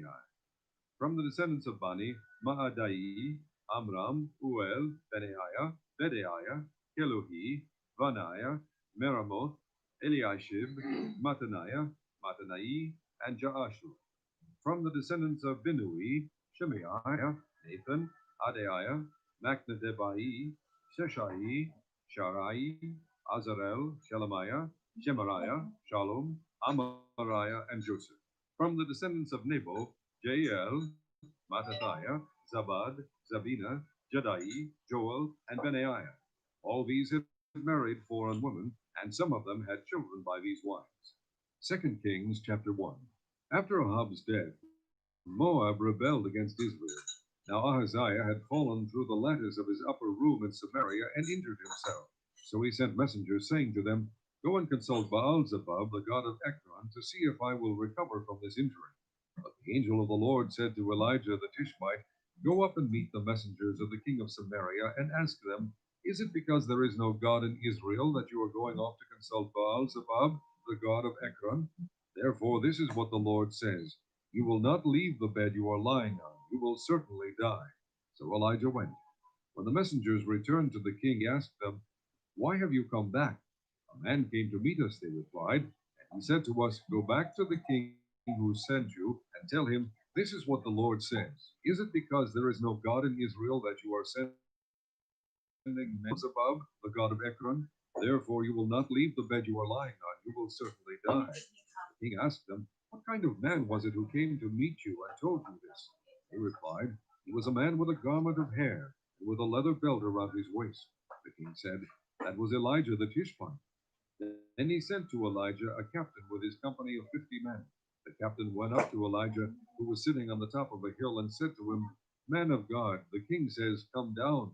Elijah answered the captain, If I am a man of God, may fire come down from heaven and consume you and your 50 men.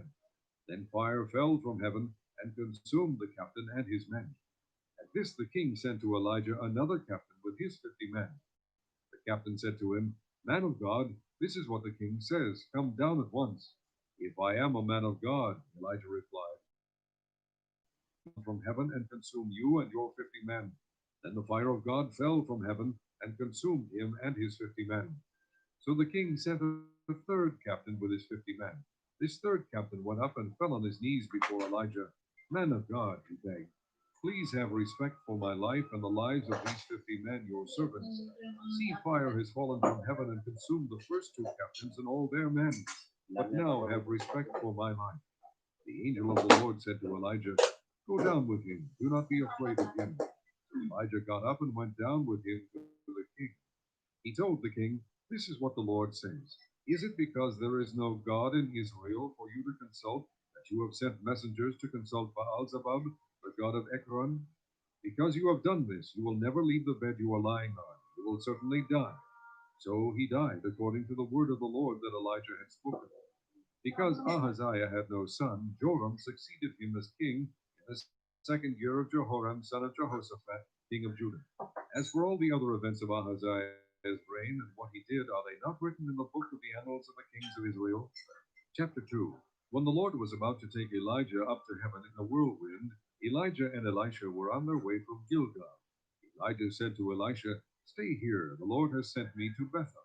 But Elisha said, "As surely as the Lord lives and as you live, I will not leave you." So they went down to Bethel. The company of the prophets at Bethel came out to Elisha and asked, "Do you know that the Lord is going to take your master from you today?" "Yes, I know," Elisha replied, "but do not speak of it." Then Elijah said to him, "Stay here, Elisha. The Lord has sent me to Jericho."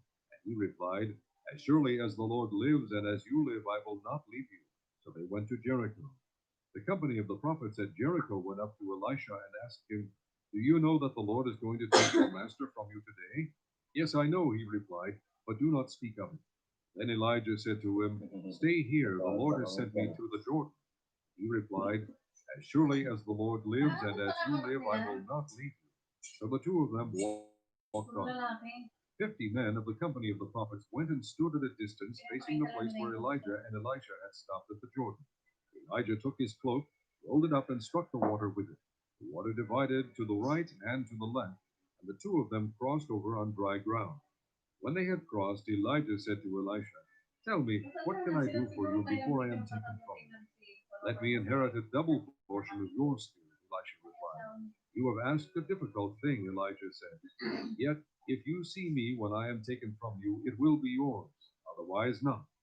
As they were walking along and talking together, suddenly a chariot of fire and horses of fire appeared and separated the two of them, and Elijah went up to heaven in a whirlwind. Elisha saw this and cried out, my father, the chariots and horsemen of Israel." And Elisha saw him no more. Then he took hold of his own clothes and tore them apart. He picked up the cloak that had fallen from Elijah, went back and stood on the bank of the Jordan. Then he took the cloak that had fallen from him and struck the water with it. "Where now is the Lord, the God of Elijah?" he asked. When he struck the water, it divided to the right and to the left, and he crossed over. The company of the prophets from Jericho, who were watching, said, "The spirit of Elijah is resting on Elisha." And they went to meet him and bowed to the ground before him. "Look," they said, "we, your servants, have 50 able men. Let them go and look for your master. Perhaps the Spirit of the Lord has picked him up and set him down on some mountain or in some valley." "No," Elisha replied, "do not send them." But they persisted until he was too ashamed to refuse. So he said, "Send them." And they sent 50 men who searched for 3 days but did not find him. When they returned to Elisha, who was staying in Jericho, he said to them, "Didn't I tell you not to go?" The men of the city said to Elisha, "Look, our lord, this town is well situated, as you can see, but the water is bad and the land is unproductive." "Bring me a new bowl," he said, "and put salt in it." So they brought it to him. Then he went out to the spring and threw the salt into it, saying, "This is what the Lord says. I have healed this water. Never again will it cause death or make the land unproductive." The water has remained wholesome to this day, according to the word Elisha had spoken. From there Elisha went up to Bethel. As he was walking along the road, some youths came out of the town and jeered at him. "Go on up, you bald head," they said. "Go on up, you bald head." He turned around, looked at them, and called down a curse on them in the name of the Lord. Then 2 bears came out of the woods and mauled 42 of the youths. And he went on to Mount Carmel, and from there returned to Samaria. Chapter 3. Joram, son of Ahab, became king of Israel in Samaria, the 18th year of Jehoshaphat, king of Judah. He reigned 12 years.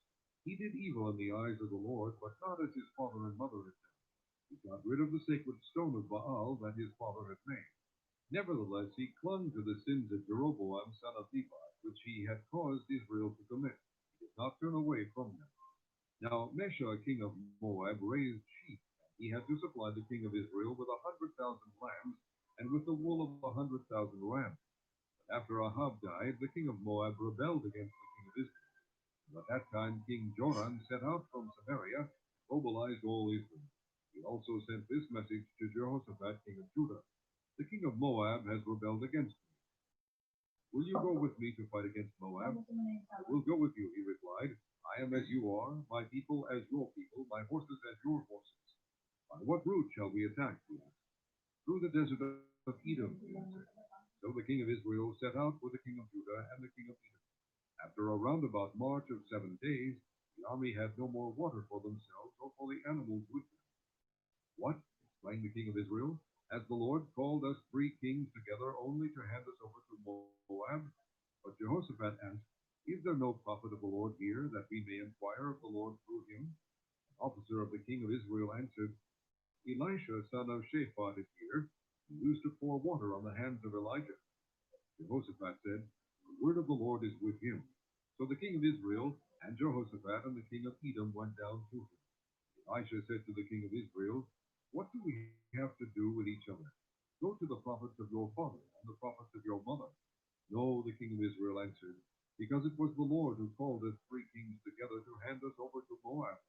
Elisha said, As surely as the Lord Almighty lives, whom I serve, if I did not have respect for the presence of Jehoshaphat, king of Judah, I would not look at you or even notice you. But now bring me a harvest. While the harvest was playing, the hand of the Lord came upon Elisha, and he said, This is what the Lord says. Make this valley full of ditches. For this is what the Lord says.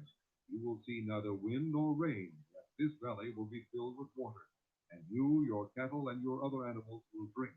This is an easy thing in the eyes of the Lord. He will also hand Moab over to you. He will overthrow every fortified city and every major town. He will cut down every good tree, stop up all the springs, and ruin every good field with stones. Next morning, about the time for offering the sacrifice, there it was, water flowing from the direction of Edom, and the land was filled with water. Now all the Moabites had heard that the kings had come to fight against them. So every man, young and old, who could bear arms, was called up and stationed on the border. When they got up early in the morning, the sun was shining on the water. To the Moabites across the way, the water looked red, like blood. That's blood, they said. Those kings must have fought and slaughtered each other. Now to the plunder, Moab. But when the Moabites came to the camp of Israel, the Israelites rose up and fought them until they fled. The Israelites invaded the land and slaughtered the Moabites. They destroyed the towns, and each man threw a stone on every good field until it was covered. They stopped up all the springs and cut down every good tree. Only Kir Hareseth was left with its stones in place. And Og was slain surrounded it and attacked it as well. When the king of Moab saw that the battle had gone against him, he took with him 700 swordsmen to break through to the king of Edom, but they failed. And he took his firstborn son, who was to succeed him as king, and offered him as a sacrifice on the city wall. The fury against Israel was great. They withdrew and returned to their own land. Chapter 4. The wife of a man from the company of the prophets cried out to Elisha, Your servant, my husband, is dead, and you know that he revered the Lord. But now his creditor is coming to take my 2 boys as his slaves. Elisha replied to her, How can I help you? Tell me, what do you have in your house? Your servant has nothing there at all, she said, except a little oil. Elisha said, Go around and ask all your neighbors for empty jars. Don't ask for just a few. Then go inside and shut the door behind you and your sons. Pour oil into all the jars, and as each is filled, put it to one side. She left him, and afterward shut the door behind her and her sons. They brought the jars to her, and she kept pouring. When all the jars were full, she said to her son, Bring me another one. But he replied, There is not a jar left. Then the oil stopped flowing. She went and told the man of God, and he said, Go sell the oil and pay your debts. You and your sons can live on what is left. One day Elisha went to Shunem, and a well-to-do woman was there who urged him to stay for a meal. So whenever he came by, he stopped there to eat. She said to her husband, I know that this man who often comes our way is a holy man of God. Let's make a small room on the roof, and put in it a bed and a table, a chair and a lamp for him. Then he can stay there whenever he comes to us. One day when Elisha came, he went up to his room and lay down there. He said to his servant Gehazi, Call the Shunammite. So he called her, and she stood before him. Elisha said to him, Tell her, you have gone to all this trouble for us. Now what can be done for you? Can we speak on your behalf to the king or the commander of the army? She replied, I have a home among my own people. What can be done for her? Elisha asked. Gehazi said, Well, she has no son, and her husband is old. Then Elisha said, Call her. So he called her, and she stood in the doorway. About this time next year, Elisha said, you will hold a son in your arms. No, my lord, she objected. Don't mislead your servant, O man of God. But the woman became pregnant, and the next year, about that same time, she gave birth to a son, just as Elisha had told her. The child grew, and one day he went out to his father, who was with the reapers. My head, he said to his father. His father told the servant, carry him to his mother. After the servant had lifted him up and carried him to his mother, the boy sat in her lap until noon, and then he died. She went up and laid him on the bed of the man of God, then shut the door and went out. She called her husband and said, please send me one of the servants and a donkey so I can go to the man of God quickly and return. Why go to him today? He asked. It's not the new moon or the Sabbath. It's all right, she said. She saddled the donkey and said to his servant, lead on, don't slow down for me unless I tell you. So she set out and came to the man of God at Mount Carmel. When he saw her in the distance, the man of God said to his servant Gehazi, look, there's the Shunammite. Run to meet her and ask her, are you all right? Is your husband all right? Is your child all right? Everything is all right, she said. When she reached the man of God at the mountain, she took hold of his feet. Gehazi came over to push her away, but the man of God said, leave her alone. She is in bitter distress. But the Lord has hidden it from me and has not told me why. Did I ask you for a son, my Lord? She said. Didn't I tell you, don't raise my hopes? Elisha said to Gehazi, tuck your cloak into your belt, take my staff in your hand and run. If you meet anyone, do not greet him, and if anyone greets you, do not answer. Lay my staff on the boy's face. But the child's mother said, as surely as the Lord lives and as you live, I will not leave you. So he got up and followed her. Gehazi went on ahead and laid the staff on the boy's face, but there was no sound or response. So Gehazi went back to meet Elisha and told him, the boy has not awakened. When Elisha reached the house, there was the boy lying dead on his couch. He went in, shut the door on the two of them, and prayed to the Lord. Then he got on the bed and lay upon the boy, mouth to mouth, eyes to eyes, hands to hands. As he stretched himself out upon him, the boy's body grew warm. Elisha turned away and walked back and forth in the room, and then got on the bed and stretched out upon him once more. The boy sneezed 7 times and opened his eyes. Elisha summoned Gehazi and said, call the Shunammite. And he did. When she came, he said, take your son. She came in, fell at his feet, and bowed to the ground.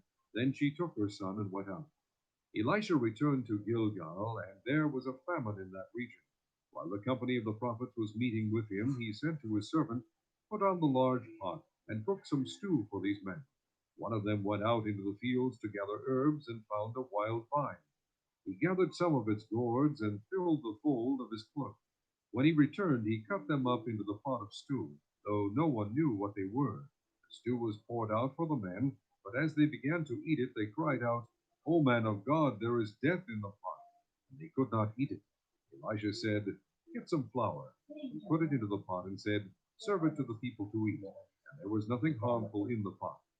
A man came from Baal Shalisha, bringing the man of God 20 loaves of barley bread baked from the first ripe grain, along with some heads of new grain.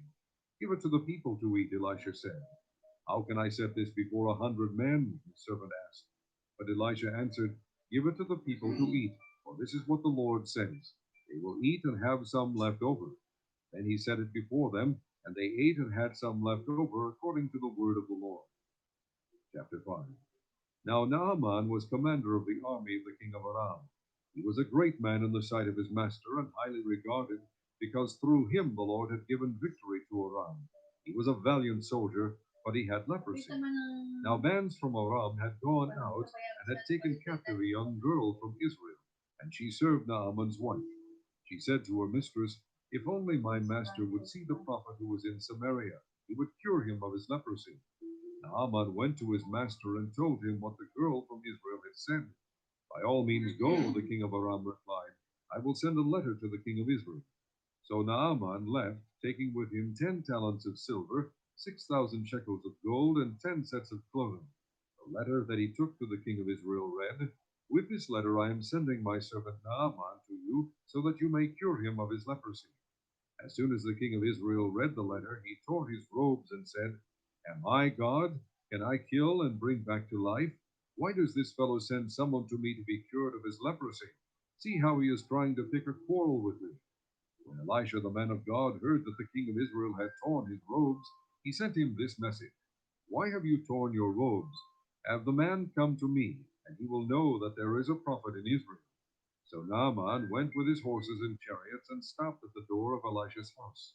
Elisha sent a messenger to say to him, Go, wash yourself 7 times in the Jordan, and your flesh will be restored, and you will be cleansed.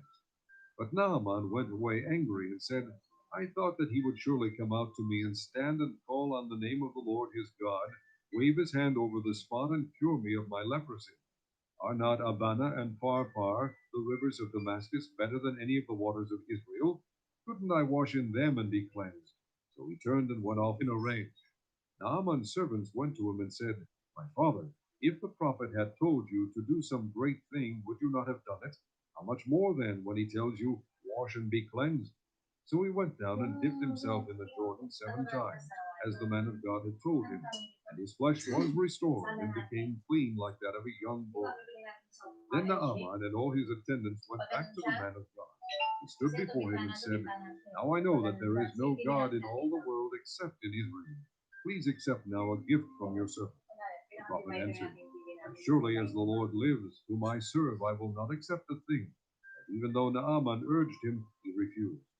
If you will not, said Naaman, please let me, your servant, be given as much earth as a pair of mules can carry. For your servant will never again make burnt offerings and sacrifices to any other god but the Lord. But may the Lord forgive your servant for this one thing.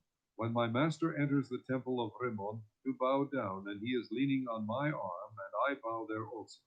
When I bow down in the temple of Rimmon, may the Lord forgive your servant for this. Go in peace, Elisha said. After Naaman had traveled some distance, Gehazi, the servant of Elisha, the man of God, said to himself, My master was too easy on Naaman, this Aramean, by not accepting from him what he brought. As surely as the Lord lives, I will run after him and get something from him. So Gehazi hurried after Naaman. When Naaman saw him running toward him, he got down from the chariot to meet him. Is everything all right? He asked. Everything is all right, Gehazi answered. My master sent me to say, 2 young men from the company of the prophets have just come to me from the hill country of Ephraim. Please give them a talent of silver and 2 sets of clothing. By all means, take 2 talents, said Naaman. He urged Gehazi to accept them, and tied up the 2 talents of silver in 2 bags with 2 sets of clothing. He gave them to 2 of his servants. They carried them ahead of Gehazi. When Gehazi came to the hill, he took the things from the servants and put them away in the house. He sent the men away, and they left. And he went in and stood before his master Elisha. Where have you been, Gehazi? Elisha asked. Your servant didn't go anywhere, Gehazi answered. But Elisha said to him, Was not my spirit with you when the man got down from his chariot to meet you? Is this the time to take money or to accept clothes, olive groves, vineyards, flocks, herds, or men servants and maidservants? Naaman's leprosy will cling to you and to your descendants forever. Then Gehazi went from Elisha's presence, and he was leprous as white as snow.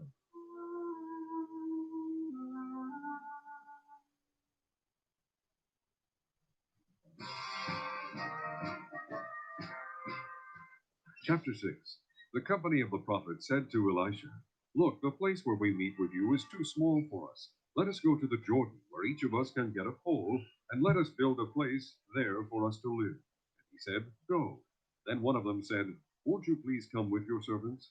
I will, Elisha replied, and he went with them. They went to the Jordan and began to cut down trees. As one of them was cutting down a tree, the iron axe head fell into the water. Oh, my Lord, he cried out. It was borrowed. The man of God asked, Where did it fall? When he showed him the place, Elisha cut a stick and threw it there, and made the iron float. Lift it out, he said. Then the man reached out his hand and took it. Now the king of Aram was at war with Israel. After conferring with his officers, he said, I will set up my camp in such and such a place. The man of God sent word to the king of Israel, Beware of passing that place, because the Arameans are going down there. So the king of Israel checked on the place indicated by the man of God. Time and again Elisha warned the king so that he was on his guard in such places. This enraged the king of Aram. He summoned his officers and demanded of them, Will you not tell me which of us is on the side of the king of Israel? None of us, my lord the king, said one of his officers, but Elisha the prophet who is in Israel. tells the king of Israel the very words you speak in your bedroom. Go find out where he is, the king ordered, so I can send men and capture him. The report came back, he is in Dothan. Then he sent horses and chariots and a strong force there. They went by night and surrounded the city. When the servant of the man of God got up and went out early the next morning, an army with horses and chariots had surrounded the city. "Oh, my lord, what shall we do?" the servant asked. "Don't be afraid," the prophet answered. "Those who are with us are more than those who are with them." And Elisha prayed, "O Lord, open his eyes so he may see." Then the Lord opened the servant's eyes, and he looked and saw the hills full of horses and chariots of fire all around Elisha. As the enemy came down toward him, Elisha prayed to the Lord, "Strike these people with blindness." So he struck them with blindness, as Elisha had asked. Elisha told them, "This is not the road, and this is not the city. Follow me, and I will lead you to the man you are looking for." And he led them to Samaria. After they entered the city, Elisha said, "Lord, open the eyes of these men so they can see." Then the Lord opened their eyes, and they looked, and there they were, inside Samaria. When the king of Israel saw them, he asked Elisha, "Shall I kill them, my father? Shall I kill them?" "Do not kill them," he answered. "Would you kill men you have captured with your own sword or bow? Set food and water before them so that they may eat and drink, and then go back to their master." So he prepared a great feast for them, and after they had finished eating and drinking, he sent them away, and they returned to their master. So the bands from Aram stopped raiding Israel's territory. Sometime later, Ben-Hadad, king of Aram, mobilized his entire army and marched up and laid siege to Samaria. There was a great famine in the city. The siege lasted so long that a donkey's head sold for 80 shekels of silver, and a quarter of a cab of seed pods for 5 shekels. As the king of Israel was passing by on the wall, a woman cried to him, "Help me, my lord the king." The king replied, "If the Lord does not help you, where can I get help for you? From the threshing floor? From the winepress?" Then he asked her, "What's the matter?" She answered, "This woman said to me, 'Give up your son so we may eat him today, and tomorrow we'll eat my son.' So we cooked my son and ate him. The next day I said to her, 'Give up your son so we may eat him.' But she had hidden him." When the king heard the woman's words, he tore his robes. As he went along the wall, the people looked, and there underneath he had sackcloth on his body. He said, "May God deal with me, be it ever so severely, if the head of Elisha son of Shaphat remains on his shoulders today." Now Elisha was sitting in his house, and the elders were sitting with him. The king sent a messenger ahead, but before he arrived, Elisha said to the elders, "Don't you see how this murderer is sending someone to cut off my head? Look, when the messenger comes, shut the door and hold it shut against him. Is not the sound of his master's footsteps behind him?" While he was still talking to them, the messenger came down to him, and the king said, "This disaster is from the Lord. Why should I wait for the Lord any longer?" Chapter 7. Elisha said, "Hear the word of the Lord. This is what the Lord says. About this time tomorrow, a seah of flour will sell for a shekel, 2 seahs of barley for a shekel at the gate of Samaria." The officer on whose arm the king was leaning said to the man of God, "Look, even if the Lord should open the floodgates of the heavens, could this happen?" "You will see it with your own eyes," answered Elisha, "but you will not eat any of it." Now there were 4 men with leprosy at the entrance of the city gate. They said to each other, "Why stay here until we die? If we say we'll go into the city, the famine is there, and we will die. And if we stay here, we will die. So let's go over to the camp of the Arameans and surrender. If they spare us, we live. If they kill us, then we die." At dusk they got up and went to the camp of the Arameans. When they reached the edge of the camp, not a man was there, for the Lord had caused the Arameans to hear the sound of chariots and horses and a great army, so that they said to one another, "Look, the king of Israel has hired the Hittite and Egyptian kings to attack us." So they got up and fled in the dusk, and abandoned their tents and their horses and donkeys. They left the camp as it was and ran for their lives. The men who had leprosy reached the edge of the camp and entered one of the tents. They ate and drank and carried away silver, gold, and clothes, and went off and hid them. They returned and entered another tent and took some things from it and hid them also. Then they said to each other, "We're not doing right. This is a day of good news, and we are keeping it to ourselves. If we wait until daylight, punishment will overtake us. Let's go at once and report this to the royal palace." So they went and called out to the city gatekeepers and told them, "We went into the Aramean camp, and not a man was there, not a sound of anyone, only tethered horses and donkeys. and the tents left just as they were. The gatekeepers shouted the news, and it was reported within the palace. The king got up in the night and said to his officers, I will tell you what the Arameans have done to us. They know we are starving, so they have left the camp to hide in the countryside, thinking they will surely come out, and then we will take them alive and get into the city. One of his officers answered, Have some men take 5 of the horses that are left in the city. Their plight will be like that of all the Israelites left here. Yes, they will only be like all these Israelites who are doomed. So let us send them to find out what happened. So they selected 2 chariots with their horses, and the king sent them after the Aramean army. He commanded the drivers, Go and find out what has happened. They followed them as far as the Jordan, and they found the whole road strewn with the clothing and equipment the Arameans had thrown away in their headlong flight. So the messengers returned and reported to the king. Then the people went out and plundered the camp of the Arameans. So a seah of flour sold for a shekel, and 2 seahs of barley sold for a shekel, as the Lord had said. Now the king had put the officer on whose arm he leaned in charge of the gate, and the people trampled him in the gateway, and he died, just as the man of God had foretold when the king came down to his house. It happened as the man of God had said to the king, About this time tomorrow, a seah of flour will sell for a shekel, and 2 seahs of barley for a shekel at the gate of Samaria. The officer had said to the man of God, Look, even if the Lord should open the floodgates of the heavens, could this happen? The man of God had replied, You will see it with your own eyes, but you will not eat any of it. And that is exactly what happened to him. For the people trampled him in the gateway, and he died. Chapter 8. Now Elisha had said to the woman whose son he had restored to life, Go away with your family and stay for a while wherever you can, because the Lord has decreed a famine in the land that will last 7 years. The woman proceeded to do as the man of God said. She and her family went away and stayed in the land of the Philistines 7 years. At the end of the 7 years, she came back from the land of the Philistines and went to the king to beg for her house and land. The king was talking to Gehazi, the servant of the man of God, and had said, Tell me about all the great things Elisha has done. Just as Gehazi was telling the king how Elisha had restored the dead to life, the woman whose son Elisha had brought back to life came to beg the king for her house and land. Gehazi said, This is the woman, my lord the king, and this is her son whom Elisha restored to life. The king asked the woman about it, and she told him. Then he assigned an official to her case and said to him, Give back everything that belonged to her, including all the income from her land from the day she left the country until now. Elisha went to Damascus, and Ben-Hadad, king of Aram, was ill.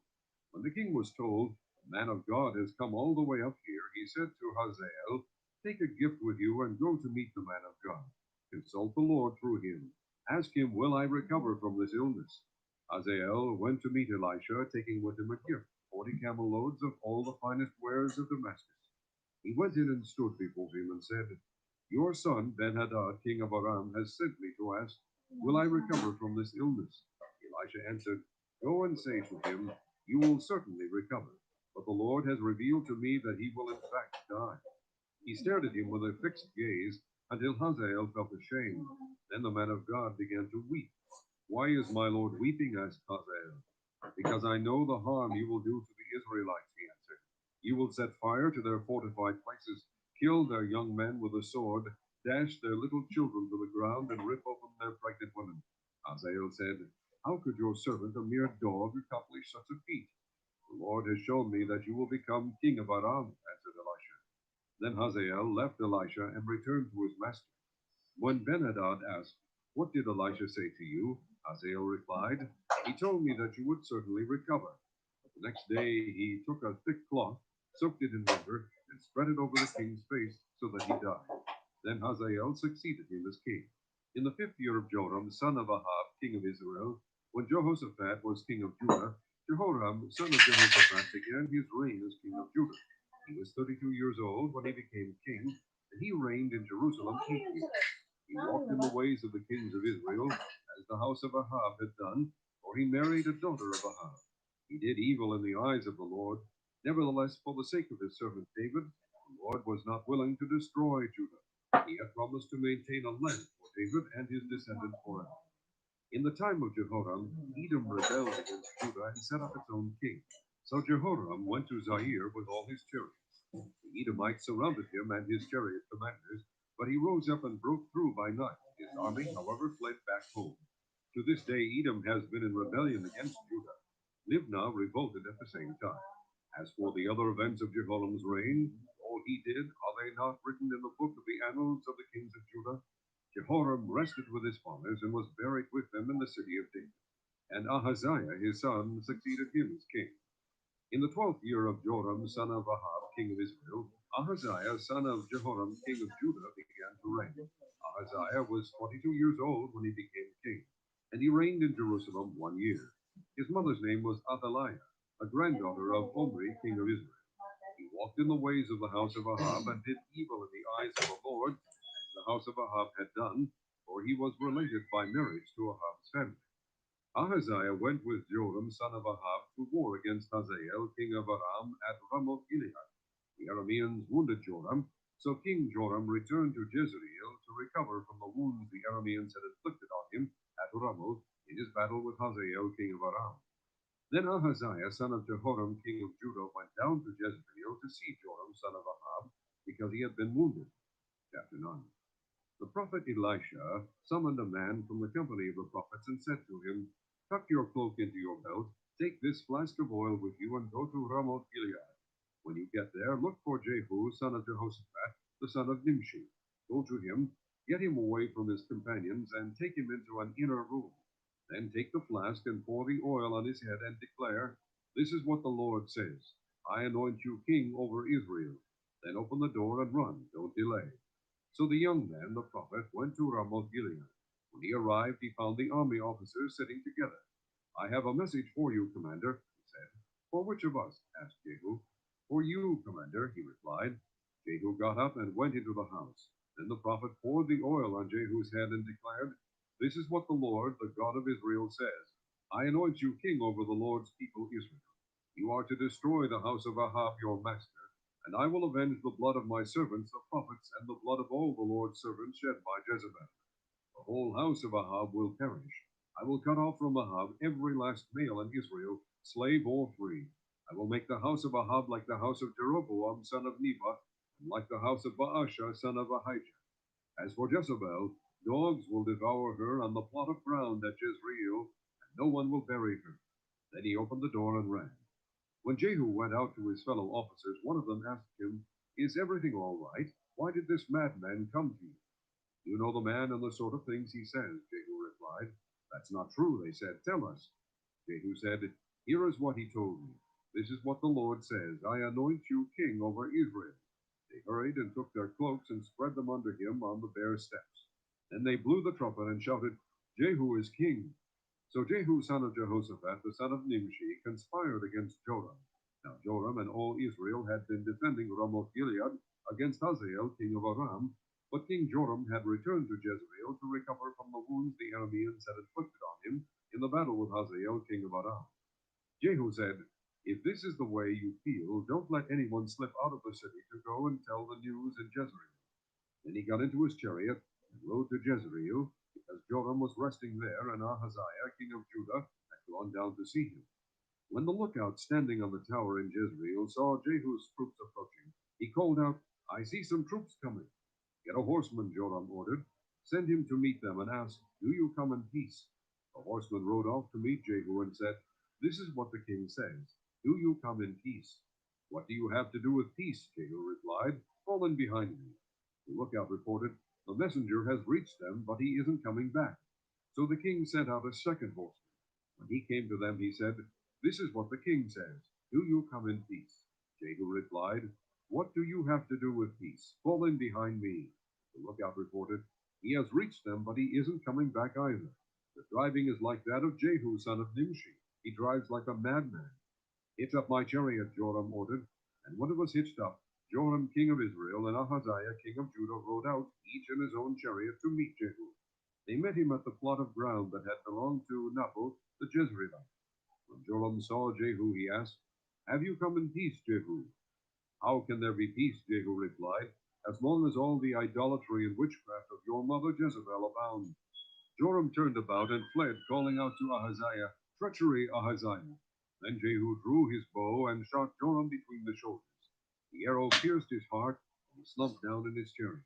Jehu said to Bidkar, his chariot officer, "Pick him up and throw him on the field that belonged to Naboth the Jezreelite.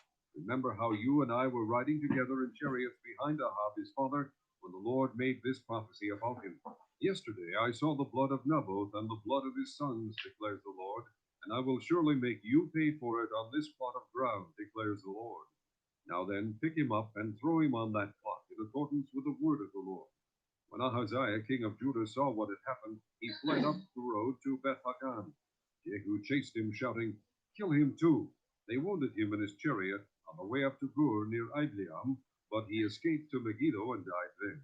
His servants took him by chariot to Jerusalem and buried him with his fathers in his tomb in the city of David. In the 11th year of Joram son of Ahab, Ahaziah had become king of Judah. Then Jehu went to Jezreel. When Jezebel heard about it, she painted her eyes, arranged her hair, and looked out of a window. As Jehu entered the gate, she asked, "Have you come in peace, Zimri, you murderer of your master?" He looked up at the window and called out, "Who is on my side? Who?" 2 or 3 eunuchs looked down at him. "Throw her down," Jehu said. So they threw her down, and some of her blood splattered the wall and the horses as they trampled her underfoot. Jehu went in and ate and drank. "Take care of that cursed woman," he said, "and bury her, for she was a king's daughter." But when they went out to bury her, they found nothing except her skull, her feet, and her hands. They went back and told Jehu, who said, "This is the word of the Lord that he spoke through his servant Elijah the Tishbite. On the plot of ground at Jezreel, dogs will devour Jezebel's flesh. Jezebel's body will be like refuse on the ground in the plot at Jezreel, so that no one will be able to say, 'This is Jezebel.'" Chapter 10. Now there were in Samaria 70 sons of the house of Ahab. So Jehu wrote letters and sent them to Samaria, to the officials of Jezreel, to the elders, and to the guardians of Ahab's children. He said, "As soon as this letter reaches you, since your master's sons are with you, and you have chariots and horses, a fortified city and weapons, choose the best and most worthy of your master's sons, and set him on his father's throne. Then fight for your master's house." But they were terrified and said, "If 2 kings could not resist him, how can we?" So the palace administrator, the city governor, the elders, and the guardians sent this message to Jehu: "We are your servants, and we will do anything you say. We will not appoint anyone as king. You do whatever you think best." Then Jehu wrote them a second letter, saying, "If you are on my side and will obey me, take the heads of your master's sons and come to me in Jezreel by this time tomorrow." Now the royal princes, 70 of them, were with the leading men of the city, who were rearing them. When the letter arrived, these men took the princes and slaughtered all 70 of them. They put their heads in baskets and sent them to Jehu in Jezreel. When the messenger arrived, he told Jehu, "They have brought the heads of the princes." Then Jehu ordered, "Put them in 2 piles at the entrance of the city gate until morning." The next morning Jehu went out. He stood before all the people and said, "You are innocent. It was I who conspired against my master and killed him. But who killed all these? Know then that not a word the Lord has spoken against the house of Ahab will fail. The Lord has done what he promised through his servant Elijah." So Jehu killed everyone in Jezreel who remained of the house of Ahab, as well as all his chief men, his close friends, and his priests, leaving him no survivor. Jehu then set out and went toward Samaria. At Beth-Eked of the shepherds, he met some relatives of Ahaziah, king of Judah, and asked, "Who are you?" They said, "We are relatives of Ahaziah, and we have come down to greet the families of the king and of the queen mother." "Take them alive," he ordered. So they took them alive and slaughtered them by the well of Beth-Eked, 42 men. He left no survivors. After he left there, he came upon Jehonadab, son of Rechab, who was on his way to meet him. Jehu greeted him and said, "Are you in accord with me as I am with you?" "I am," Jehonadab answered. "If so," said Jehu, "give me your hand." So he did, and Jehu helped him up into the chariot. Jehu said, "Come with me and see my zeal for the Lord." Then he had him ride along in his chariot. When Jehu came to Samaria, he killed all who were left there of Ahab's family. He destroyed them according to the word of the Lord spoken to Elijah. Then Jehu brought all the people together and said to them, "Ahab served Baal a little. Jehu will serve him much. Now summon all the prophets of Baal, all his ministers and all his priests. See that no one is missing, because I am going to hold a great sacrifice for Baal. Anyone who fails to come will no longer live." But Jehu was acting deceptively in order to destroy the ministers of Baal. Jehu said, "Call an assembly in honor of Baal." So they proclaimed it. Then he sent word throughout Israel, and all the ministers of Baal came, not one stayed away. They crowded into the temple of Baal until it was full from one end to the other. And Jehu said to the keeper of the wardrobe, "Bring robes for all the ministers of Baal." So he brought out robes for them. Then Jehu and Jehonadab, son of Rechab, went into the temple of Baal. Jehu said to the ministers of Baal, "Look around and see that no servants of the Lord are here with you, only ministers of Baal." So they went in to make sacrifices and burnt offerings. Now Jehu had posted 80 men outside with this warning: "If one of you lets any of the men I am placing in your hands escape, it will be your life or his life." As soon as Jehu had finished making the burnt offering, he ordered the guards and officers, "Go in and kill them. Let no one escape." So they cut them down with the sword.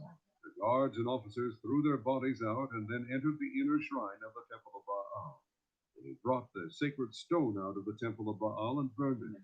They demolished the sacred stone of Baal and tore down the temple of Baal, and people have used it for a latrine to this day. So Jehu destroyed Baal worship in Israel. However, he did not turn away from the sins of Jeroboam, son of Nebat, which he had caused Israel to commit, the worship of the golden calves at Bethel and Dan. The Lord said to Jehu, "Because you have done well in accomplishing what is right in my eyes, and have done to the house of Ahab all I had in mind to do, your descendants will sit on the throne of Israel to the 4th generation." Yet Jehu was not careful to keep the law of the Lord, the God of Israel, with all his heart. He did not turn away from the sins of Jeroboam, which he had caused Israel to commit. In those days the Lord began to reduce the size of Israel. Hazael overpowered the Israelites throughout their territory east of the Jordan, in all the land of Gilead, the region of Gad, Reuben, and Manasseh, all where by the Arnon gorge through Gilead to Bashan. As for the other events of Jehu's reign, all he did, all his achievements, are they not written in the book of the annals of the kings of Israel? Jehu rested with his fathers and was buried in Samaria, and Jehoahaz his son succeeded him as king. The time that Jehu reigned over Israel and Samaria was 28 years. Chapter 11. When Athaliah, the mother of Ahaziah, saw that her son was dead, she proceeded to destroy the whole royal family.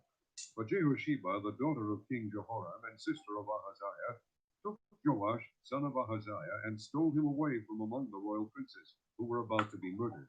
She put him and his nurse in a bedroom to hide him from Athaliah, so he was not killed.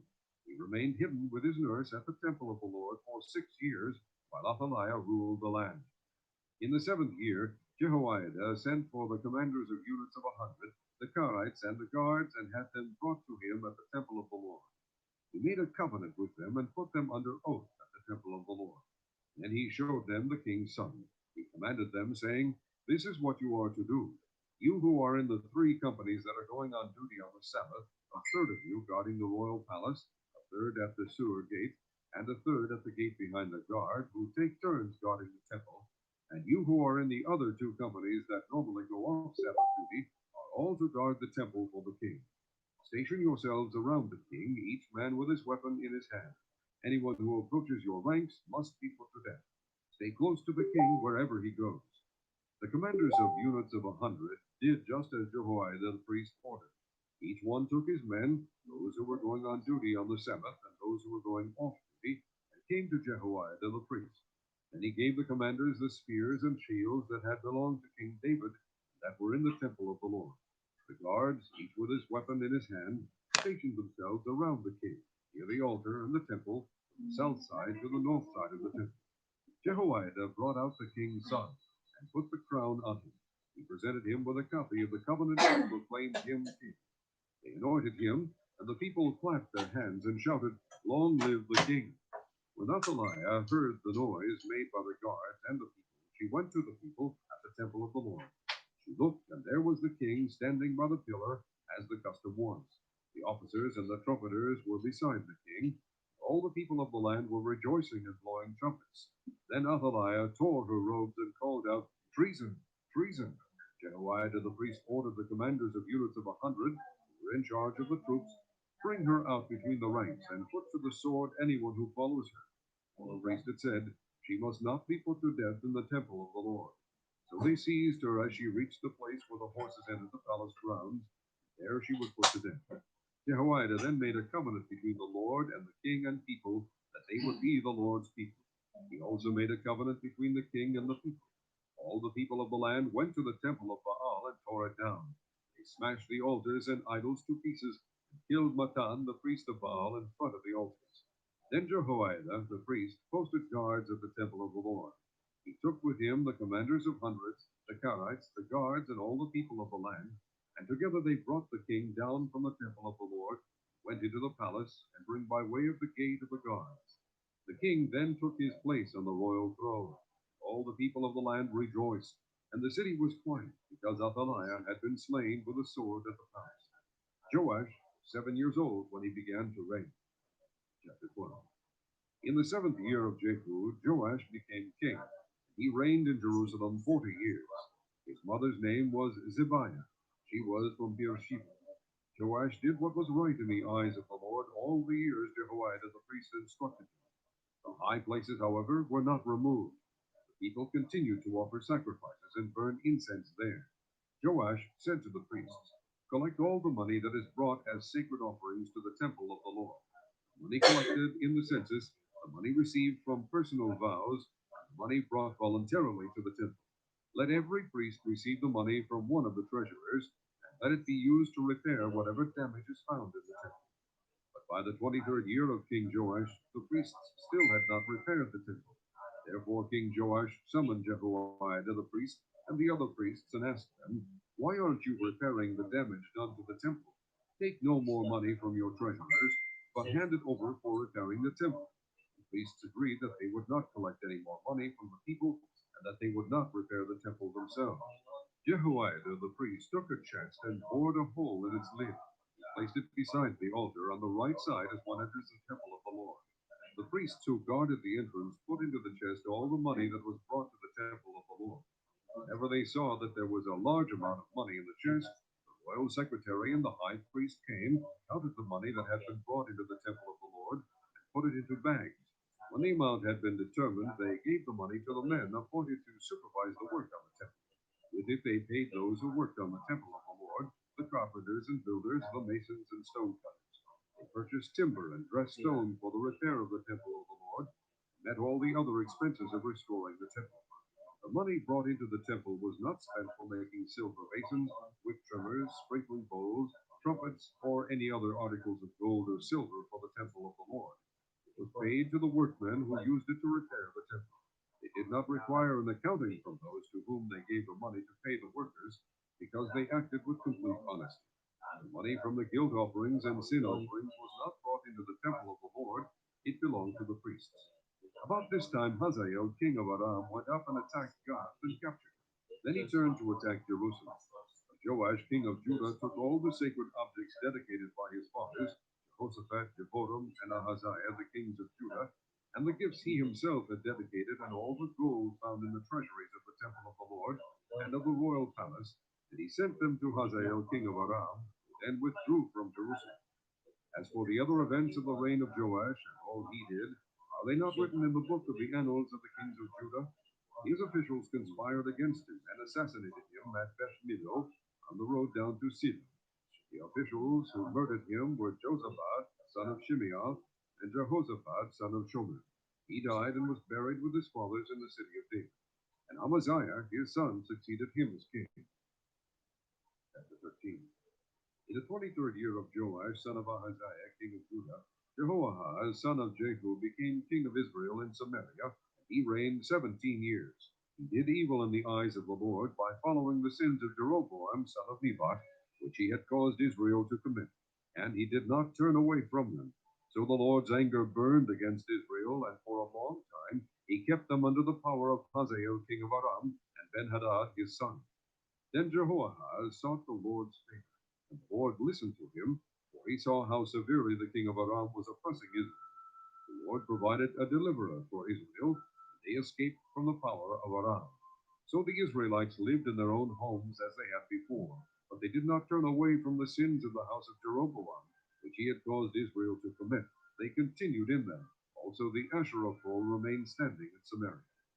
Nothing had been left of the army of Jehoahaz except 50 horsemen, 10 chariots, and 10,000 foot soldiers, for the king of Aram had destroyed the rest and made them like the dust at threshing time. As for the other events of the reign of Jehoahaz, all he did and his achievements, are they not written in the book of the annals of the kings of Israel? Jehoahaz rested with his fathers and was buried in Samaria. And Jehoash, his son, succeeded him as king. In the 37th year of Joash, king of Judah, Jehoash, son of Jehoahaz, became king of Israel and Samaria. He reigned 16 years. He did evil in the eyes of the Lord, and did not turn away from any of the sins of Jeroboam, son of Nebat, which he had caused Israel to commit. He continued in them. As for the other events of the reign of Jehoash, all he did and his achievements, including his war against Amaziah, king of Judah, are they not written in the book of the annals of the kings of Israel? Jehoash rested with his fathers, and Jeroboam succeeded him on the throne. Jehoash was buried in Samaria with the kings of Israel. Now Elisha was suffering from the illness from which he died. Jehoash, king of Israel, went down to see him and wept over him. My father, he cried, the chariots and horsemen of Israel. Elisha said, Get a bow and some arrows. And he did so. Take the bow in your hands, he said to the king of Israel. When he had taken it, Elisha put his hands on the king's hands. Open the east window, he said, and he opened it. Shoot, Elisha said, and he shot. The Lord's arrow of victory, the arrow of victory over Aram, Elisha declared. You will completely destroy the Arameans at Aphek. Then he said, Take the arrows, and the king took them. Elisha told him, Strike the ground. He struck it 3 times and stopped. The man of God was angry with him and said, You should have struck the ground 5 or 6 times. Then you would have defeated Aram and completely destroyed it. But now you will defeat it only 3 times. Elisha died and was buried. Now Moabite raiders used to enter the country every spring. Once, while some Israelites were burying a man, suddenly they saw a band of raiders. So they threw the man's body into Elisha's tomb. When the body touched Elisha's bones, the man came to life and stood up on his feet. Hazael, king of Aram, oppressed Israel throughout the reign of Jehoahaz. But the Lord was gracious to him, and had compassion, and showed concern for them, because of his covenant with Abraham, Isaac, and Jacob.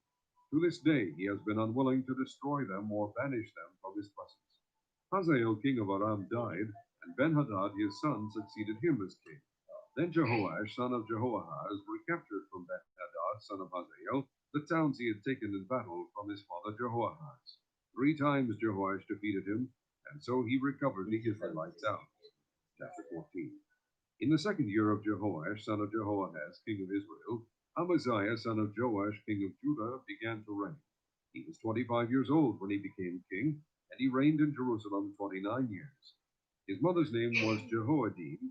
She was from Jerusalem. He did what was right in the eyes of the Lord, but not as his father David had done.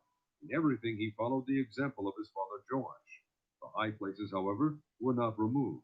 The people continued to offer sacrifices and burn incense there. After the kingdom was firmly in his grasp, he executed the officials who had murdered his father the king. Yet he did not put the sons of the assassins to death, in accordance with what is written in the book of the law of Moses, where the Lord commanded, Fathers shall not be put to death for their children, nor children put to death for their fathers. Each is to die for his own sins. He was the one who defeated 10,000 Edomites in the valley of Salt, and captured Selah in battle, calling it Joktheel, the name it has to this day. Then Amaziah sent messengers to Jehoash, son of Jehoahaz, the son of Jehu, king of Israel, with the challenge, Come meet me face to face. But Jehoash, king of Israel, replied to Amaziah, king of Judah, A thistle in Lebanon sent a message to a cedar in Lebanon, Give your daughter to my son in marriage. Then a wild beast in Lebanon came along and trampled the thistle underfoot. You have indeed defeated Edom, and now you are arrogant. Glory in your victory, but stay at home. Why ask for trouble and cause your own downfall and that of Judah also? Amaziah, however, would not listen, so Jehoash, king of Israel, attacked. He and Amaziah, king of Judah, faced each other at Beth Shemesh in Judah. Judah was routed by Israel, and every man fled to his home. Jehoash, king of Israel, captured Amaziah, king of Judah, the son of Joash, the son of Ahaziah, at Beth Shemesh.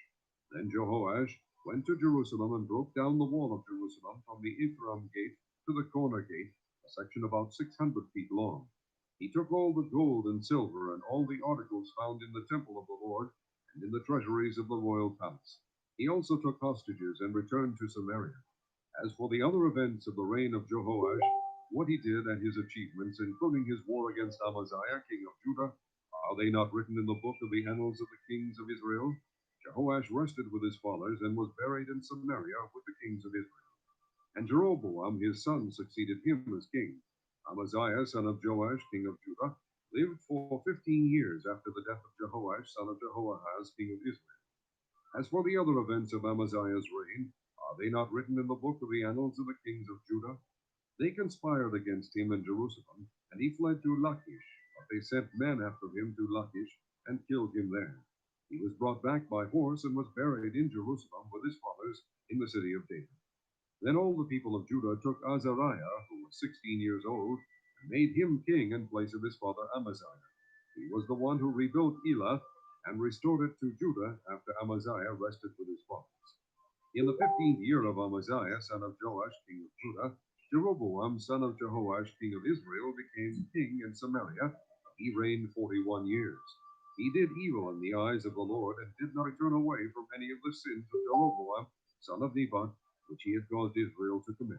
He was the one who restored the boundaries of Israel from Lebo Hamath to the sea of the Arabah, in accordance with the word of the Lord, the God of Israel, spoken through his servant Jonah, son of Amittai, the prophet from Gath-hepher.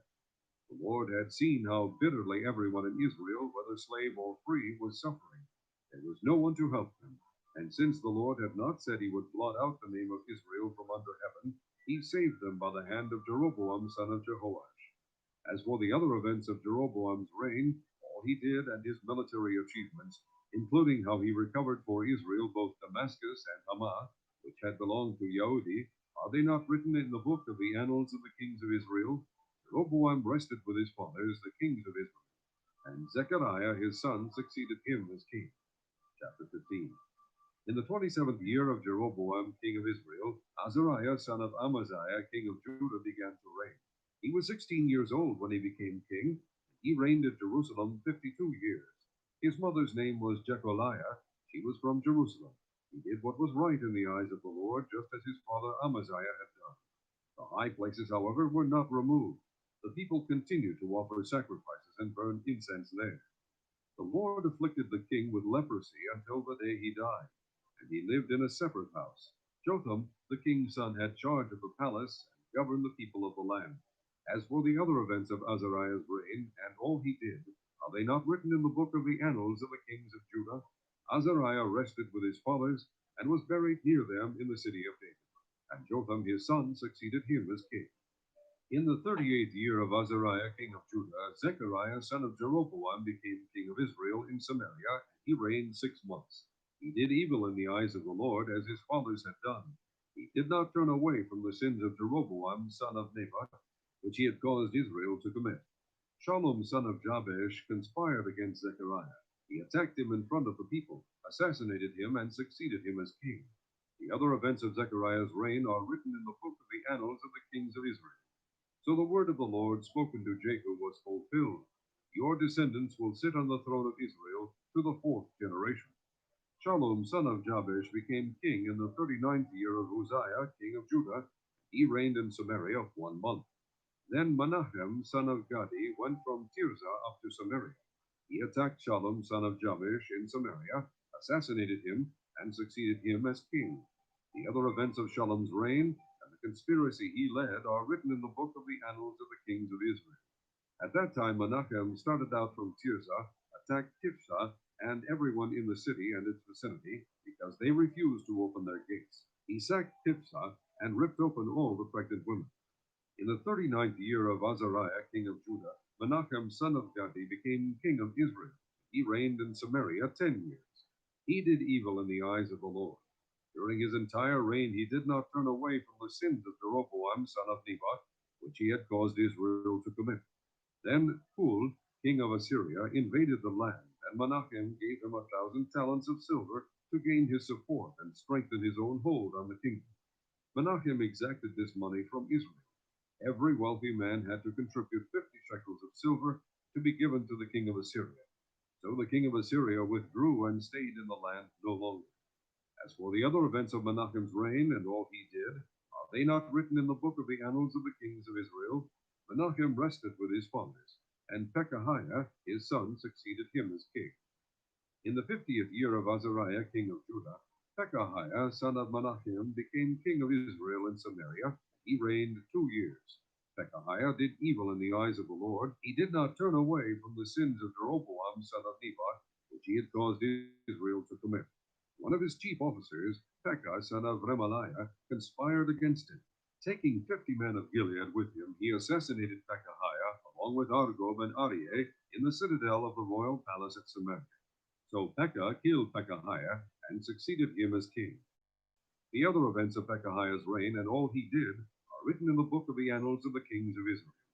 In the 52nd year of Azariah king of Judah, Pekah son of Remaliah became king of Israel in Samaria, and he reigned 20 years. He did evil in the eyes of the Lord. He did not turn away from the sins of Jeroboam son of Nebat, which he had caused Israel to commit. In the time of Pekah, king of Israel, Tiglath-Pileser, king of Assyria, came and took Ijon, Abel-Beth-Maacah, Janoah, Kadesh, and Hazor. He took Gilead and Galilee, including all the land of Naphtali, and deported the people to Assyria. Then Hosea, son of Elah, conspired against Pekah, son of Remaliah. He attacked and assassinated him, and then succeeded him as king in the 20th year of Jotham, son of Uzziah.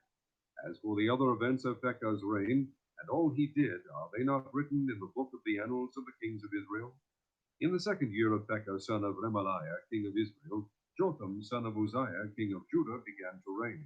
He was 25 years old when he became king. He reigned in Jerusalem 16 years. His mother's name was Jerusha, daughter of Zadok.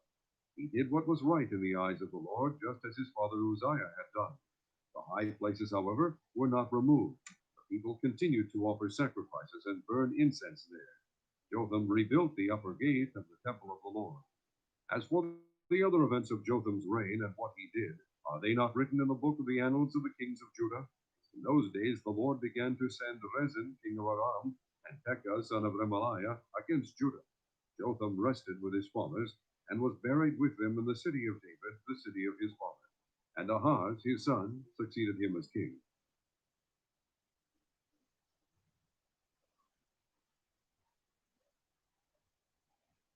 Chapter 16. In the 17th year of Pekah, son of Remaliah, Ahaz, son of Jotham, king of Judah, began to reign. Ahaz was 20 years old when he became king. He reigned in Jerusalem 16 years. Unlike David his father, he did not do what was right in the eyes of the Lord his God. He walked in the ways of the kings of Israel, even sacrificed his son in the fire, following the detestable ways of the nations the Lord had driven out before the Israelites. He offered sacrifices and burned incense at the high places, on the hilltops, and under every spreading tree. Then Rezin, king of Aram, and Pekah, son of Remaliah, king of Israel, marched up to fight against Jerusalem and besieged Ahaz, but they could not overpower him. At that time Rezin, king of Aram, recovered Elath for Aram by driving out the men of Judah. Edomites then moved into Elath and have lived there to this day. Ahaz sent messengers to say to Tiglath-Pileser, king of Assyria, I am your servant and vassal. Come up and save me out of the hand of the king of Aram and of the king of Israel, who are attacking me. And Ahaz took the silver and gold found in the temple of the Lord and in the treasuries of the royal palace, and sent it as a gift to the king of Assyria. The king of Assyria complied by attacking Damascus and capturing it. He deported its inhabitants to Kir and put Rezin to death. Then King Ahaz went to Damascus to meet Tiglath-Pileser, king of Assyria. He saw an altar in Damascus and sent to Uriah the priest a sketch of the altar with detailed plans for its construction. So Uriah the priest built an altar in accordance with all the plans that King Ahaz had sent from Damascus, and finished it before King Ahaz returned. When the king came back from Damascus and saw the altar, he approached it and presented offerings on it. He offered up his burnt offering and grain offering, poured out his drink offering, and sprinkled the blood of his fellowship offerings on the altar. The bronze altar that stood before the Lord he brought from the front of the temple, from between the new altar and the temple of the Lord, and put it on the north side of the new altar. King Ahaz then gave these orders to Uriah the priest. On the large new altar, offer the morning burnt offering and the evening grain offering, the king's burnt offering and his grain offering, and the burnt offering of all the people of the land, and their grain offering and their drink offering. Sprinkle on the altar all the blood of the burnt offerings and sacrifices. But I will use the bronze altar for seeking guidance. And Uriah the priest did just as King Ahaz had ordered. King Ahaz took away the side panels that removed the basins from the movable stands. He removed the sea from the bronze bowls that supported it and set it on a stone base. He took away the Sabbath canopy that had been built at the temple and removed the royal entryway outside the temple of the Lord in deference to the king of Assyria. As for the other events of the reign of Ahaz and what he did, are they not written in the book of the annals of the kings of Judah? Ahaz rested with his fathers and was buried with them in the city of David. And Hezekiah his son succeeded him as king. Chapter 17. In the 12th year of Ahaz, king of Judah, Hoshea, son of Elah, became king of Israel and Samaria. He reigned 9 years. He did evil in the eyes of the Lord, but not like the kings of Israel who preceded him. Shalmaneser, king of Assyria, came up to attack Hoshea, who had been Shalmaneser's vassal, and paid him tribute. But the king of Assyria discovered that Hoshea was a traitor, for he had sent envoys to So, king of Egypt, and he no longer paid tribute to the king of Assyria as he had done year by year. Therefore Shalmaneser seized him and put him in prison. The king of Assyria invaded the entire land, marched against Samaria, and laid siege to it for 3 years. In the 9th year of Hoshea, the king of Assyria captured Samaria and deported the Israelites to Assyria. He settled them in Elath in Gozan, on the Habor River, and in the towns of the Medes. All this took place because the Israelites had sinned against the Lord their God, who had brought them up out of Egypt from under the power of Pharaoh, king of Egypt. They worshipped other gods and followed the practices of the nations the Lord had driven out before them, as well as the practices that the kings of Israel had introduced. The Israelites secretly did things against the Lord their God that were not right. From watchtower to fortified city, they built themselves high places in all their towns. They set up sacred stones and Asherah poles on every high hill and under every spreading tree. At every high place they burned incense, as the nations whom the Lord had driven out before them had done. They did wicked things that provoked the Lord to anger. They worshipped idols, though the Lord had said, "You shall not do this." The Lord warned Israel and Judah through all his prophets and seers. Turn from your evil ways. Observe my commands and decrees in accordance with the entire law that I commanded your fathers to obey, and that I delivered to you through my servants the prophets. But they would not listen and were as stiff-necked as their fathers, who did not trust in the Lord their God. They rejected his decrees and the covenant he had made with their fathers and the warnings he had given them. They followed worthless idols and themselves became worthless. They imitated the nations around them, although the Lord had ordered them, "Do not do as they do." And they did the things the Lord had forbidden them to do. They forsook all the commands of the Lord their God, and made for themselves 2 idols cast in the shape of calves, and an Asherah pole. They bowed down to all the starry hosts, and they worshipped Baal. They sacrificed their sons and daughters in the fire. They practiced divination and sorcery, and sold themselves to do evil in the eyes of the Lord, provoking him to anger. So the Lord was very angry with Israel, and removed them from his presence. Only the tribe of Judah was left. Even Judah did not keep the commands of the Lord their God. They followed the practices Israel had introduced. Therefore the Lord rejected all the people of Israel. He afflicted them and gave them into the hands of plunderers, until he thrust them from his presence. When he tore Israel away from the house of David, they made Jeroboam son of Nebat their king.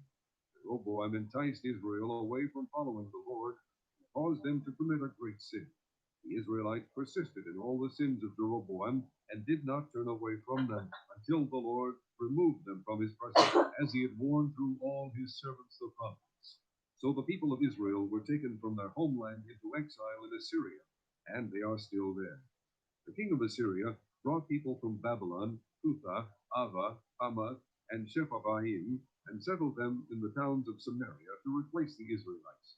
They took over Samaria and lived in its towns. When they first lived there, they did not worship the Lord, so he sent lions among them, and they killed some of the people. It was reported to the king of Assyria, "The people you deported and resettled in the towns of Samaria do not know what the God of that country requires. He has sent lions among them, which are killing them off, because the people do not know what he requires." Then the king of Assyria gave this order: "Have one of the priests you took captive from Samaria go back to live there and teach the people what the God of the land requires." So one of the priests who had been exiled from Samaria came to live in Bethel and taught them how to worship the Lord.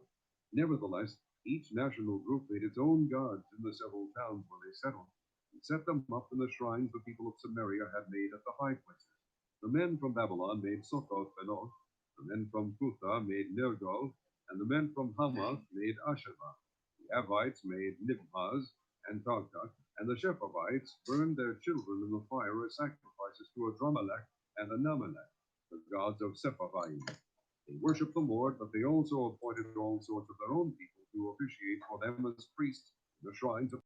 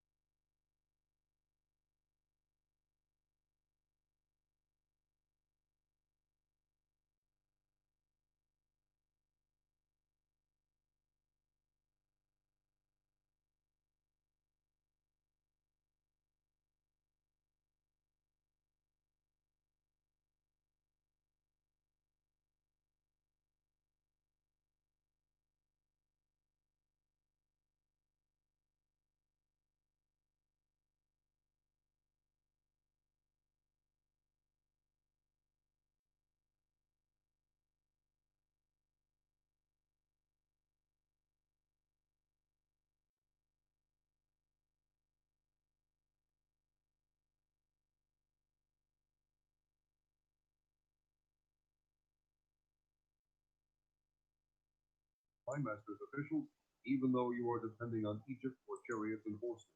Furthermore, have I come to attack and destroy this place without word from the Lord? The Lord himself told me to march against this country and destroy it.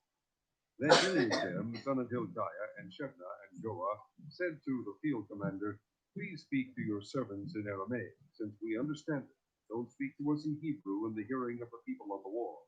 But the commander replied, "Was it only to your master and you that my master sent me to say these things, and not to the men sitting on the wall, who, like you, will have to eat their own filth and drink their own urine?"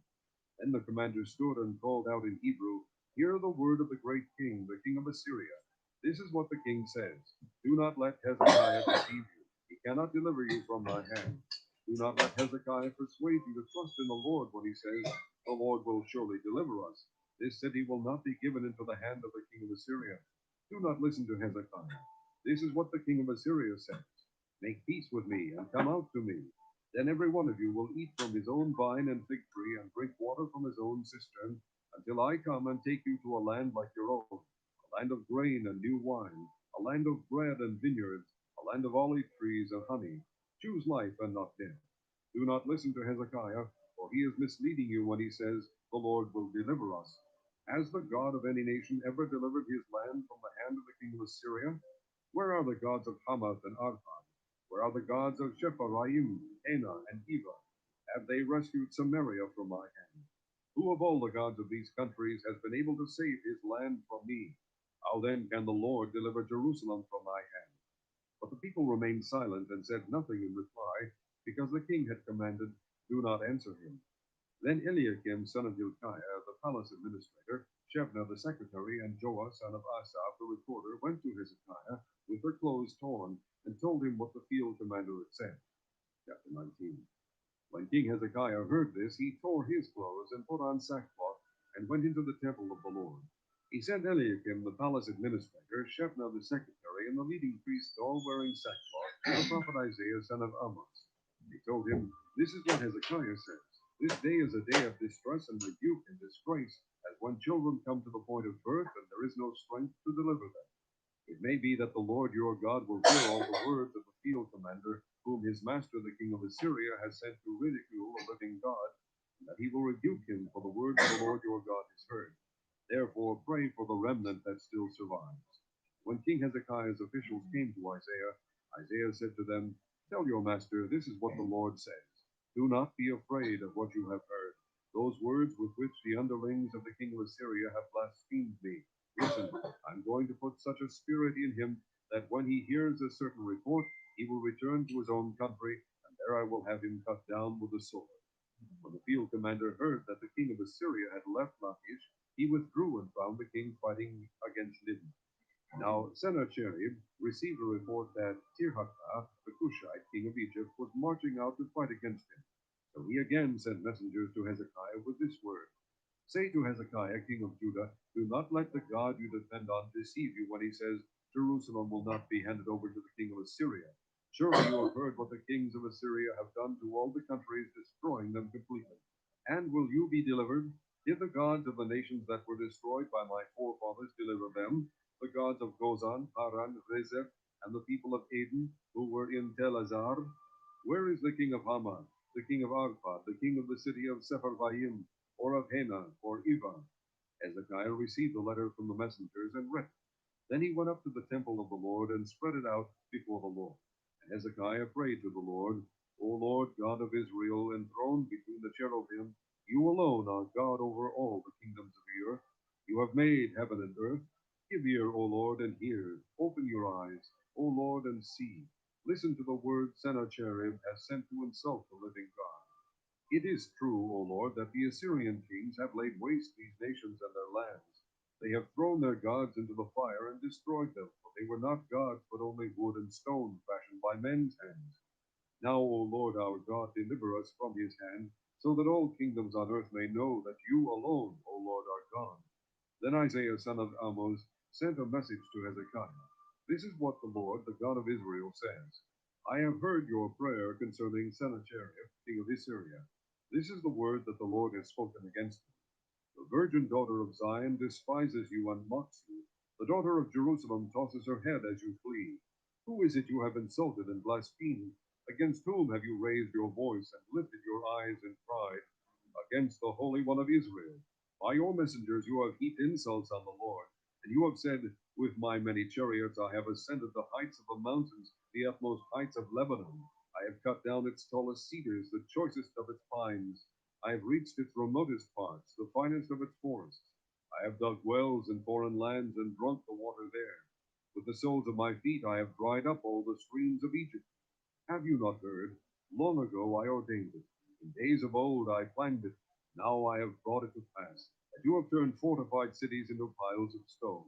Their people, drained of power, are dismayed and put to shame. They are like plants in the field, like tender green shoots, like grass sprouting on the roof, scorched before it grows up. But I know where you stay, and when you come and go, and how you rage against me. Because you rage against me, and your insolence has reached my ears, I will put my hook in your nose and my bit in your mouth, and I will make you return by the way you came. This will be the sign for you, O Hezekiah. This year you will eat what grows by itself, and the second year what springs from that. But in the third year sow and reap, plant vineyards and eat their fruit. Once more a remnant of the house of Judah will take root below and bear fruit above. For out of Jerusalem will come a remnant, and out of Mount Zion a band of survivors. The zeal of the Lord Almighty will accomplish this.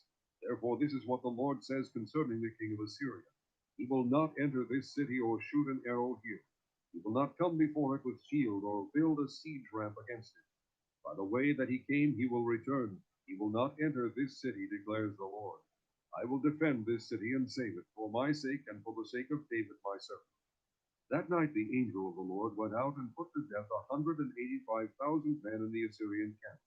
When the people got up the next morning, there were all the dead bodies. So Sennacherib, king of Assyria, broke camp and withdrew. He returned to Nineveh and stayed there. One day, while he was worshipping in the temple of his god Nisroch, his sons Adramelech and Sherezer cut him down with a sword, and they escaped to the land of Ararat. And Esarhaddon, his son, succeeded him as king. Chapter 20. In those days Hezekiah became ill and was at the point of death. The prophet Isaiah, son of Amos, went to him and said, This is what the Lord says, Put your house in order, because you are going to die. You will not recover. Hezekiah turned his face to the wall and prayed to the Lord, Remember, O Lord, how I have walked before you faithfully and with full-hearted devotion, and have done what is good in your eyes. And Hezekiah wept bitterly. Before Isaiah had left the middle court, the word of the Lord came to him, Go back and tell Hezekiah, the leader of my people, This is what the Lord, the God of your father David says.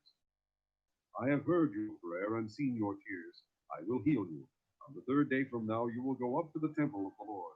I will add 15 years to your life, and I will deliver you and this city from the hand of the king of Assyria. This city for my sake and for the sake of my servant David.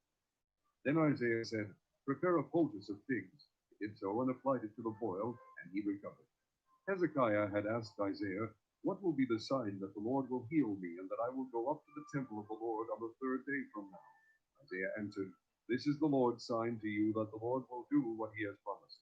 Shall the shadow go forward 10 steps, or shall it go back 10 steps?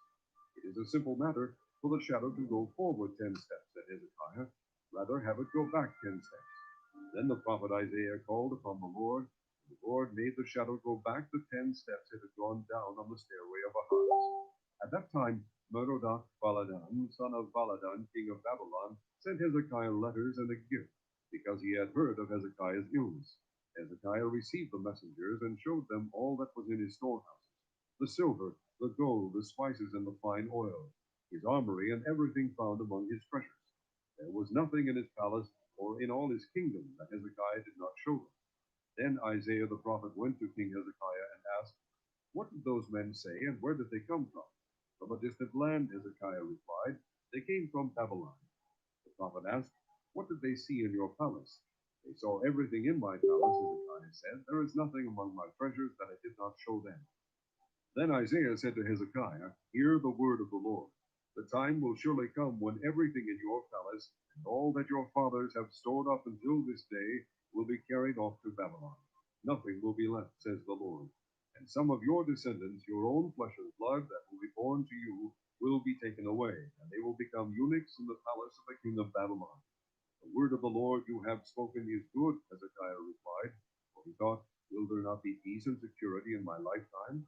As for the other events of Hezekiah's reign, all his achievements, and how he made the pool and the tunnel by which he brought water into the city, are they not written in the book of the annals of the kings of Judah?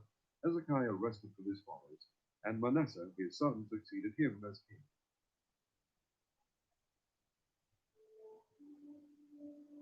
Chapter 21.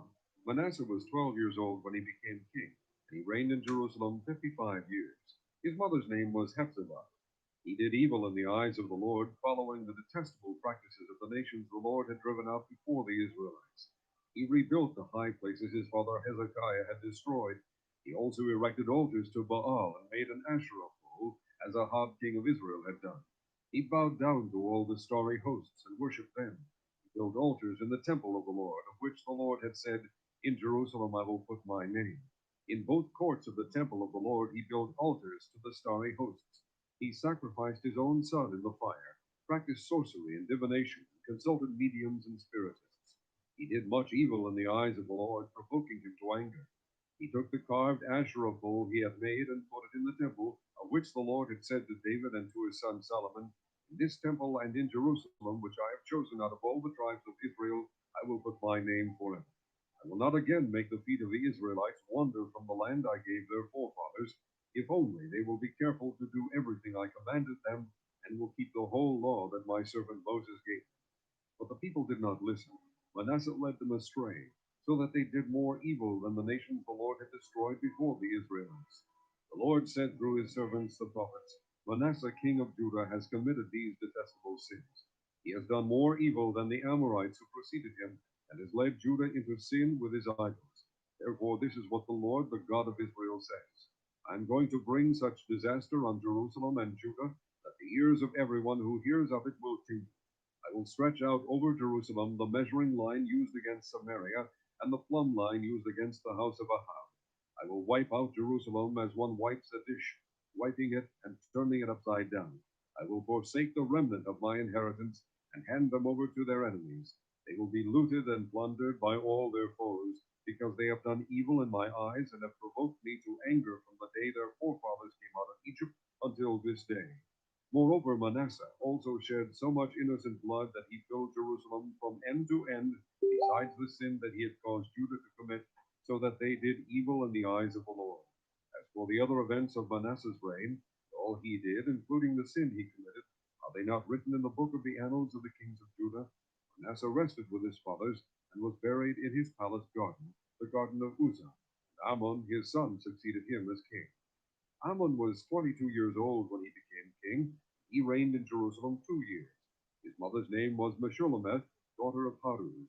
She was from Jotbah. He did evil in the eyes of the Lord, as his father Manasseh had done. He walked in all the ways of his father. He worshipped the idols his father had worshipped, and bowed down to them. He forsook the Lord, the God of his fathers, and did not walk in the way of the Lord. Amon's officials conspired against him and assassinated the king in his palace. Then the people of the land killed all who had plotted against King Amon, and they made Josiah his son king in his place. As for the other events of Amon's reign and what he did, are they not written in the book of the annals of the kings of Judah? He was buried in his grave in the garden of Uzzah, and Josiah his son succeeded him as king. Chapter 22. Josiah was 8 years old when he became king, and he reigned in Jerusalem 31 years. His mother's name was Jedidah, daughter of Adaiah. She was from Bozkath. He did what was right in the eyes of the Lord, walked in all the ways of his father David, not turning aside to the right or to the left. In the 18th year of his reign, King Josiah sent the secretary Shaphan, son of Azaliah, the son of Meshullam, to the temple of the Lord. He said, Go up to Hilkiah the high priest, and have him get ready the money that has been brought into the temple of the Lord, which the doorkeepers have collected from the people. Have them entrusted to the men appointed to supervise the work on the temple. Have these men pay the workers who repair the temple of the Lord, the carpenters, the builders, and the masons. Also have them purchase timber and dressed stone to repair the temple. But they need not account for the money entrusted to them, because they are acting faithfully. Hilkiah the high priest said to Shaphan the secretary, I have found the book of the law in the temple of the Lord. He gave it to Shaphan, who read it. Then Shaphan the secretary went to the king and reported to him, Your officials have paid out the money that was in the temple of the Lord, Lord, have entrusted it to the workers and supervisors at the temple. And Shaphan the secretary informed the king, Hilkiah the priest has given me a book. And Shaphan read from it in the presence of the king. When the king heard the words of the book of the law, he tore his robes. He gave these orders to Hilkiah the priest, Ahikam son of Shaphan, Achbor son of Micaiah, Shaphan the secretary, and Azariah the king's attendant. Go and inquire of the Lord for me and for the people and for all Judah about what is written in this book that has been found. Great is the Lord's anger that burns against us because our fathers have not obeyed the words of this book. They have not acted in accordance with all that is written there concerning us. Hilkiah the priest, Ahikam, Achbor, Shaphan, and Azariah went to speak to the prophetess Huldah, who was the wife of Shallum, son of Tiklah, the son of Harhas, keeper of the wardrobe. She lived in Jerusalem, in the second district. She said to them, This is what the Lord, the God of Israel, says. Tell the man who sent you to me, this is what the Lord says. I'm going to bring disaster on this place and its people, according to everything written in the book the king of Judah has read. Because they have forsaken me and burned incense to other gods, and provoked me to anger by all the idols their hands have made, my anger will burn against this place and will not be quenched. Tell the king of Judah who sent you to inquire of the Lord, this is what the Lord, the God of Israel, says concerning the words you heard. Because your heart was responsive, and you humbled yourself before the Lord when you heard what I have spoken against this place and its people, that they would become accursed and laid waste, and because you tore your robes and wept in my presence, I have heard you, declares the Lord.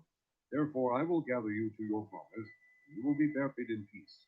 Your eyes will not see all the disaster I am going to bring on this place. So they took her answer back to the king. Chapter 23. Then the king called together all the elders of Judah and Jerusalem. He went up to the temple of the Lord with the men of Judah, the people of Jerusalem, the priests and the prophets, all the people from the least to the greatest. He read in their hearing all the words of the book of the covenant which had been found in the temple of the Lord. The king stood by the pillar and renewed the covenant in the presence of the Lord, to follow the Lord and keep his commands, regulations, and decrees with all his heart and all his soul, thus confirming the words of the covenant written in this book. And all the people pledged themselves to the covenant. The king ordered Hilkiah the high priest, the priests next in rank, and the doorkeepers to remove from the temple of the Lord all the articles made for Baal and Asherah and all the starry hosts. He burned them outside Jerusalem in the fields of the Kidron Valley and took the ashes to Bethel. He did away with the pagan priests appointed by the kings of Judah to burn incense on the high places of the towns of Judah and on those around Jerusalem, those who burned incense to Baal, to the sun and moon, to the constellations, and to all the starry hosts. He took the Asherah pole from the temple of the Lord to the Kidron Valley outside Jerusalem and burned it there. He ground it to powder and scattered the dust over the graves of the common people. He also tore down the quarters of the male shrine prostitutes, which were in the temple of the Lord, and where women did weaving for Asherah. Josiah brought all the priests from the towns of Judah and desecrated the high places, from Geba to Beersheba, where the priests had burned incense. He broke down the shrines of the gates, at the entrance to the gate of Joshua, the city governor, which is on the left of the city gate. Although the priests of the high places did not serve at the altar of the Lord in Jerusalem, they ate unleavened bread with their fellow priests. He desecrated Tophet, which was in the valley of Ben Hinnom, so no one could use it to sacrifice his son or daughter in the fire to Molech. He removed from the entrance to the temple of the Lord the horses that the kings of Judah had dedicated to the sun. They were in the court near the room of an official named Nathan Melech. Josiah then burned the chariots dedicated to the sun. He pulled down the altars the kings of Judah had erected on the roof near the upper room of Ahaz, and the altars Manasseh had built in the two courts of the temple of the Lord. He removed them from there, smashed them to pieces, and threw the rubble into the Kidron Valley. The king also desecrated the high places that were east of Jerusalem, on the south of the hill of corruption, the one Solomon, king of Israel, had built for Ashtoreth, the vile goddess of the Sidonians, for Chemosh, the vile god of Moab, and for Molech, the detestable god of the people of Ammon. Josiah smashed the sacred stones, cut down the Asherah poles, and covered the sites with human bones. Even the altar at Bethel, the high place made by Jeroboam son of Nebat, who had caused Israel to sin, even that altar and high place he demolished. He burned the high place and ground it to powder, and burned the Asherah pole also. Then Josiah looked around, and when he saw the tombs that were there on the hillside, he had the bones removed from them and burned on the altar to defile it, in accordance with the word of the Lord proclaimed by the man of God who foretold these things. The king asked, What is that tombstone I see? The men of the city said, It marks the tomb of a man of God who came from Judah and pronounced against the altar of Bethel the very things you have done to it. Leave it alone, he said. Don't let anyone disturb his bones. So they spared his bones, and those of the prophet who had come from Samaria. Just as he had done at Bethel, Josiah removed and defiled all the shrines of the high places that the kings of Israel had built in the towns of Samaria that had provoked the Lord to anger. Josiah slaughtered all the priests of those high places on the altars and burned human bones on them. Then he went back to Jerusalem. The king gave this order to all the people. Celebrate the Passover to the Lord your God, as it is written in this book of the covenant. Not since the days of the judges who led Israel, throughout the days of the kings of Israel and the kings of Judah, had any such Passover been observed. But in the 18th year of King Josiah, this Passover was celebrated to the Lord in Jerusalem. Furthermore, Josiah got rid of the mediums and spiritists, the household gods, the idols, and all the other detestable things seen in Judah and Jerusalem. This he did to fulfill the requirements of the law written in the book that Hilkiah the priest had discovered in the temple of the Lord. Neither before nor after Josiah was there a king like him who turned to the Lord as he did, with all his heart, and with all his soul, and with all his strength, in accordance with all the law of Moses. Nevertheless, the Lord did not turn away from the heat of his fierce anger, which burned against Judah because of all that Manasseh had done to provoke him to anger. So the Lord said, I will remove Judah also from my presence as I removed Israel, and I will reject Jerusalem, the city I chose, this temple, about which I said, There shall my name be. As for the other events of Josiah's reign and all he did, are they not written in the book of the annals of the kings of Judah?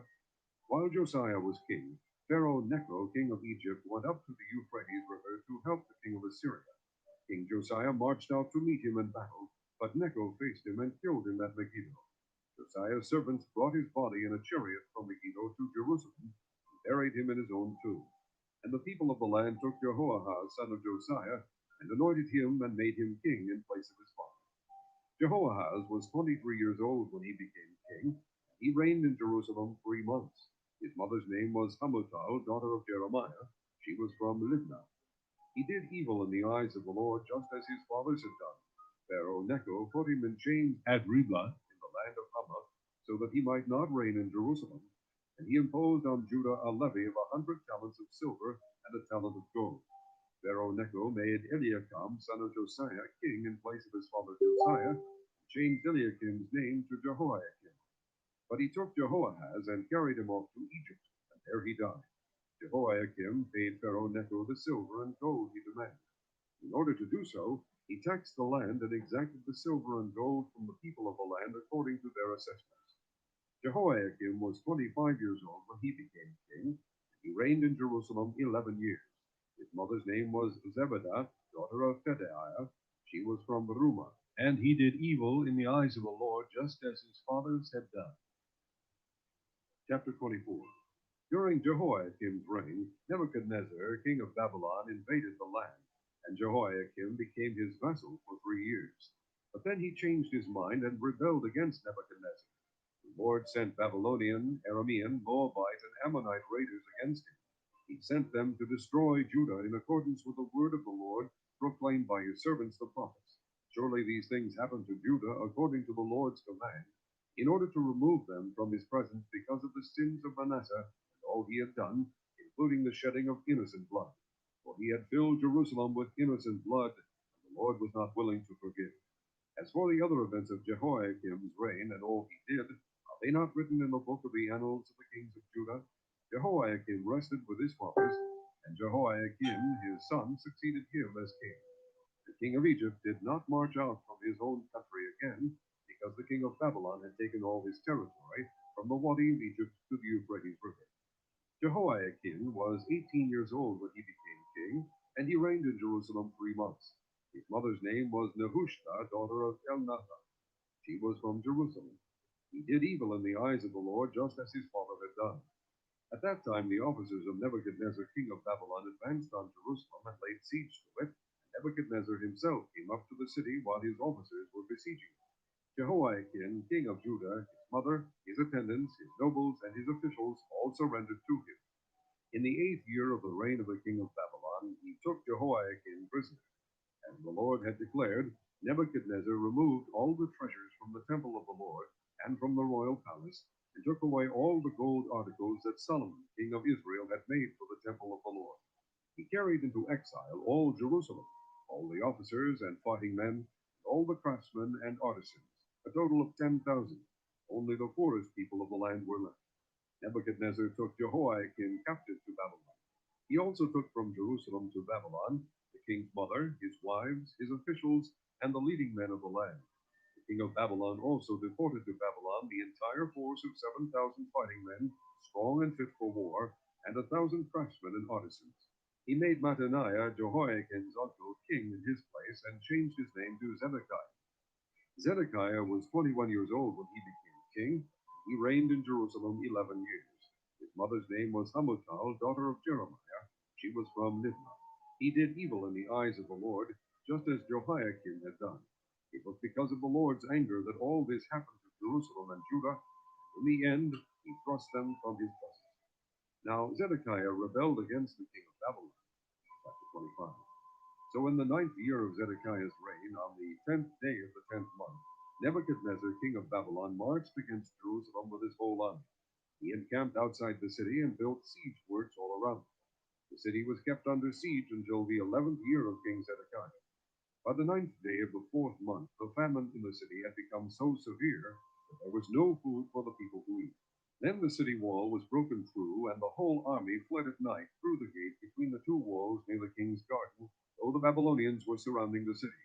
They fled toward the Arabah, but the Babylonian army pursued the king and overtook him in the plains of Jericho. All his soldiers were separated from him and scattered, and he was captured. He was taken to the king of Babylon at Riblah, where sentence was pronounced on him. They killed the sons of Zedekiah before his eyes. Then they put out his eyes, bound him with bronze shackles, and took him to Babylon. On the 7th day of the 5th month, 19th year of Nebuchadnezzar, king of Babylon, Nebuzaradan, commander of the imperial guard and official of the king of Babylon, came to Jerusalem. He set fire to the temple of the Lord, the royal palace, and all the houses of Jerusalem. Every important building he burned down. The whole Babylonian army, under the commander of the imperial guard, broke down the walls around Jerusalem. Nebuzaradan, the commander of the guard, carried into exile the people who remained in the city, along with the rest of the populace, those who had gone over to the king of Babylon. But the commander left behind some of the poorest people of the land to work the vineyards and fields. The Babylonians broke up the bronze pillars, the movable stands, and the bronze sea that were at the temple of the Lord, and they carried the bronze to Babylon. They also took away the pots, shovels, wood trimmers, dishes, and all the bronze articles used in the temple service. The commander of the imperial guard took away the censers and sprinkling bowls, all that were made of pure gold or silver. The bronze from the two pillars, the sea, and the movable stands, which Solomon had made for the temple of the Lord, was more than could be weighed. Each pillar was 27 feet high. The bronze capital on top of one pillar was 4.5 feet high, and was decorated with a network and pomegranates of bronze all around. The other pillar, with its network, was similar. The commander of the guard took as prisoners Seraiah, the chief priest, Zephaniah, the priest next in rank, and the 3 doorkeepers. Of those still in the city, he took the officer in charge of the fighting men, 5 royal advisors. He also took the secretary, who was chief officer in charge of conscripting the people of the land, 60 of his men who were found in the city. Nebuzaradan, the commander, took them all, and brought them to the king of Babylon at Riblah. There at Riblah, land of Hamath, the king had them executed. So Judah went into captivity away from her land. Nebuchadnezzar, king of Babylon, appointed Gedaliah, son of Ahikam, the son of Shaphan, to be over the people he had left behind in Judah. When all the army officers and their men heard that the king of Babylon had appointed Gedaliah as governor, they came to Gedaliah at Mizpah. Ishmael, son of Nethaniah, Johanan, son of Kareah, Seraiah, son of Tanhumeth, the Netophathite, Jaazaniah, the son of the Maacatite, and their men. Gedaliah took an oath to reassure them and their men. Do not be afraid of the Babylonian officials, he said. Settle down in the land and serve the king of Babylon, and and it will go well with you. In the 7th month, however, Ishmael, son of Nethaniah, the son of Elishama, who was of royal blood, came with 10 men and assassinated Gedaliah, and also the men of Judah and the Babylonians who were with him at Mizpah. At this, all the people from the least to the greatest, together with the army officers, fled to Egypt for fear of the Babylonians. In the 37th year of the exile of Jehoiakim, king of Judah, in the year Evil-Merodach became king of Babylon, he released Jehoiakim from prison on the 27th day of the 12th month. He spoke kindly to him and gave him a seat of honor higher than those of the other kings who were with him in Babylon. So Jehoiakim put aside his prison clothes, and for the rest of his life ate regularly at the king's table. Day by day, the king gave Jehoiakim a regular allowance as long as he lived.